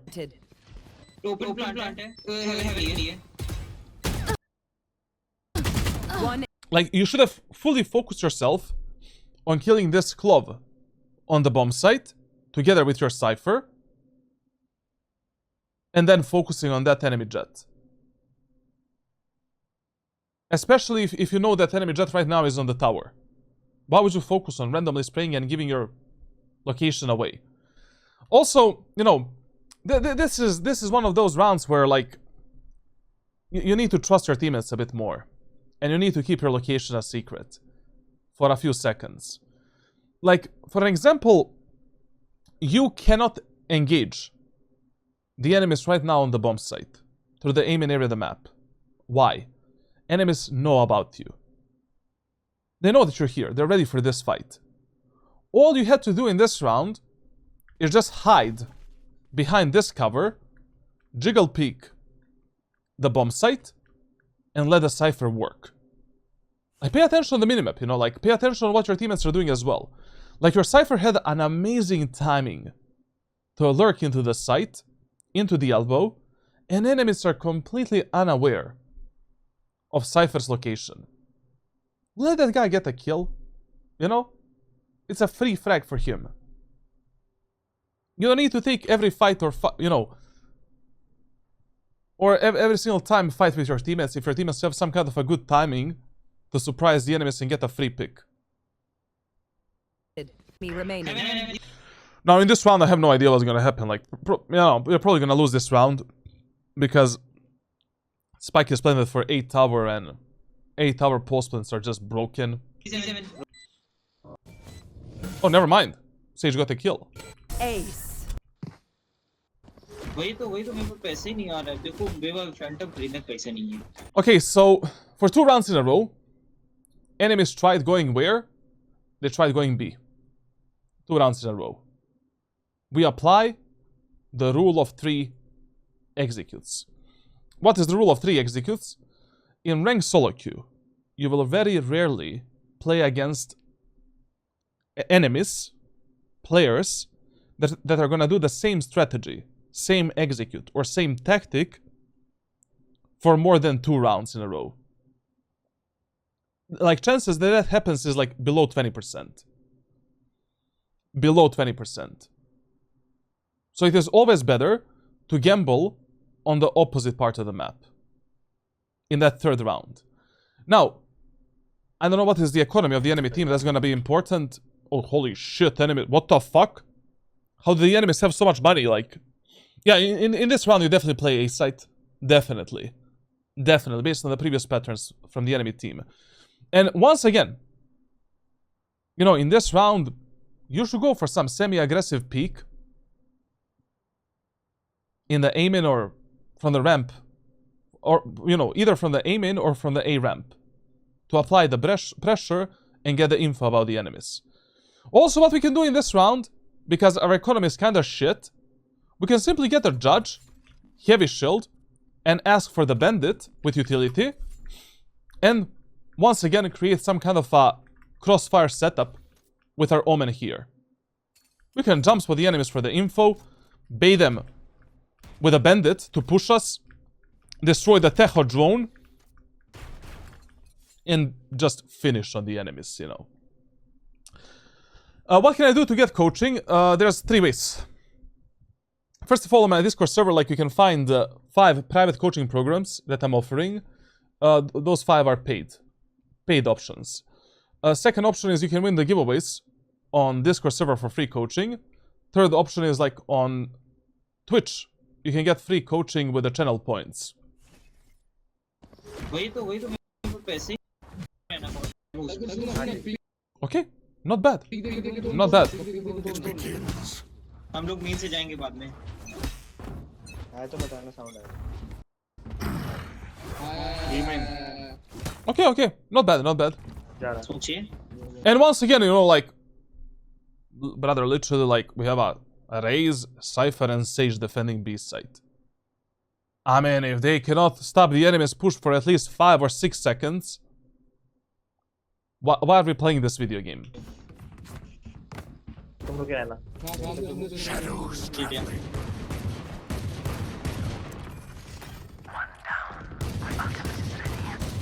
Cut कर सकता है cut गलती क्या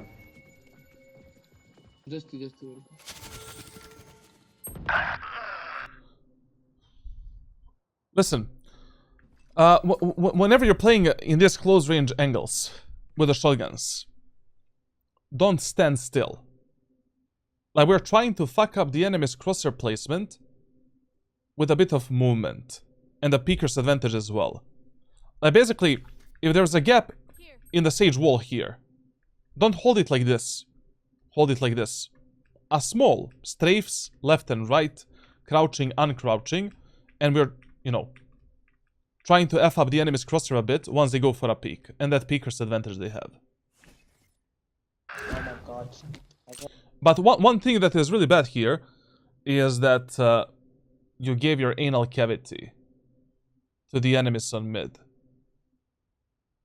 How you know right now that nobody is gonna peek you through this gap? Okay, you wanna go tower to support your Sage. Fine. Obviously. But while you were doing this, you had to go onto the tower like this. Not mine. Your crosshair... So, you know, what you should have done here, you know, like, you should have placed your crosshair towards this gap and then connect with your Sage. Your crosshair in Valorant should always be placed on the most probable angle from which enemies can kill you at that moment of time. Number one rule that you follow for the crosshair placement. Enemies. एक minute हो गई There, already there, Roman. Lily side. All three close Wait close for देखा Roman, close let देखा him blind. I mean, I understand why you rotated here towards the CT. You know, when you have the shotguns, it's just easier engaging the enemies on the site, on the B site, through the, you know, CT area with the smoke and dash. But I mean, we still don't know what happened with that one enemy in the mid. Our Omen is on a rotation. Like, the best idea to play this post-plant in this situation is simply to wait for Omen to clear mid, and then we go for a retake. There, already there, Roman. Lily side. All three close Wait close for देखा Roman, close let देखा him blind. Wave नहीं दिखा. दिख गया. ठीक है देखा मैंने Jet ऊपर after चढ़ा है. Okay, so here we have a lot of info, man. We know that one enemy is on the site, one enemy is on the left side. Very good. देखा मैंने Listen. When you're playing shotguns, it doesn't matter if it is a full buy round, eco round, half buy round. Literally nothing matters. The first opportunity that you get to trade yourself for 1 or 2 kills, or to get some kind of a pick, use it. Enemies still didn't plan the spike. Enemies are probably gonna plan the spike either here or here. Your main focus right now should have been smoke dashing onto the site as soon as you hear the spike planting. Anyways, we're in a 2v3 numbers disadvantage. Our Omen is late for this retake. Super late. Like, he is here. We're gonna have to wait like more than 10 seconds before we make some kind of a move through the CT area of the map. And by that time, enemies can be anywhere. Now that we have the info about the enemies, that it is easy for us to close the gap with them, you should use that opportunity if you're already playing Judge, Bucky, or Stinger, or Shorty. Because also, you know, like, right now, the one enemy is planting the spike there. Get into the clove smoke, you know, do something like this, kill this guy, you can re-smoke yourself, maybe pick up the weapon, and get one more pick. And then that leaves your Omen in a 1v1. Which is much better than doing a 2v3 retake with a shotgun on Jett. नहीं, Oman आवाज नहीं है बने. You have 2 smokes. Spike planted. So we should have abused this clove smoke and this spike plant timing to reveal the enemies with the dash ability, to get 1 pick, and potentially to get a 2nd pick as well. You have 2 smokes, you can isolate some, you know, 50-50, 1 versus 1 fights, which we need to do right now. Also, listen, if you're already playing in the CT area of the map with the shotguns, never play on this angle. You're just in a huge angle perception disadvantage. Like, already when the enemies are here, they see the tip of your gun. You don't see shit. They can see your shoulder, like something. Always play on this angle and hold it like this. Bum, bum, bum, bum. Don't tuck yourself into the corner and wait for the enemies to, you know, pre-fire you or abuse the angle perception advantage, you know, against you. Shit, bro. Last player standing. Also, you know, this was another problem. This is another problem. Enemies can also just plant the spike on this position and just be like, okay, guys, let's dip out and let's defend the B main area of the map. That can also happen. And you can be left in a 1v3. So use these opportunities with the shotguns. You know, you're almost never gonna make a mistake. It doesn't matter if you have a numbers advantage, you're in the numbers disadvantage. As long as you can guarantee yourself at least one kill with that close range weapon, it is a good trade.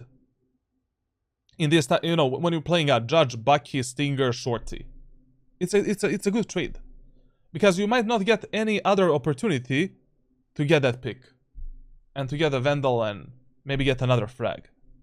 Now this round is just all over, like you know, clutching this round is just almost impossible. Maybe we can kill the enemy Jett if she's still on the left side.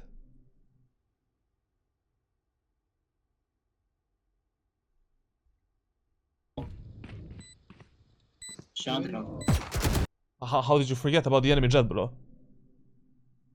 Like, you literally heard the enemy Jett updrafting on the rafters, and you heard this. You heard the metal and this.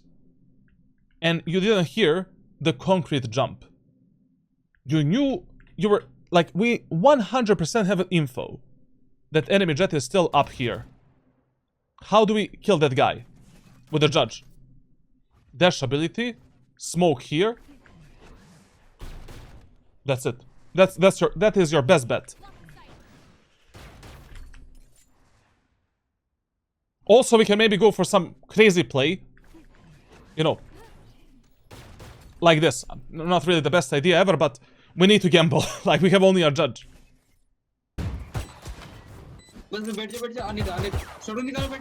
Listen, you know, right now this round is unwinnable. In Valorant, you really don't have to try winning every single round. Like, playing a 1v3 retake with a Judge is impossible. Like, the problem is, like, in this type of retakes, enemies need to make so many mistakes for you to win this round. We're already winning this match 11-5, 11-6 after this round. We have plenty of rounds to work with. All you should do right now is go onto the B tower, pick up the Vandal from your dead Sage, and get out. Get out with the dash ability and save the weapon. We live to fight another day, and we live to win the next round.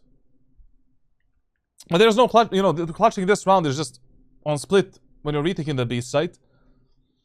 When the enemies have this type of a crossfire setup, you know, from this position, and this position. But even if you have a Vandal and Phantom, it's just, you know, you either need to be very good mechanically to win these 50-50 fights, or enemies need to make a lot of the mistakes.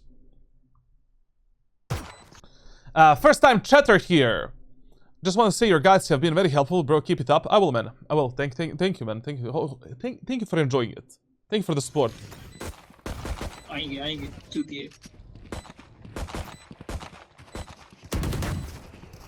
The problem is, like, so what's the problem of what he's doing right now? The problem is that these kills don't matter at all to you. They're just meaningless frags. Because enemies have such a super good economy and such a strong economy to play the next 3 full buy rounds. It is not worth getting these exit kills right now. When it is worth playing for the exit kills? When with these frags, you can damage the enemy's economy for either next round or the round after that. But if like 3 enemies have like 9,000 credits, and your economy is already shit, you're just hurting yourself. Night, night. My ult. With the shotguns, you really need to think before you shoot. You know, give yourself 0.5 seconds to recorrect your crosshair before you take a shot. 0.5 seconds. Just half a second. Here. Enemy Reyna engages you. Focus on the crosshair placement and then take a shot. Night, night. My ult's ready. And also, when you're shooting with a Judge, you almost never want to shoot with a judge as an automatic weapon. You want to shoot in intervals. Like this. Moving a lot. And you're not letting the bullet spread build up to fuck you up. ऐसे ही निकलते हैं देख रहे हो सुयारो सीख लो थोड़ा सा अमन से ये इतना Literally, a meaningless skill, man. What about building the ultimates? It doesn't matter. Economy is more important than fucking ultimates, ultimate points. Like, you having a good weapon in the next round is far more important than anything else.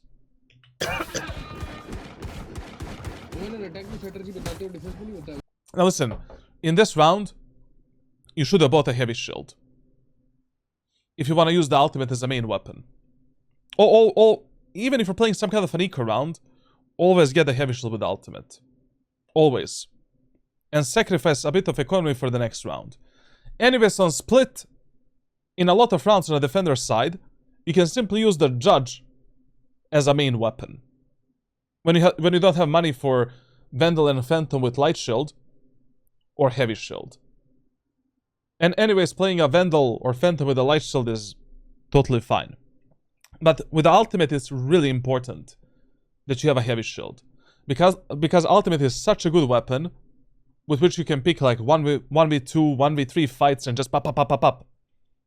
Kill multiple enemies in a row. And that heavy shield will allow you, while you're in the air, strafing around and floating, to have higher chances of surviving the duels against the enemies. Push कर दो ना यहाँ पे blind डालो जा blind डालो तो तुम तो मेरे को अरे ऊपर आओ यार फिर तुम गधे हो यार यहाँ से नहीं डालते मैं पुश करता तुम शचल मार के आते ब्लाइंड डालो ना I'm not really a fan of this play they're gonna do right now. Like, the problem of this play right now, so they want to use a paranoia to push the aim in. The problem is, like, now that Omen paranoia is gutted, you know, it is just not deep enough to cut off some of these deeper positions. You know? And also, if your Omen already want to use a paranoia in the aiming area of the map, for you to dash in with the Jett knives, he needs to use it from this position. Like, the Omen paranoia needs to look like this. It needs to be a bit deeper. So I think of it like this. If I have to choose between heavy shield in an eco round versus on a full buy round, I go for the latter option even if I have the ult in the eco. Brother, your ultimate is a full buy weapon.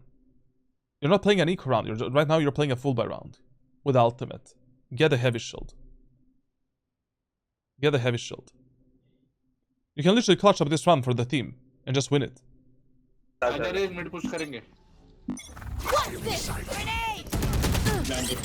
Oh, holy shit, this engagement was so bad, man.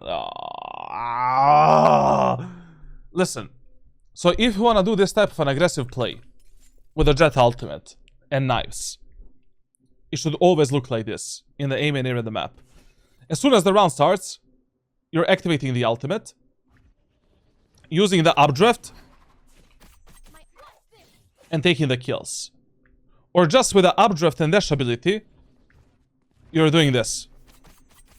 And you have the dash ability as an option to escape these fights. You cannot, you know, why would you pick the enemies? By your feet, by being grounded, and getting a random spray like this, when the enemies get blinded by your Omen paranoia. Why would you risk dying from a charlatan that is holding you from this angle? It's gonna be 10 times harder for me to kill you up there. So from now on, if you want to do this type of play, you know, like with a breach stun or Omen paranoia, instantly activate a dash ability and ultimate together at the same time. Run, updraft, That's how you do it. We have a dash ability as an option Here. to escape unwanted fights. We're in the air. We're a much harder target to kill. And we can just dash away instantly.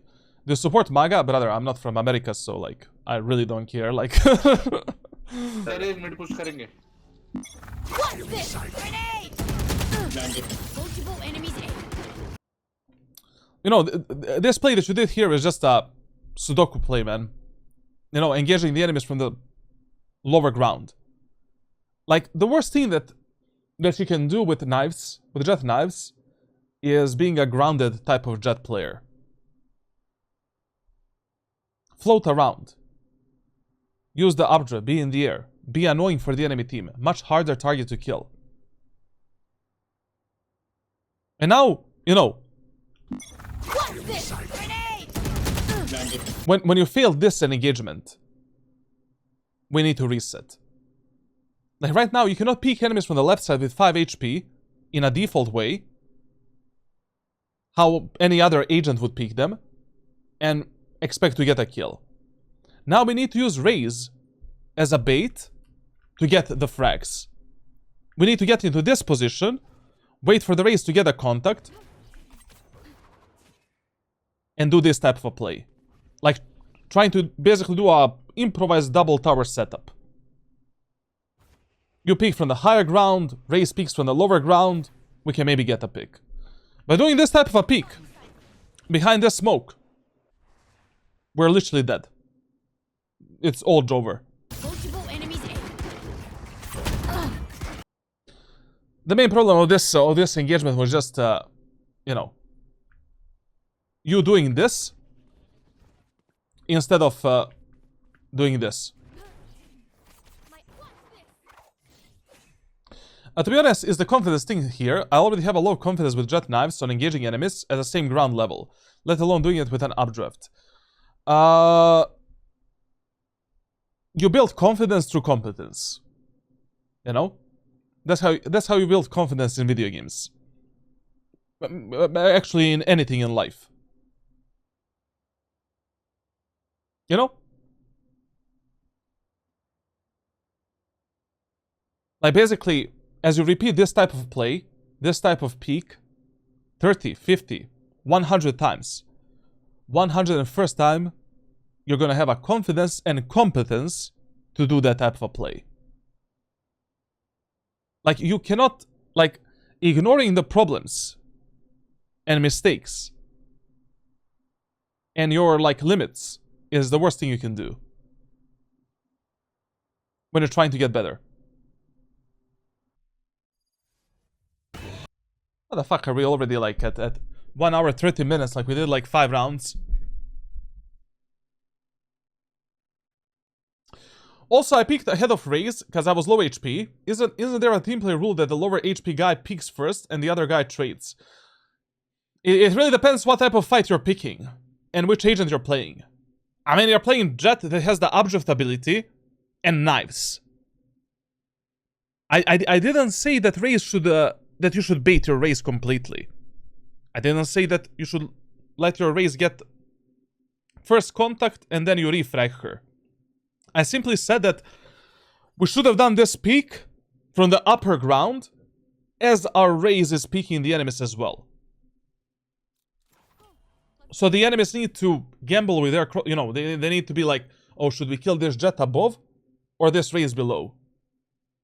We have higher chances of killing the enemies here instead of, you know, peeking them from the same horizontal line.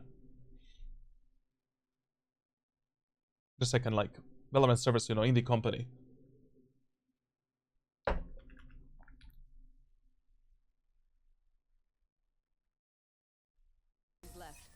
You know, like, so for example here, yes, you have 5 HP, and usually the low HP player should take the first fight.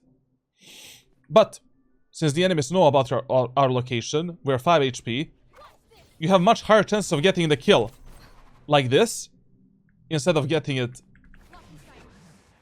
by simply peeking the enemies and getting into their crosshair. दोनों गधे हैं. Okay. They are not.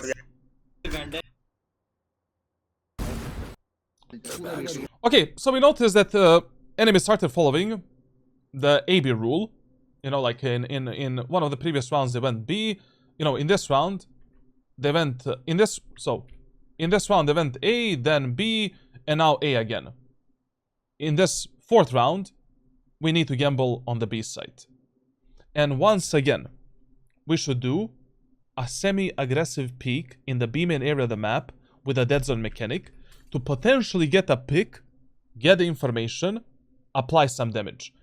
Like, when you do this type of a peek properly, you know, as soon as the round starts, barrier drops down, and you just go for a fast dead zone. Onto this angle. Bam. Bam. Bam. Your chances of dying is below 10%. The only time you should be dead is if an enemy has the operator and he's holding this type of a peek. You don't over peek too much. Like, you literally just go for 1 or 2 dead zone bullets, pre-aiming this position. And basically, you're consistently moving. There's not a single moment of time where you stop.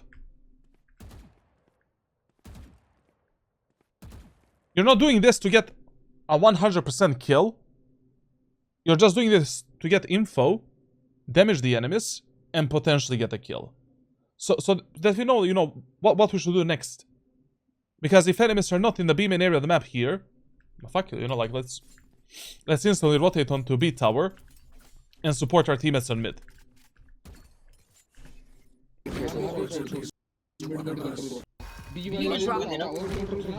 Also, in this round that enemies are gonna go B, chances are really high. Because another way how you can read the enemies in ranked solo queue is based on their ultimate status. Like, Tejo has the ultimate.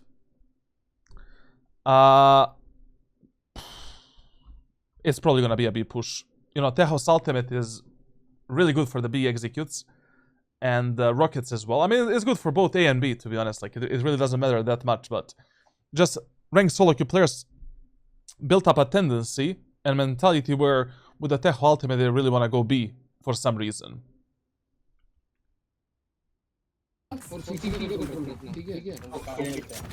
Need a drop. ये बात है ना, ये बात है.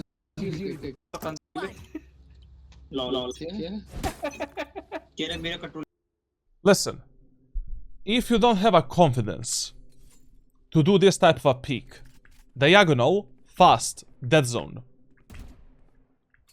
just jump spot the enemies. Get information like this. And then you can maybe position onto some kind of an off angle, like this. From this position we can surprise the enemies, get a pick. From this position we can surprise the enemies, get a pick, or hold this angle to fight them and then escape.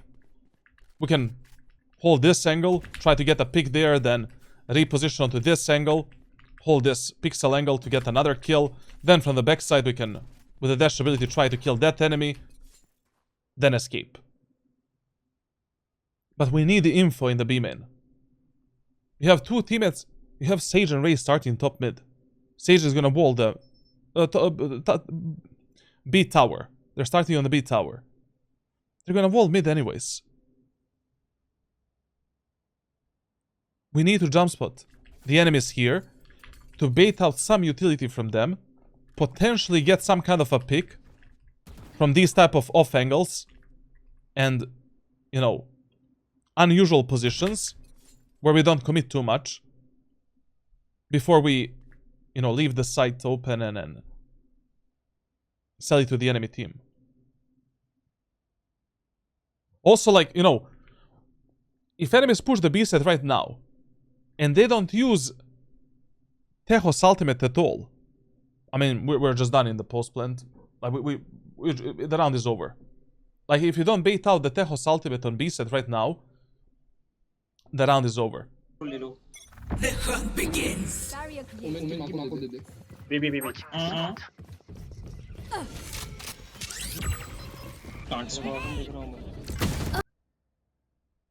I don't really know what we did in this situation here, to be honest. Like, okay, you wanted to go onto rafters to get a pick from the rafters. But You saw that enemy Reyna there. Reset yourself completely towards the right side. Activate the dash ability. And then go for a peek.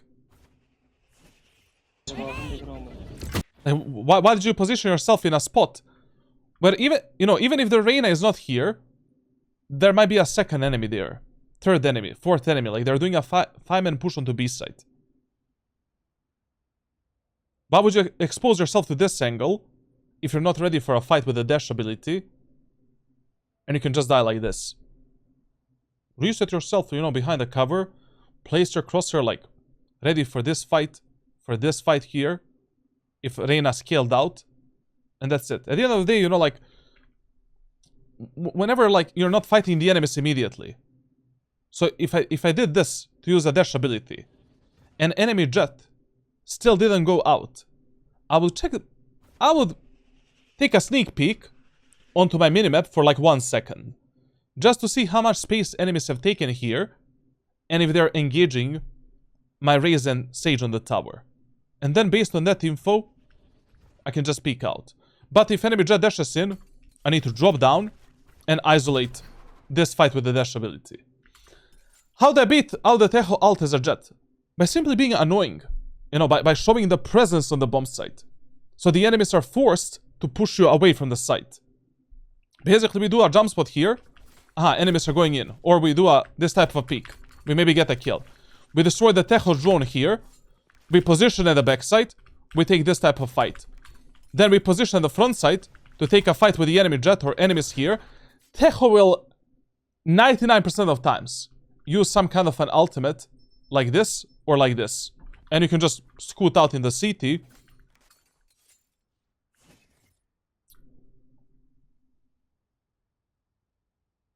And enemies don't have Tejo's ultimate for the post splint.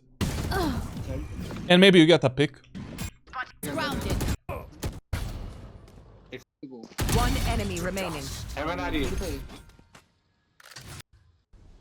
Planted. Watch them run. Spike planted. What the fuck was this Omen's ultimate, bro? Cover going. What's another death? Listen to the कोई दिक्कत नहीं information होगी मेरे को तो तुम बोला था सीटी लो तुम हेल्प कर दो I'm like, to be completely honest, like, I don't know why you're saving right now. I mean, like, 4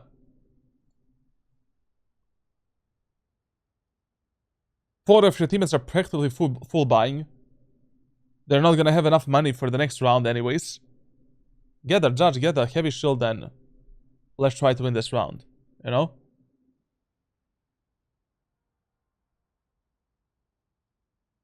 Or maybe in this round, if your teammates want to half buy, and then buy in the next round as well, maybe you can just save all of the credits, get a shorty only, and save the money for the operator for the next round. Like, operator is mega powerful on split. Like, it is so easy getting the picks like this, in the B mid area of the map. Then in mid, getting this type of a pick, this type of a pick, this type of a pick, this type of a pick. From the ramp, fucking up the enemies like there. From the aim in, going for a fast peek like that. That needs to be one of your priorities, like, and it really doesn't matter which agent you play. Like, with any agent you can do this. And it's pretty safe once you dial it down into your gameplay. Like, just Split is a map where you should really try playing semi-aggressively. And information is really important as well.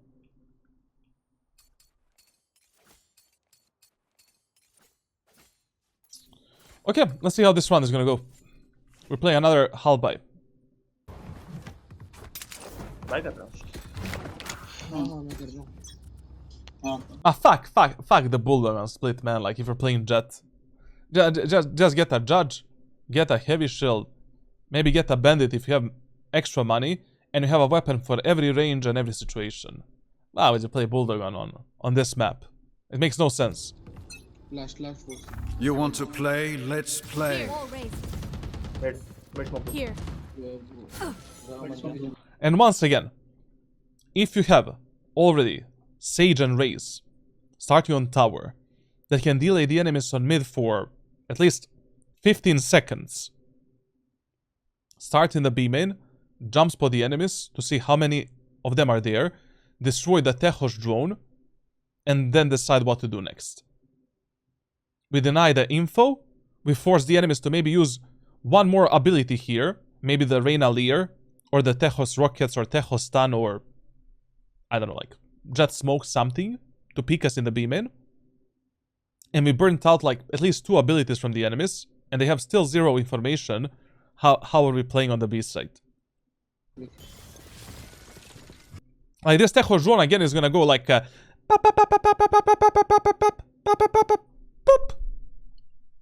and enemies are gonna know that nobody is here, nobody is here, nobody is here. And they can just focus on fighting on these angles. It's just so stupid, giving them so much info. पीछे fall back. Fall back. There's no need to. But even with Raze, you don't want to do this. Like Aman said, like you see my position like this because I mainly play Raze so I can hold these choke points with Raze. But even with Raze, you don't do this shit.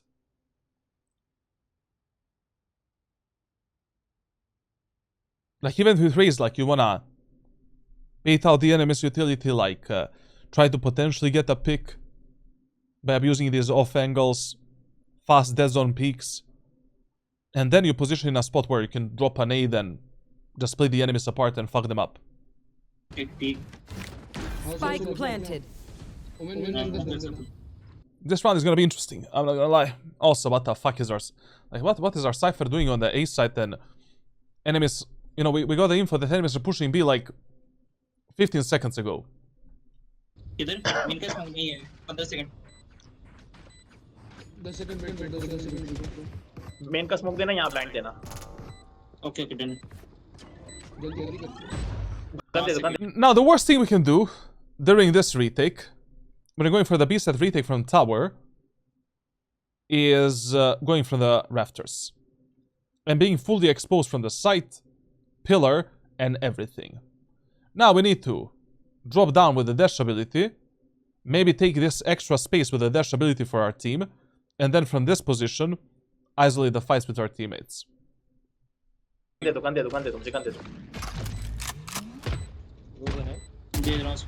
got a phantomization. Enemy spot. Satchel out.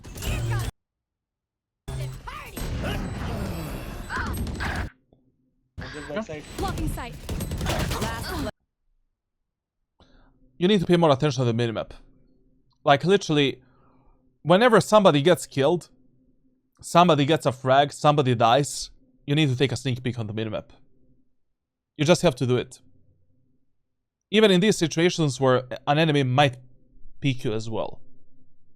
Like your Raze is flying in, she got 2 kills. As you're dropping down right now, while you're completely useless, check the minimap.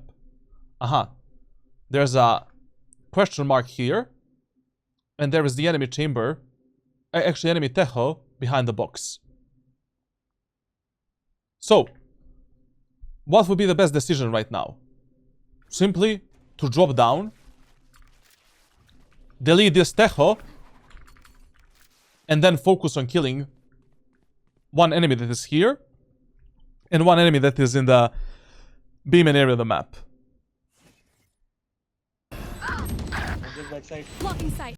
Especially, you know, like, if you can take some kind of a cover, brief cover, to check a minimap for 1 second, do it. You know, here, for example, you're dropping down with the dash ability, check the minimap, okay, so one guy is there, Tejo is here, let's fight the Tejo together with my Sage, get this guy out of the server, and now, together with my Omen, I can take a fight, you know, some kind of a fight like this against the enemy club. Actually, this smoke is terrible, to be honest. Like, you know, if an enemy is in the B main and an enemy is stuck there, we should just use this smoke to double swing and double peek that guy at the backside and then focus on the B main. Last player standing. Blocking sight. Also, this smoke here was terrible, you know, overall. Like, this smoke just allows the enemies to randomly spray us down and to reposition. I don't know what was the purpose of this smoke. Just backside. Blocking sight. Last player standing.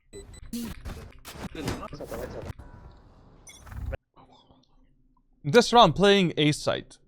Okay. Based on the rule of 3 executes, it's a good idea. Jump spot कर रहा हूँ. Shit, man. Like, oh, what is the strategy, man? Like, to push mid in an eco round like that on contact. Jesus Christ. You know, this type of plays you need to correct in ranked solo queue. And, you know, if you see that Fun. two of your teammates are starting like this on mid, like basically, it looks like they're gonna play aggro. Even if you have a read that enemies are gonna go A, maybe you should start with your teammates on mid and support them. Because if they die, this round is over. Here. उधर जाओ. This economy buy option doesn't like when are people gonna stop with this shit, bro? It's been 6 years of Valorant. Sorry, I just got really, you know, excited when I talk about economy. Money. So, in an eco round, buying a classic with a light shield does absolutely fucking nothing. That light shield doesn't give you a single higher chance of getting a kill or surviving. Ah, you have a Bucky as well. Sorry, my bad then. My bad. Sorry. मैं jump spot कर रहा हूँ. I thought you have a classic pistol, like.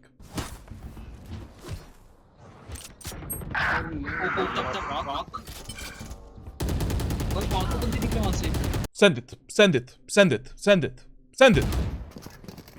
bro. Send it, definitely. Yeah, like whenever you're playing the shotguns, the first opportunity you see to kill an enemy, send it. One down.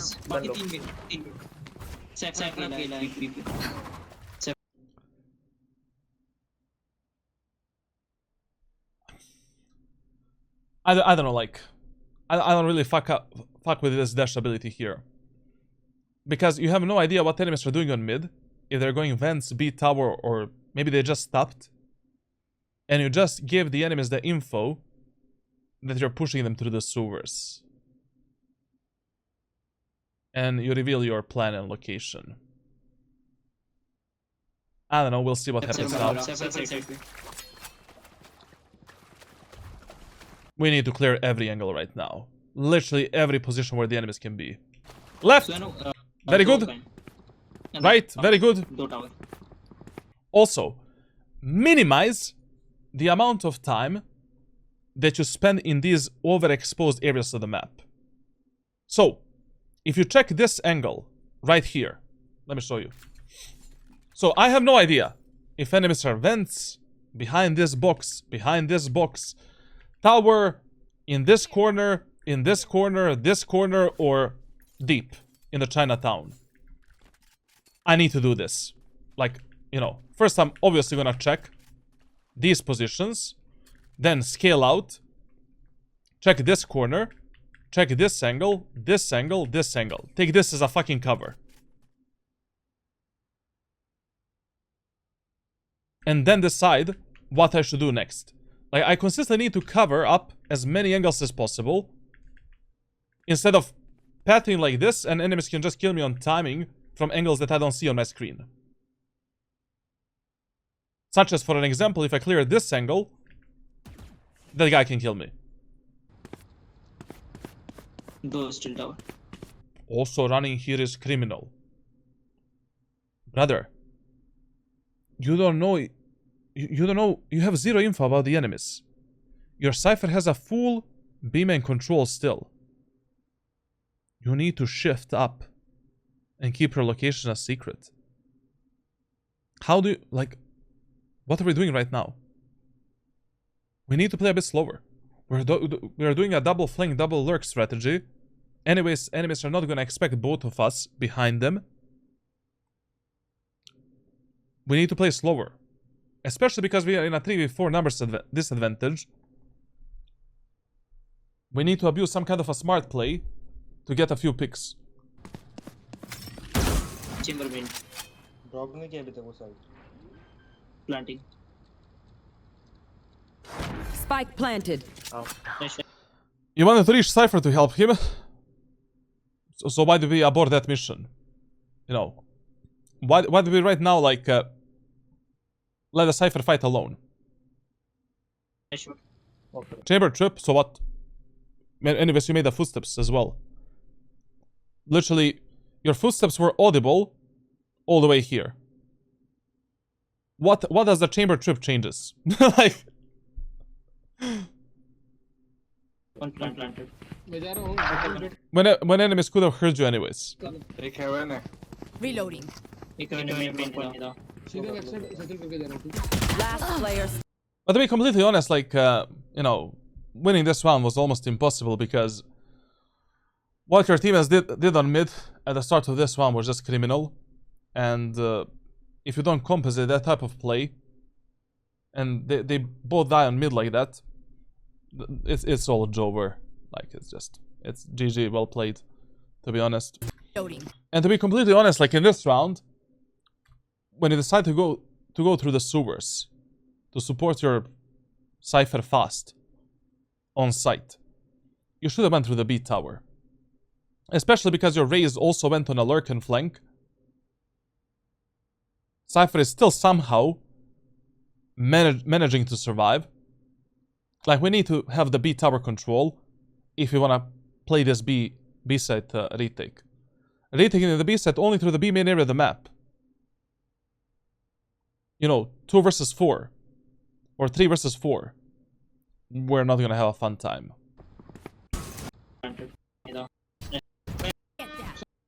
पा रहा है क्या? पा रहा है? Time time हो जाएगा बहुत टाइम लगेगा और जैसे Okay, one pattern that we noticed from the enemies is that... So basically, listen here. So reading the enemies on the defender's side. One more time. The number one rule that you use to position yourself properly on a defender's side, especially in the early rounds of the game. You use the map design and statistics that we have from ranked solo queue. So we position based on the map that you're playing. You know, what is your default site? What type of tendencies ranked players have on that specific map. Rule number 2. Enemy economy dictates how you position on a defender's side. Rule number 3. Enemy's ultimate status can tell you a lot of times what enemies are gonna do next. Rule number 4. If enemies are following the AB pattern, you follow the AB pattern as well. Rule number 5. Rule of fear. Rule number 6. Rule of 3 executes. And rule number 7. If enemies are not following any of these rules during their gameplay, you need to look into the usual tendencies that enemies had during that specific match. Now, what is the, you know, AB rule, rule of fear, and all of that? Like, you can read it right here. Like, also Frost is gonna probably put it in a video anyways. Right, like AB rule, rule of fear, and rule of 3 executes.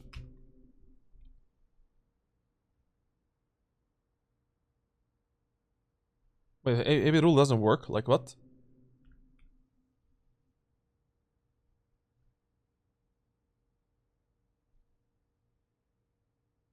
The fuck I made that command?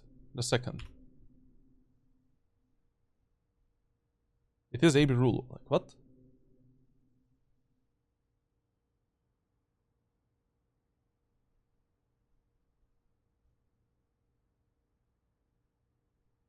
For some reason the... Ah, okay. So, this is the AB rule. This is the rule of 3 executes. This is the rule of fear. Now, you will play around, 20% of matches in Valorant where enemies are not going to use any of these rules. Essentially, they're going to have some of their own mindset of how they should execute, how they should push, how they should play Valorant. In those type of matches, you need to read into the usual enemy tendencies, where they applied more pressure, where our teammates usually died.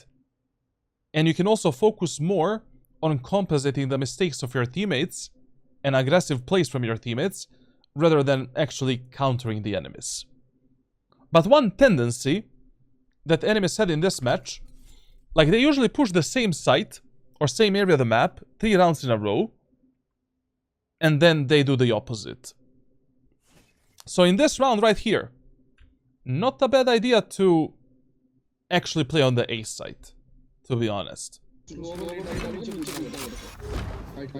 Wall raised. Oh, listen, if you're already gonna start this passively,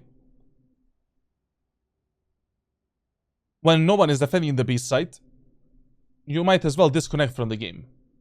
You might as well leave the match and be like, GG, well played. We cannot play split like this.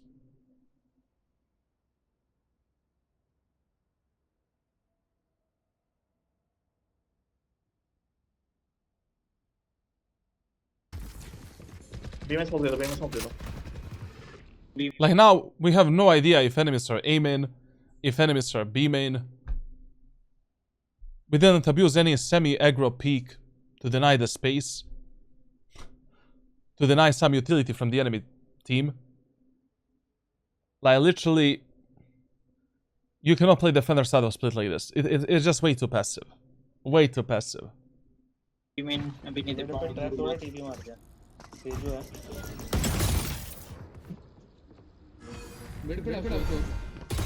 Okay, that activation of dash ability here was fine, because enemies could have scaled up with a Teho drone. Whenever there is even a 5% of chance for you to take a fight against enemies, use the dash ability. Every single time when you die during a round, when you're playing Jett, and you didn't use your dash ability, you could have done something better. You don't need any coaching or any coach to tell you anything. You died. You didn't use the dash ability to take a small, short fight, safe fight, to potentially kill an enemy with 1 bullet or 1 burst fire. You could have done something better. Pay attention on a bit lighter usage of dash ability.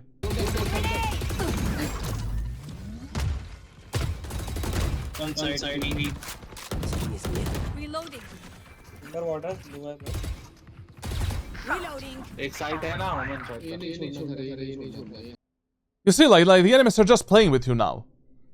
Enemies are just playing with you. We are not getting any picks in mid, any picks in B main, any picks in A main. We're playing this match with 0 information in the main areas of the map.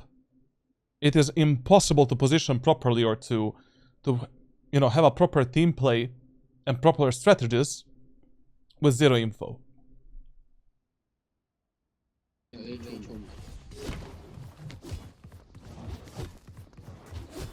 Mala, walk stream.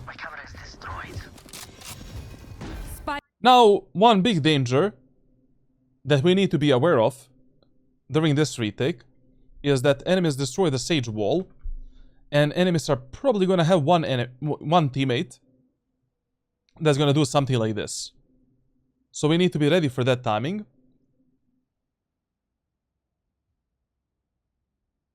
And we need to punish that enemy. Spike planted. Good kill. Now, while the Cypher is revealing the enemies with the ultimate, you should look towards the vents. Because maybe that vents guy, that mid guy, is gonna speed up and try to kill you on timing. Get him. Okay. Thankfully, the enemy Jett is far away. Far away. Okay, so we have the info that 2 enemies are on site, 1 is screens. So, okay, in this situation, we really need to fall down as soon as possible and try to kill these 3 enemies before the Jett connects with them. So it's good. Just, you know, one problem here is that you cannot drop down without a smoke. Like, they have, you know, enemies have one teammate that is in the screens and 2 teammates that are at the backside and elbow. We need to drop a smoke like this to safely reposition, get into this position, and from this position we can start playing a refray game with our teammates as they're scaling out. We don't need to pick any solo fights, you know, 50-50 fights like this. We have plenty of time to work with. And we are already super close where we can easily, you know, kill these enemies on sight together with our allies. And, you know, then the Jett is gonna be left alone and round is over.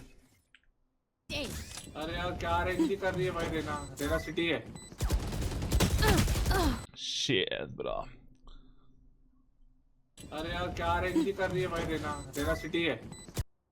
Listen. When you scale out like this during the retakes, and when you're taking these type of fights, make sure that you are not the first contact. Because you're already applying enormous amount of pressure onto the enemies by simply being inside of this position here. Enemies don't know when you're gonna peek, if you're gonna peek, how you're gonna peek at that moment of time. You know, just prepare yourself with your crosshair and movement and be ready to refrag your cipher or to fight together with your cipher. But to be absolutely honest, like, you know, our teammates sold us here a bit, and I don't know what the fuck that Raze was doing. Like, literally, that Raze was criminal in this round, to be fair. She should have just stayed on the A tower while you're scaling up, and your cipher apply the pressure from there and then drop down. But yeah, a bit of a mistiming here. Like, happens. How are we? Those angles. But once again, the main problem that we are facing on this defender side, enemies have... We're giving the A main, mid, and B main for free. With 0 info. We cannot do that. ऊपर एकदम Satchel out. Can we watch that again? Hold those angles. ऊपर एकदम Satchel out. Can we watch that again? And Mark, hold those angles. ऊपर एकदम Satchel out. And again? On my mark, hold those angles. ऊपर एकदम Satchel out. Okay. The hunt begins. Even if you want to start with a judge, you cannot start like this. First of all, we might just be wasting our time playing this, you know, playing on the B side. We just might be wasting our time right now. Second thing, we cannot allow the enemies to get into this position by shifting, and then they explode with a Tejo drone and Reyna flash. They flash us, reveal us, and fuck us up. So, by simply doing this, we can force early drone from the Tejo. We can destroy the drone from this position, and now we can play on this angle to fuck up the enemies based on sound and their movement. Okay. Info.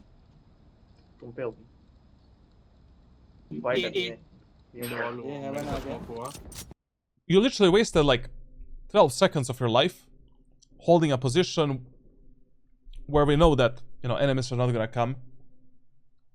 And even if you jump spot the enemies in the B-main, they don't know what type of strategy you're abusing. They don't know if you're playing Operator, Vandal, Phantom, Judge.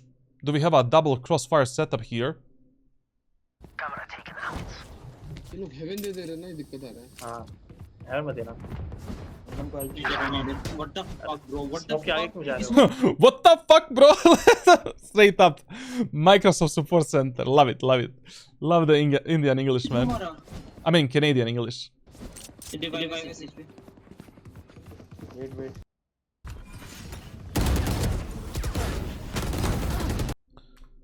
Here also, like, it was a horrible mistake, bro. Horrible mistake that you were making so many footsteps and then you scaled out like this. Like, enemies killed your Omen long time ago. They can be anywhere on the A tower. Like, we had to clear all of these angles by jiggle peeking them with a classic pistol. Just clear them, you know? Basically doing this, doing this, doing this, doing this, doing this. We need to shift up behind the smoke, because we don't know how much space enemies have taken here. And also, when you run behind the smoke like this, and enemies hear you, it is so easy for them to just spray you down and kill you through that smoke. Wait. Also, one more habit that you should build up on Jett.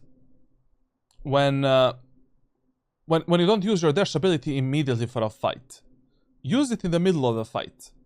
You know, press that mouse button 5 while you're taking the fight with that chamber. Maybe the fight is gonna last long enough for you to still use that dash ability to reposition or, you know, close the gap with the enemies with a judge or do something, instead of just running down this chamber without using the dash ability. And once we kill that chamber with that dash ability, we can also immediately smoke dash into the enemies and maybe try to get one more kill, or simply escape and reset. Like, for example, here you should have activated the dash ability while you were fighting this chamber. Now we have a dash ability. We finish this fight. We do a smoke. Chamber surprises us with this type of a peek. Instead of risking this type of fight, I can just do this. Now reload the judge. And I can go up with an updraft maybe and try to support my Jett again. My raise again. With the shotguns, you just need to be more patient. Like, as much patience is important with Sheriff, Guardian, it is equally important with the shotguns as well. Discipline in your aim. Like here, you can kill this chamber on this range with a judge with only one shot. Wait. This should be a one-shot kill. Take your time.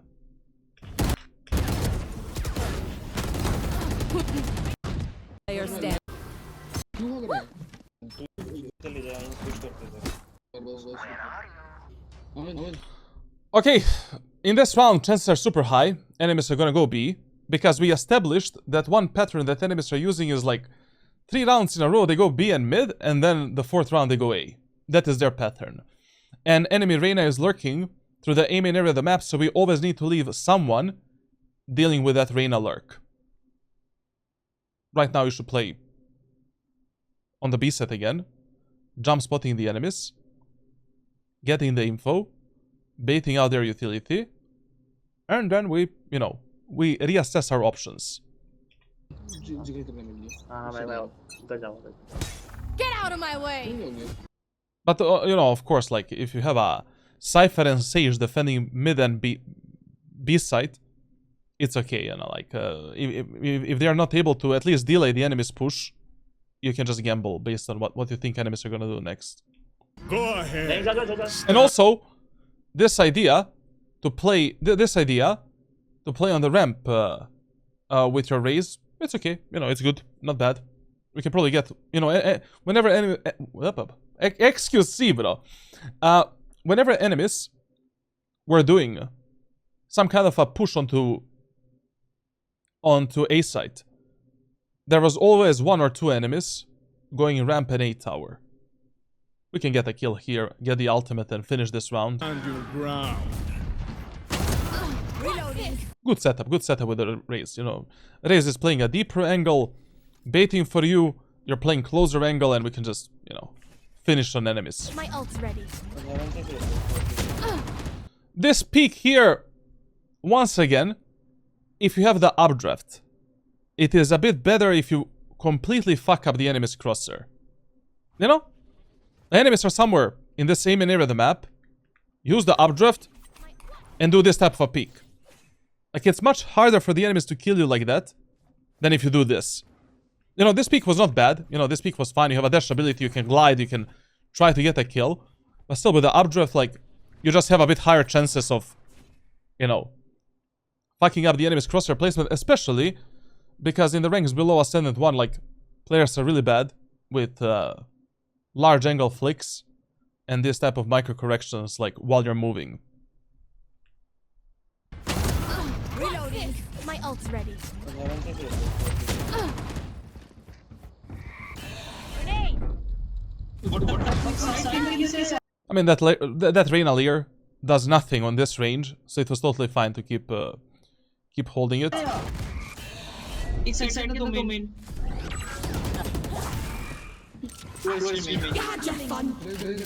Why would you trade your judge for the Vandal here?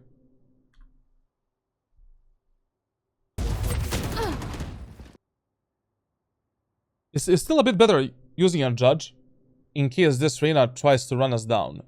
And you have 3 bullets in your ultimate and updraft to kill that Reyna.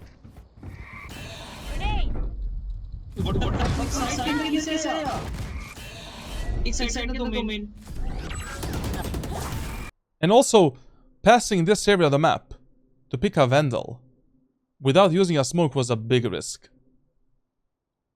Because enemy Teho did a drone like 2 seconds ago. And he did it from this position here.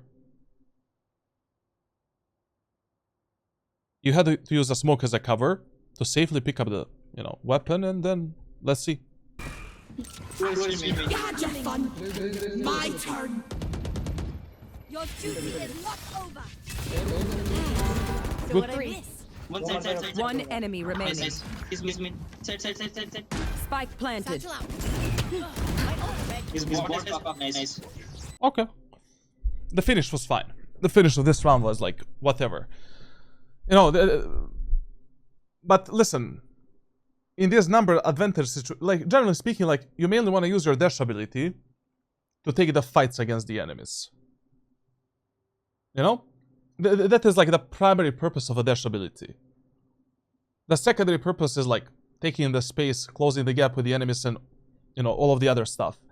So if you already know that enemy Teho is here, but just, you know, use the dash ability, use the ultimate, updraft, that Teho is dead. Like, there's no way he can kill you up, Cypher left, 2 of your teammates on the lower ground here, the round is over.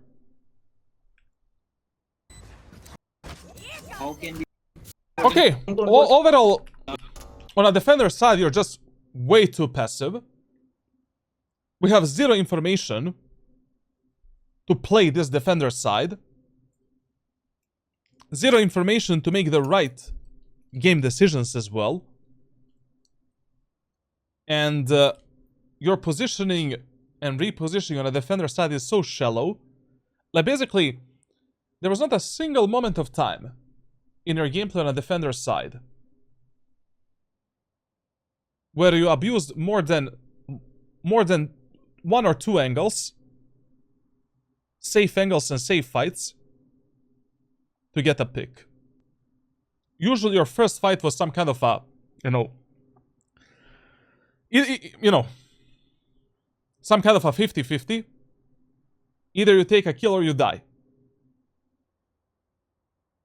Or we just sold so much space to the enemy team that we were consistently playing retakes in some unfavorable positions. Digital Fracture, what's you, man? How did someone to play passive versus aggressive at the start of the round, Pepito? It depends on the map and enemy's economy. Really, it's and depends, you know, what works and what doesn't work in that specific match. Like, the first 4 rounds on every single map, you can start a bit more passively. As long as we're, you know, getting some info in these deep main areas of the map. Like, for example, in Pearl, like, we see this cross and we see this cross from the A main area of the map. But you know, after the round number 4, you need to ask yourself, is this playstyle actually working for us? If you're just losing the rounds and you have no response for the enemies like post plants, or in the post plants enemies have just enormous amount of utility to delay the spike diffuse, we need to take more space. You know, ask your Omen brother, can you use early paranoia in the B main from this position, then top it off with a smoke, take the full B main spot. I don't know, in mid, Omen, can you use this one way here? Let's not use a sage wall, let's try to kill the enemies and let's try to defend mid without a wall early on. Omen, can you maybe use this smoke so we can fight on the right? You get the point. Like, it's just...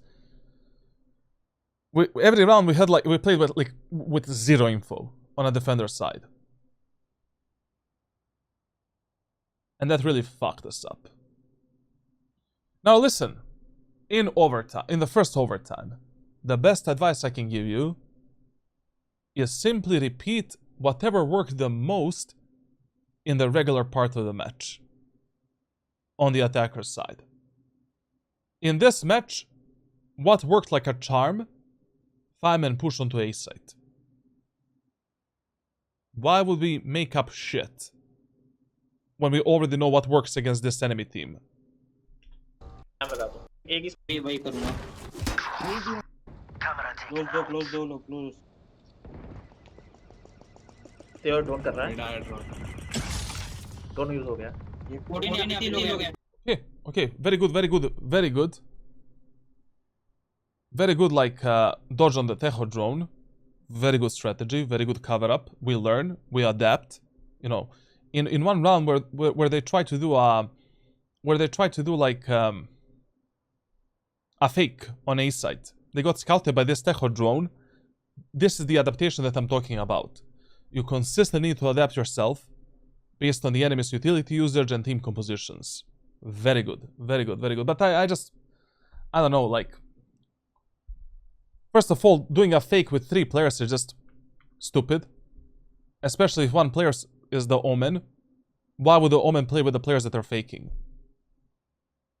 The guy can just use a smoke for A site from the B main area of the map. From the spawn. Second of all, from the Chinatown, whatever.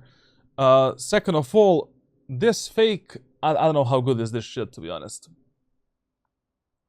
Like, maybe this fake is only gonna work because we dodged the Tejo drone. And they have zero info here. Because players that are faking, they need to play more aggressively. Like, literally, your team didn't get a single contact with the enemies in A main. One enemy can easily play from the ramp here and get the info that no one crossed the A main area of the map. Like, this was not good. But I think this is gonna work only because we dodged the Tejo drone. And Tejo is gonna give fake info to his teammates. Yeah, now we need to start taking the space. Close ho sakta. Yeah, okay. Dodging that drone was actually enough. Okay.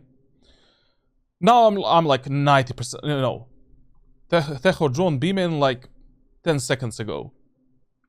Tejo is now in the vents. I'm like 90% certain that no one else is in B tower and CT. Now we really need to take more space for our team. Like, now, this is one of the rare moments of time where you really want to take more space. And try to get all the way on this angle to hold the enemies that are rotating towards the B site.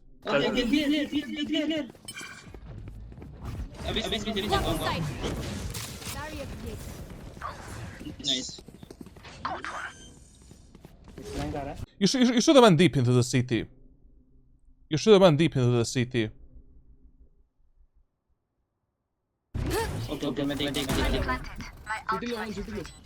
Just, you know, because of this Tejo's rotation, we're kinda like 90% certain that there's no way that anyone else is on the B site and B tower. And because of this Reyna kill.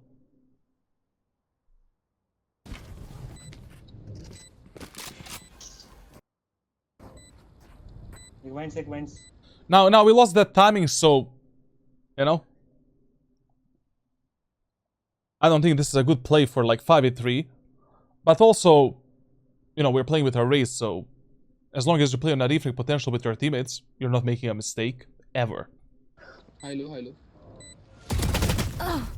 As long as you don't peek first. Whenever you're full HP and your teammates are full HP, let them take the fight first. You should be the one refragging them. Especially in this type of a setup. Like basically, like this type of a setup is a setup that players never play properly in ranked solo queue. Like if you're already in front of your teammates here, and one of your teammates is behind you, that teammate that is behind needs to take the first contact. Because you can abuse the fast peek and high peekers advantage to surprise the enemies close up and just delete them like this. While this teammate cannot use that, like he's already playing a one and done angle. And if he wants to refrag you here, his head and his positioning is going to be on the same level as yours. And he can die easily. So for an example, like when an enemy engages you here, it is much better that you let the raise take this type of a peek, you play on the stairs, and you just get ready to do a wider swing to completely fuck up that enemy. 120, 120. And you can never trust your teammates in ranked solo queue. Ever. Every single time when you die in a solo 50-50 fight that you didn't have to take at that moment of time, or you die because your teammates didn't refrag you, you could have done something better. If there was no reason for you to take that fight, and you could have baited your teammates to take the first contact and you refrag them.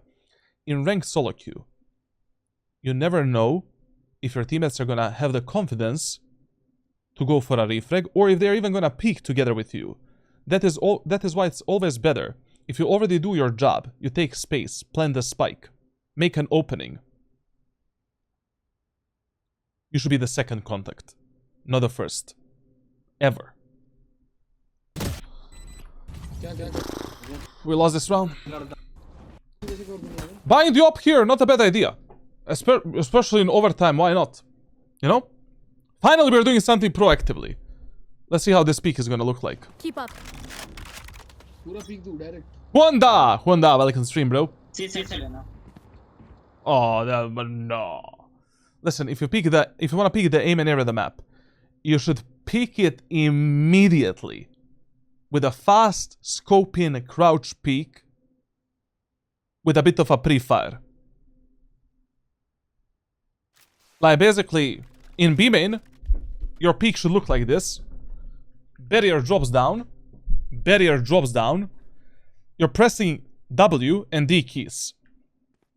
As this angle is crossing this part of this metal, like vents, whatever, you're going for a crouch scope in, and you're getting ready to delete the enemies here or here. Your crosshair is placed for this angle, and you're doing micro corrections for this position. Fast. Then this is your second position.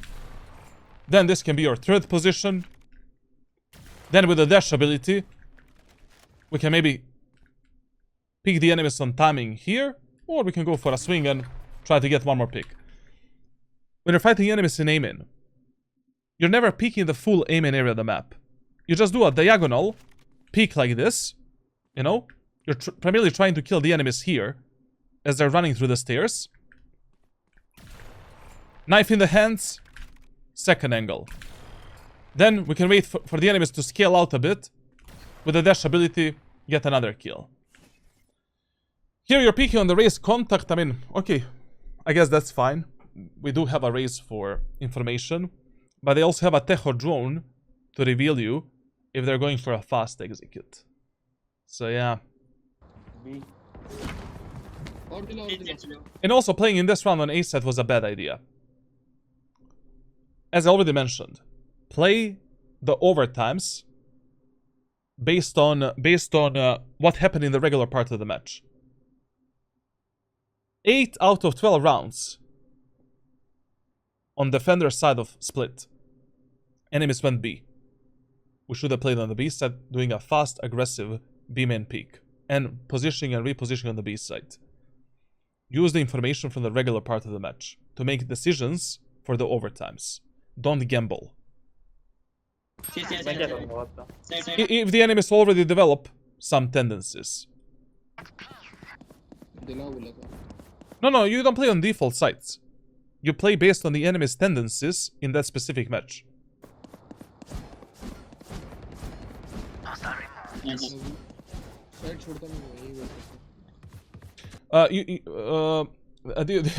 Diozra says, like, first time hearing a coach asking for a peak WD. You need to do that.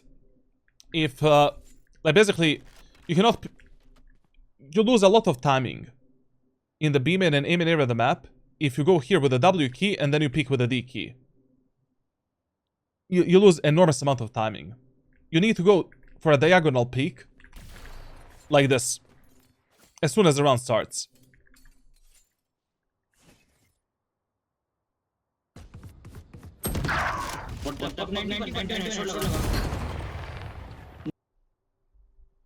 You're just rushing your shots way too much. Like, if I was to recommend you any aim training routine, I would just recommend you to focus more on discipline and micro corrections. Just, you know, taking your time before you shoot. You know, playing a deathmatch where you track the enemies a bit more before you take a shot. During your gameplay as well, like, just taking more time before you press that left click. Even if you die, it's fine. You'll build speed over with time. You're just aiming more based on your feeling and however the fuck you want, you know. No matter where your crosshair is at that moment of time, you take a shot. 91 Jett. Though, your crosshair placement when you're clearing the angles, taking in the space and doing the retakes, it's actually pretty good for a platinum / low diamond player.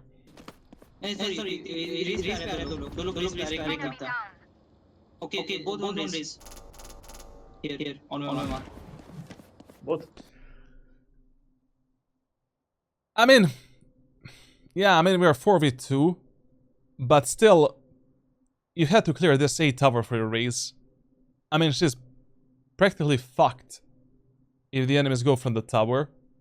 And basically right now, you know, if you want to play a perfect setup with the raise, we need to get into this position where we are holding the vents, and we are also able to fight with our raise. Both are... Omen told you that both are aiming. Okay, both on raise. Here. But then even better. It's better for you to support this raise from the ramp than from the site. Both. Yeah. No? अभी should mid से rope up कर सकते हैं. I mean, listen, like, when you have high numbers advantage, and it's too dangerous for you to clear some area of the map, it's totally fine if you sell one of your teammates that is playing too aggressively and you cannot support. We can still win this round, even 3v2, no problem, and surprise the enemies from the screens with the op. You're also keeping the information here for the CT push, so I guess like it's okay, you know, doing that. One enemy remaining. Spike down B. Okay. This match should have already been over. Okay, now we're just gonna speed run through these like next 2 overtimes because this VOD review is already 6 fucking hours. You know, is there any coach in Valorant that's doing VOD reviews for 6 hours and analyzing every round, bro? Overtime. Then you know, like, why I don't have time to play Valorant? I wonder. And not to mention, like, I'm late for my coaching session. Literally, as soon as I finish this, 4 more hours of coaching. Once again, it really doesn't make sense what we're doing here. We should just do a 5-man push A, like it worked like a charm. repeating the same fake is kind of stupid because enemies should adapt, should know that it is a fake. So in this round, we either do a 5-man push on B by dodging the Tejo drone, or we just do a 5-man push A. Once again, the fake is absolutely shit. Like, our teammates didn't take any space in the aim and area of the map. Why would the enemies rotate?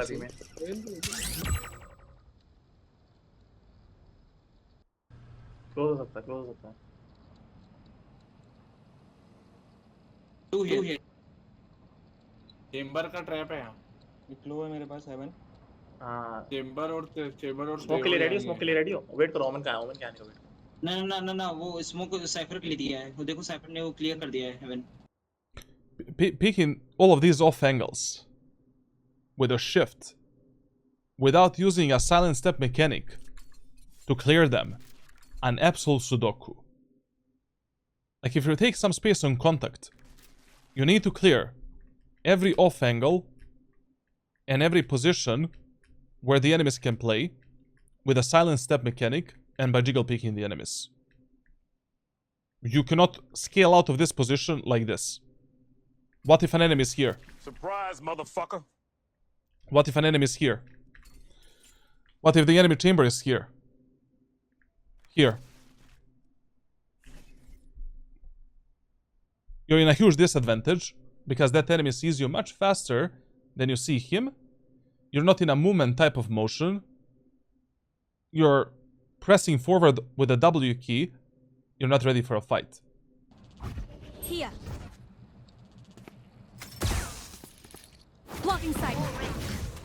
I mean, considering how much space our Cypher took on the B tower, we can just send it in. City का smoke दे रहा हूं. Once again, shit execute. Absolute Surprise, shit. motherfucker. Kestan, thank you for the Prime Gaming sub. Enjoy the playbook. Revek, thank you for the Prime Gaming sub. Enjoy the playbook as well. Here. Unless you know exactly where are all of these enemies, whenever you're taking some space and some bomb site, check every single angle where those enemies can possibly be before you plant the spike and before you decide to do something else. Oh, Spliffy! Surprise, motherfucker. German Manly Man, thank you for the premium sub and thank you for scamming Jeff Bezos and enjoy the playbook as well. Spliffy is a bronze 3, Killjoy main playing on Breeze, and his VOD review is next. That one is also gonna be 4 hours minimum. So what was very dangerous during this push? Enemy Tejo or someone can be here. We need to clear that angle. Wow. That's the only position that we didn't clear. I mean, obviously now we know that. He's not there. He used the rockets from the spawn, so whatever. Okay, here playing with the Raze is totally fine. We keep the B tower and mid control in the same time. We also have a trip for the B tower. Backstab पे क्या? We have a crossfire setup left and right, very good. No. एक तो city है. वो तो city था. Wait कर रहा हूं. साइफर है cipher. One enemy remaining. Okay. Okay. Thanks. हाँ, I'll try. Now it's okay that you're peeking aim in. Why? Because in the first overtime, the enemy's B push failed. So we can apply the rule of fear and pre-assume that enemies are going to go A.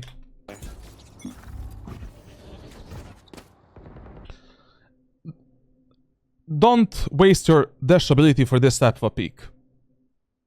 Especially if you don't know if enemies are pushing aim in area of the map. It's just a waste. Cipher okay low cipher.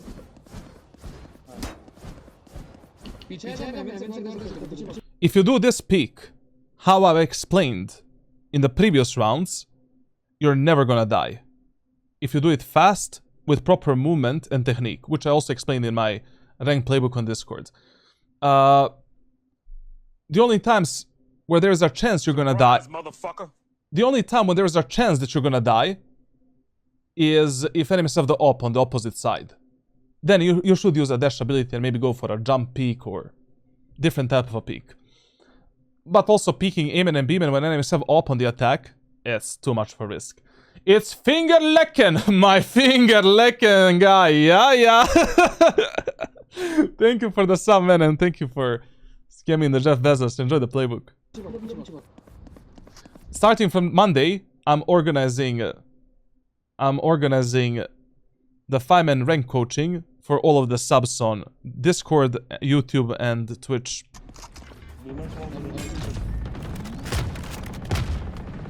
Pico. Here. 10 पीछे आ जाओ 3 minute थे Spike down B. There is one problem when you're holding this angle here.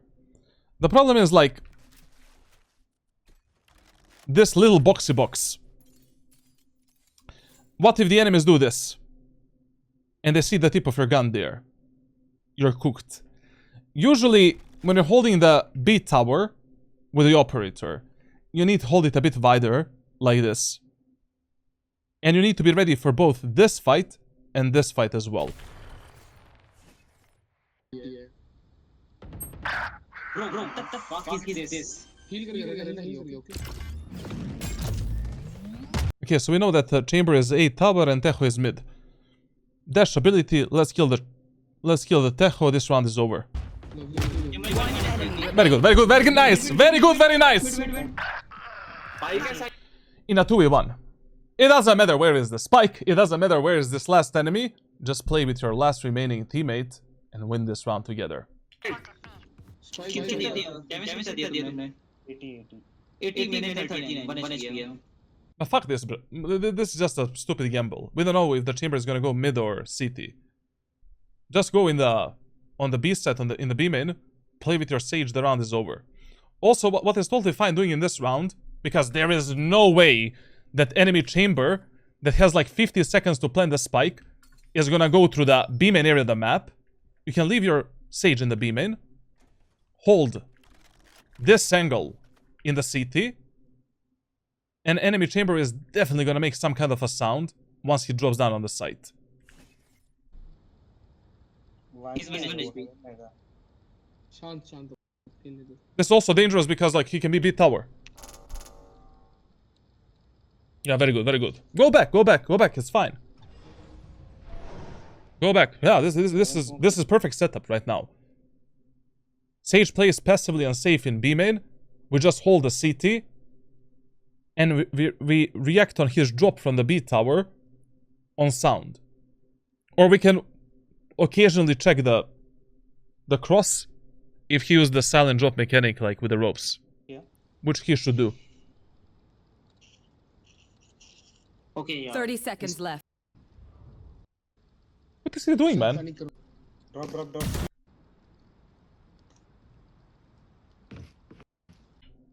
Why did you peek so wide? Why did you even take this fight? There's 11 seconds for him to pick up this spike. Plant it and kill 2 of you.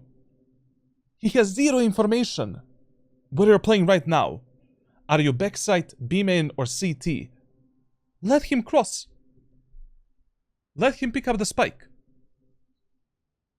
By the time that he picks up the spike and start planting it, he's gonna have only around like 7 seconds. All you have to do is this. And even if you die, the round is over. Drop. Last player standing.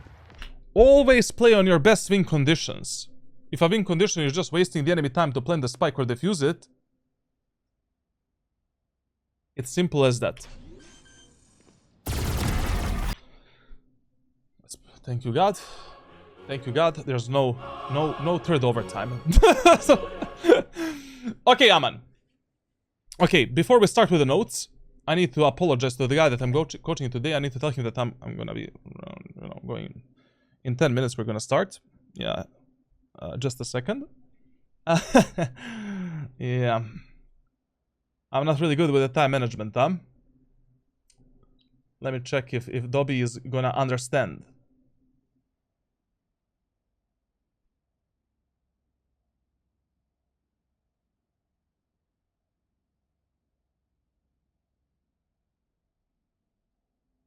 Oh, Dobby's in the chat. Oh, great, man. Sorry. I want to give him some notes, some final thoughts. Some final thoughts here, and then we start. W, Dobby. W, Dobby in the chat. Anyways, we're gonna do the full session. Okay, so on the attacker side,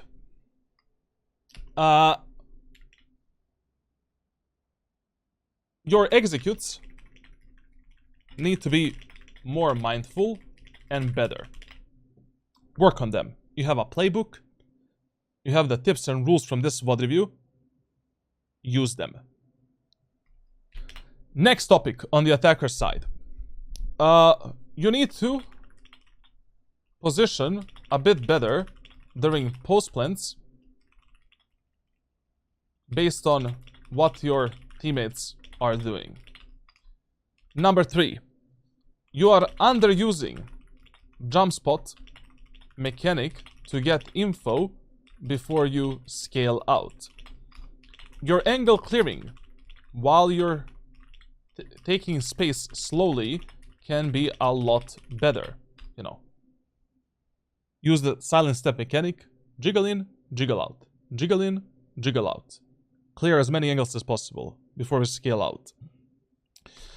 You're wasting enormous amount of time on information that you don't have. Such as, for an example, spraying through the smokes when you should be fighting with your teammates. Or like, I don't know. Your teammates are peeking, you're doing nothing. For an example. Then, your macro and micro strategies were actually not that bad. Macro strategies on the attacker side. Like, actually pretty good. You know, we didn't complicate the match that much. And I generally love how you played the split on the attacker side with this team. Pretty good, to be honest. Like, not that many mistakes. Try to play more on your biggest win conditions. We explained that in the last round. And finally, if you already finish your main job as a Jett, let your teammates be the first contact moving forward. You take a site. We plant the spike. You have a numbers advantage. Let your teammates take the first contact. A lot of the times, when you were the first contact, your teammates either baited you and did nothing, or both of you guys died because your teammates were not capable of refragging you at all. You cannot trust your teammates on that shit. Now, on attacker side, that would be pretty much it. You know, like, generally, when it comes to general points, your overall utility usage can be more mindful and just better. You know, like, this is one agent specific problem that you can focus on. Just generally using, you know, your smokes to cover up the angles a bit more, to isolate 1v1 fights, using the dash ability more often when there's a more than 5% of chance for you to fight the enemies, doing better executes, you know, the basic stuff. You don't need to go too deep, just focus on the basic stuff. Putting in more hours and more prac into using the ultimate and getting better with the ultimate. That's it. When it comes to, you know, mechanics, like one mechanical problem that you should really focus on, you lack discipline in your aim, which is your main mechanical problem. Everything else is like decent, you know. You have speed, micros are here and there, like crosshair placement is okay, you know, most of the time, when you're clearing the angles and engaging the enemies. But rather, like, you need to take more time to shoot. You need to take more time, especially with the shotguns and operator. Give yourself more time to take a kill. Give yourself more time. You like this in your Aim. Sorry. Which is your main mechanical problem? Just give yourself more time to think and to take these frags. Just a moment. What the fuck am I doing? Fuck me in the ass, bro. Like, literally, I don't know what I did right now. Just a moment. VOD review notes for Aman. Okay, we're back. Now, next topic. On defender side, you need to play more semi-aggressive. Your overall positioning and repositioning can be better, where you have higher chances of taking the kills. We lack information on defenders' side, which is especially bad on a map such as Split. On fast rotation maps such as Split. Then some of the refrag, okay, generally your refrag setups were okay. You know, it's not that bad, to be honest. Like, everything was like okay dokie.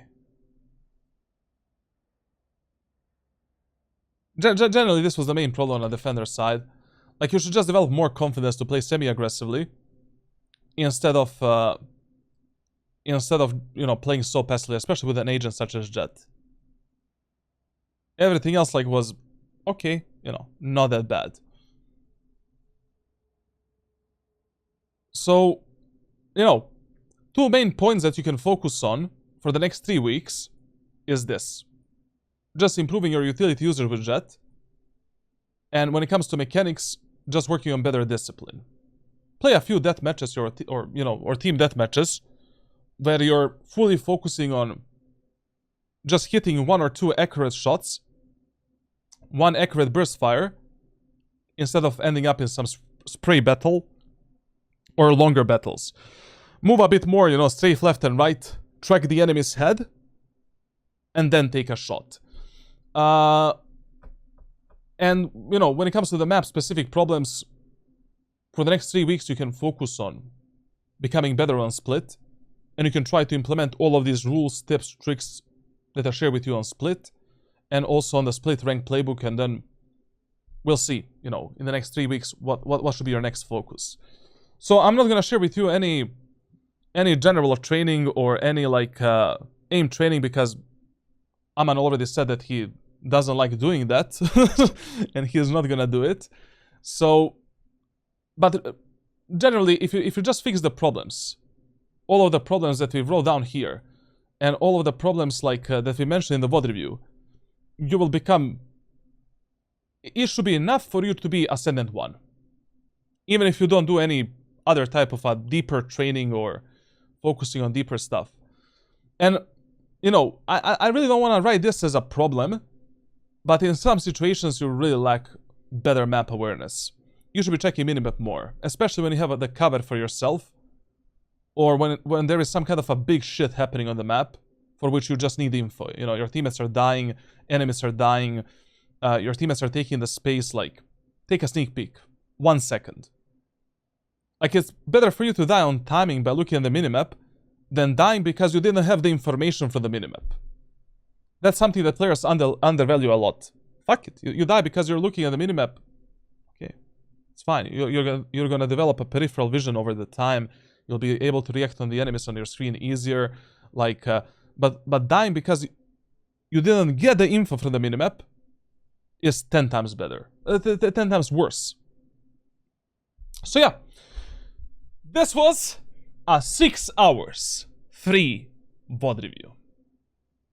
Interesting.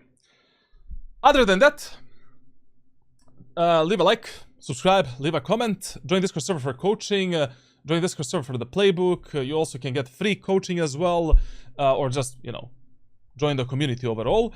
I'm live on stream, you know, pretty often, almost every single day, doing, you know, playing ranked and doing various stuff. Also, starting from the next Monday, by the time of you watching this video, I probably already started this. I'm gonna start with a 5-man ranked coaching. So every single person that is subbed on our Discord server can get a free coaching. And I'm gonna be doing this 5-man ranked coachings like at least 3 or 4 times per week. So basically, I'm just gonna pick, you know, there's gonna be like a giveaway, a raffle on our Discord server for Discord subs, where the raffle is gonna pick like 5 random players that have a similar rank, and 5 players are gonna play together, and I'm gonna coach them live while they play the game together. I'm gonna backseat them, tell them what they should do during the match, and also after the game, I'll give a few tips and tricks left and right. Join the Discord server, I'm gonna explain everything there. Anyways, okay, thank you for watching, and roll the closer finally. This is gonna be like an hour-long video on YouTube. Okay.